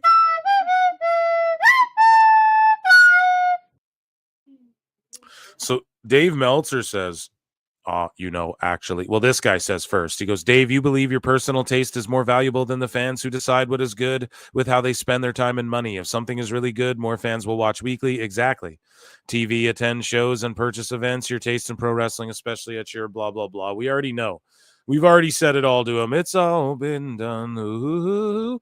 So Dave goes, stop listening to podcasters and actually read. My job is analyzing business. My job is analyzing business. No, it's not. It's making up fake news stories and fantasy mark booking and globber slobbling all over fucking trash wrestling, Dave. That's what your job is. You don't know what I like, nor actually do most readers. Dave, so see, this is the gaslighting. This is why he's a fucking liar. This is why I can't stand this. Liar! Because Dave is like, you don't know what I actually like. Yes, we do. You've told us you love the lucha stuff. You love CMLL. You talk about it, Brian, instead of Raw on Netflix. He loves lucha style and shit. We know that. He said it. We know by how he rates his matches. So he's going to lie and be like, oh, you guys don't know what I like. Not even most readers do. Oh, so you're just a fucking dusty-ass liar. Then. So you just admit you lie. You know, you goddamn liar! So then you're just lying to everyone about what you like because you say explicitly what you like all the time. You're fucking, we covered it here on the show, Gareth and all these fucking guys. And they're talking to Brian about, when you watch these AEW matches with Meltzer, his reaction to some of these spots he's seen before he's jumping, Brian, throwing his fucking papers in the air. They said that. So your friends have told us who watch wrestling with you have told us what wrestling you like. You have said it. So you're lying and putting on a show for them behind the fucking liar. What is it, Dave? He can't help himself. This shit is pathological. Like, you guys know what I mean? This is like some level of like sociopathy at some point here, where it's like it's just a grift. He owns a chunk. There's no other way you do this. There's no other way that you fucking flip-flop around like this. But anyways, he goes, he has nothing to do with what I like. So again, tripling down that his observations, his star ratings aren't about what he likes. So when everybody's like, it's just his opinion, and I've shown multiple examples, this is quadrupling down now, as far as I've chronicled, of him quadrupling down now on, it's not about what I like. I give my rating to the best wrestling. So in his fucking mind, dude, the stars speak for themselves. And he's sitting there saying, no, I'm an objective observer. That's what he's legit tripling down on now. Again. So I bring it to you so you guys can see that. And then Gilberti goes, Mount Rushmore of lack of self-awareness. Exactly. Or it's a grift, Glenn, and he's projecting, or he's getting paid, or so. I'm telling you, yeah, I'll be more shocked if he's not getting paid at this point. So nice guy 1996-18 says, and look at Triple H now. The WWE is arguably the hottest it's ever been. Who cares that a development brand was losing to some fucking indie company? NXT beats that. Yeah, now MLW beats AEW, or will. Now GCW outdraws AEW. Now NXT outdraws. So who cares? TNA is going to start beating AEW eventually if they keep going down this road. So Meltzer goes, NXT and AEW are not in competition. Really? Because they think they are, Dave. So now you're lying again. Another lie. Liar! Fucking liar. Okay. I will, dude. He's lying again because they are at war. Or they're not at war, but they are in competition because when they were fucking head to head. So now Dave thinks competition is only head to head. Is that what he's going to try and spin? Nope. Right? So they were in competition when during NXT, Tony Khan was taking out commercials quoting Alfred Konuwa saying NXT is getting smashed by AEW. When Tony Khan's yelling, "Oh, the Friday Night Wars!" and all that shit. And when WWE, when Scott Hall and Kevin Nash go on NXT and they go, the Wednesday Night Wars, that's not in competition. This isn't a competition now, Dave. Now it's not a competition. Dave's a clown. He goes, are not in competition, but AEW does beat it most weeks. No, it doesn't. And even with it being network versus cable and a percentage of because he's trying to talk about the key demo. Key demo's been going down. Percentage of the AEW numbers aren't counted because they're streaming. So a percentage of the AEW numbers aren't counted because they're streaming. So a percentage, what do you mean? An even greater percentage, Dave, of the NXT numbers. This is what somebody has to respond to Dave Meltzer. Okay. An even greater number. The great max numbers. An even greater number. Okay. Of the NXT viewership is not being accounted for because it's on global fucking Netflix, you dumb guy. So no, Dummy, yeah.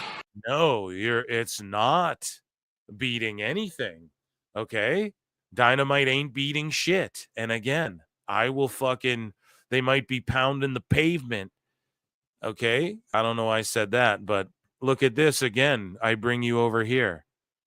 Here's the Nielsen gauge. 1.2% of the streaming market are using Max. 8.2% are using Netflix. Okay? Globally, that number is even a billion times greater. If you look at the difference of globally, I'm sure. Just globally. I bet Max is like 0.1. Okay? So here's the thing. No. Dave, you are fucking lying. How many people do you think are watching on Max? It's the greatest lie he's ever trying to perpetrate. Okay.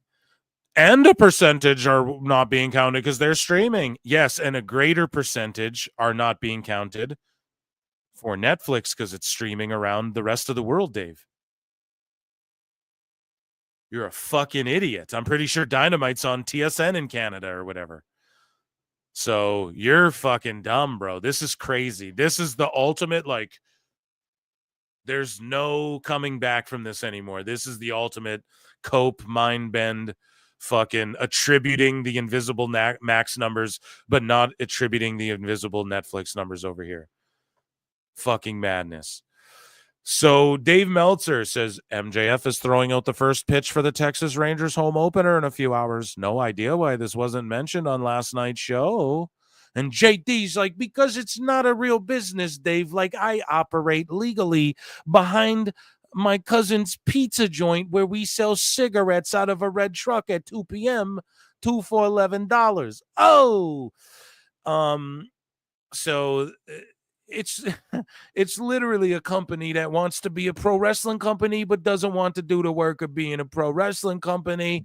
Oh, so yeah, they don't promote it exactly as JD said. I like that he's getting in on the Meltzer clowning now. So we covered this last show. We've covered this multiple times, but Meltzer said people often ask me whether I think Dynamite Dave is on the AEW payroll, and my response is always the same. The scarier answer is if he's not on the payroll. Him and I talk about this privately all the time.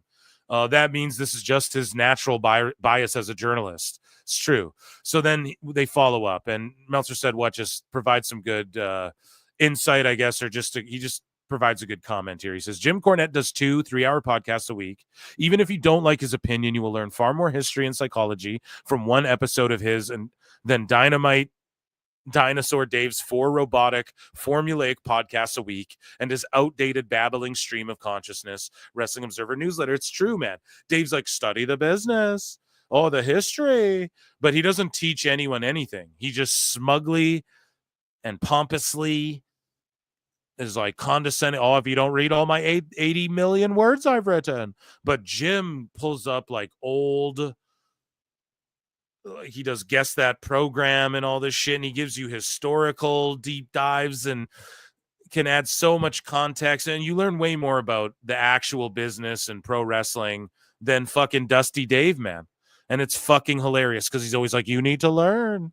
Bro, your show is you babbling, you phoning into your own show and answering dumb fuck Mark questions, trying to stooge insider information, and not the kind of like that is actually valuable to people that they should know about pro wrestling like Jim provides. There's no historical context. Look at my star. I mean, back then, well, it's just you flip-flopping your opinion to try and force your opinion of what you think pro wrestling should be. And we see this with, again, you want to talk about historical. We study and learn you, Dave. Fucking Cornette and Brian pull up the Meltzer files, okay? And even the letters you were writing to other people before Dave ever even got into the magazine, internet selling newsletter space, he was fucking chirping off and piping off at the chicken lips to other people who've been there and done that and trying to tell them what he expects and what he thinks wrestling is and da-da-da-da. He's a fucking stupid idiot. Thank you, fuck you, bye, boom. And yeah, dude, Cornette's pods are far superior in that regard as well. So again, neckbeards pulling cards, right? So Robbie Stevens. So now Dave, and I believe he's doing this because your boy Phil here has been criticizing Dave as far as, there's no criteria. That's what I've been saying a lot lately publicly. Dave now is starting to, here's my criteria now. He listens to PWT, bro. He knows about the flutes. But Robbie Steven goes, "I think when he is talking about your taste, he is referring to your star ratings for matches, which are usually a source of debate within the IWC. Higher star ratings equals your taste." And then Meltzer, quintuplet, sextuples down on fucking the fact that his star ratings are objective, guys. He goes, "Star ratings are largely based on movement of the crowd, based on actual performance." That's a lie. Ospreay's flips don't move the crowd like The Rock and Hogan. I hate many matches I've given high grades to. Liar. If it was based on my preference, it would be totally different. Boom. The Rock versus Hogan, 3 stars. So if it's about moving crowds and not the fucking moves, then Okada and Okada and Omega doesn't compare to Mania 40. That's an 8-star match, and Hulk Hogan Rock is a 9-star match. By Dave's own metric, it's a Richter scale, Brian. Dave, we're just saying what you have to say. We're just repeating and reacting to what you have to say. I'm just reiterating what you have to say about your own star ratings. That's all I'm saying, bro. I'm saying what you're saying. Okay? Dave Meltzer responds to some geek and goes, "Not financially, not from a wrestling is performance art standpoint." Performance art. I broke that down earlier. Pro wrestling, okay, the best performance art is the pageantry of it. That's what made pro wrestling become pro wrestling at the roots of it. Okay? And broke that down earlier in the show. Look at the cage match top 300 bouts of all time. How many were from AEW versus how many were from WCW? And I just quote tweeted Dave Meltzer citing cage match. Fucking Mark! In 2025, man, the year of our Lord and Savior. And then this guy, Trust Goblin, goes, "Why does everyone hate me?" Right? Because Dave always wonders, why does everyone hate me? It's always that thing. Why does everyone not like me? So you're a fucking asshole. Dave goes, only people who would hate learning. So you only hate Dave if you hate learning. But as our country has shown, that's a lot of people. But more than enough love to learn to greatly offset that. But more than enough love to learn to greatly offset that. Dave's a fucking dummy. Yeah, if you dislike him, it's because you hate learning, though. Like, what is Dave ever talking about with this shit? So again, so this is what we'll lead off with here, okay? Or we'll lead off with, rather, end off with, because we talked about it. Are you smarter than a fifth grader? Like, Meltzer is dumber than kids. So speaking of kids, he brings up his kids. And one of the funniest things happens here. So Dave Meltzer, this is completely diarrhea of the brain and mouth. This is one of the most insane fucking things anybody's ever put online. It makes no sense. It's that scene from fucking Billy Madison where it's like, this is incoherent, like nothing you say makes any sense. We've all gotten dumber through your rambling. And he starts talking about his kids and literally, Meltzer said what really was the first one to bring this to everyone's attention, but I've chronicled it here a bunch at PWT. It's like what Dave does is he'll like hear something anecdotally. Oh, the girls who were at my house with my girlfriend, they said that they liked the silly lucha costumes. Lucha's way more over to casuals. He does shit like that. We've covered it here. Oh, if I went to a movie theater and nobody popped for Roman Reigns when I watched the movie, so people don't know him, but Mystico is a ginormous star, right? So he keeps doing this dumb shit. And here's another instance of him just completely like, this is absolute insanity. Okay. So Dave Meltzer says, my son and daughter-in-law work at a high school because my son was named after a very famous current pro wrestler. And it's Cody Rhodes, we discover. Okay. But I cracked the joke, though. I'm like, what was this kid's name? Roman Reigns Meltzer? And then people started I was like, Will Ospreay Meltzer, right? But he goes, he's named. And also, Cody's one of the most common fucking names in the world, bro, these days. So, like, that's insane to even think this as well. Like, yeah, people don't hear the name Cody, then they think Cody Rhodes right away. It's so stupid what he's about to say, but he goes, my son and daughter-in-law work at a high school because my son was named after a very famous current pro wrestler long before he was famous or a pro wrestler, in a weird coincidence. It's like, what? So he was named after a famous pro wrestler before the guy was a famous pro wrestler, so that means he wasn't named after him, Dave. Or maybe he was. I don't know. He goes, arguably the biggest draw and star today is. Most don't know anyone but Cena and Rock. So because your kid's name isn't John Cena Meltzer, people didn't recognize his name. Cody Meltzer. People didn't fucking... My name's Phil Meltzer. Like, people don't fucking respond to that. So they feel like, I don't get what he's getting at. Rock Meltzer. Some will know others, but it's far fewer than you'd think. What the fuck is this lunatic talking about, man? So I responded. I'm like, so his kid was named after someone before Dave knew who they were. And because his kid's name is Cody or something, and people don't automatically associate that with Cody Rhodes, that means they don't know Cody Rhodes. Is his son called Roman Reigns Meltzer? What the fuck is this insane person rambling about? It's so funny. Hey, my kid's name is David Bowie Meltzer. Like, like, what do you mean, dude? Just because they don't recognize a fucking random first name. Hey, my name's Tom Meltzer. Oh, they don't recognize Tom Brady because they instantly don't associate. But if his name's John, they go, oh, like John Cena. There's not like John Bon Jovi and a billion other famous fucking Johns that have come in the history of mankind. Like, what is this asshole dumb fuck talking about, dude? I don't get it. He's literally should be considered clinically fucking insane. Another one here, Dave goes, AEW did 663K, 0.17 last night. Beat everything on cable, but NBA and Fox News doesn't include Max viewership. And Fox News, again, that means like 5 TV shows. Much more in the issue. Doesn't include Max viewership. What? The Max viewership's nothing. So you move along here, and then Dave Meltzer versus Reality. And some fucking idiot, okay, came under here and was like, oh, well, he doesn't even mention this spot. And I'm like, that's the fucking point. Actually, over to Dave's son, though.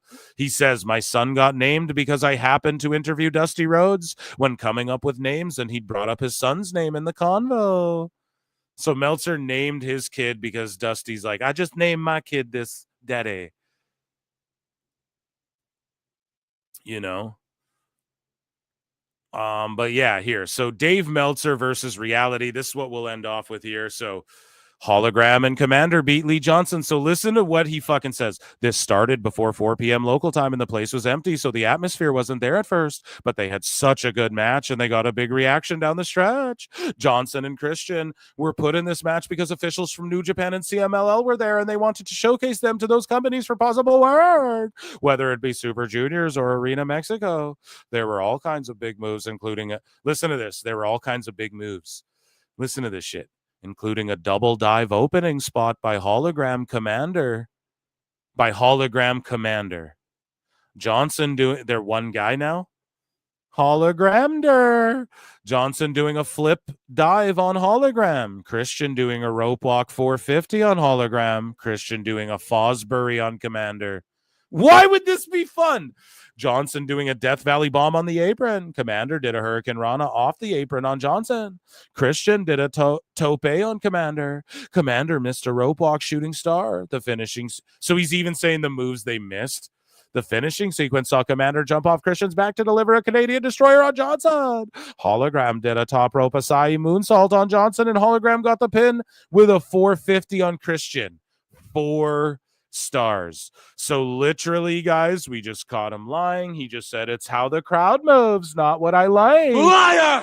We go, Dave, you like moves. He admits in his thing, he goes, the crowd wasn't behind it, but here's all these fucking moves that I liked that they fucking did, and I gave it 4 stars. We caught you fucking lying again. Tell us what you know, you goddamn liar! We caught you lying just now on PWT. Motherfucker, look at this match. This is the match he's blowing to death. And you know what someone told me? They're like, he didn't even name this spot in his review. It's exactly the point. Fucking shill. Look at this. This is what he's putting over. Watch this. What the fuck? You guys see that shit? One more time. One more time for old time's sake. Dre, drop that beat and drop that break and just spend a little bit of the dough my way. I forget how that song goes, but Jesus Christ, man. That's what he's putting over. We caught you lying. You're a dusty-ass old fucking lying man. And I ain't going to keep telling you that we won't stop. I don't know what to say, man. I've said everything there is to say. Dave Meltzer versus Reality.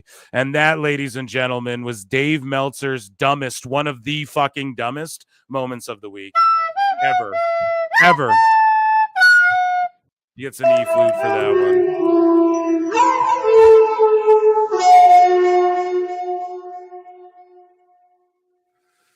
Absolutely insane. Ladies and gentlemen, we rocked on for a long time, 4.5 hours. Round of applause for me, the marathon man. Let's fucking go here. Time limit draw.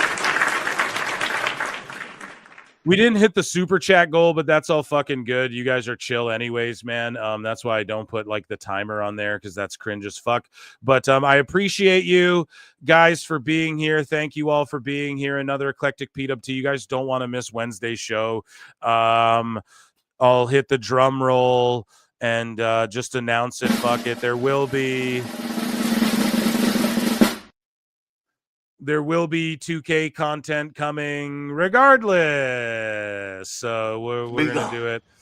I love you all so much. Thanks for tuning in. Be good to each other. At Phil Marks Out on YouTube is my other channel for pop culture stuff. My Daredevil reviews for 5 and 6 are coming out right away. And then I have a cool other like list video I got cooking for you guys about Avengers Doomsday or whatever. I love you all.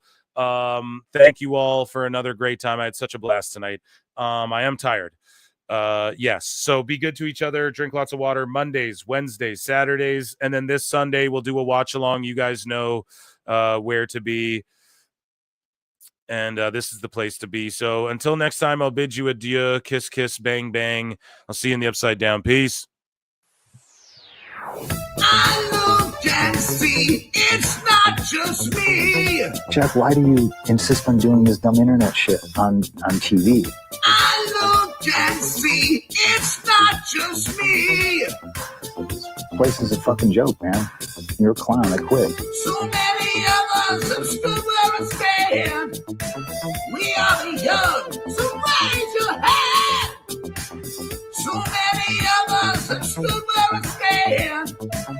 We are the young, so raise your hand.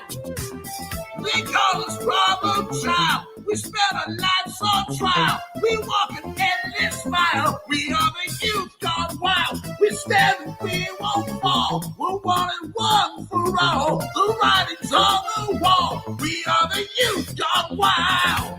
No. It doesn't make logical sense. But it makes yes, of course. But it makes wrestling booking sense. Of course, this makes no sense. Of course, okay, it makes no sense. However, in pro wrestling booking, which often makes no sense, you would do that. It's about making money. It's not about anything else. Wrestling's always been about making money first and foremost. That's it. I look and see it's not just me. Last weekend was the greatest weekend in AEW history. This is the greatest week. I look and see it's not just me. Security, my safety, my life was in danger at a wrestling show. So many of us have stood where I stand. We are the young, so raise your hand. So many of us have stood where I stand. We are the young, so raise your hand. They call us problem child. We spend our lives on trial. We walk an endless mile. We are the youth gone wild. We stand and we won't fall. We're one and one for all. The writing's on the wall. We are the youth gone wild. They call us problem child. We spend our lives on trial. We walk an endless mile. We are the youth gone wild. We stand and we won't fall. We're one and one for all. The writing's on the wall. We are the youth gone wild. Wild. Yeah! If you're familiar with how we do things often here on these Wednesdays, it's a lot like one of my favorite movies, Time Cop. What? Fuck you. Fuck you. Yeah! God damn it! Yeah!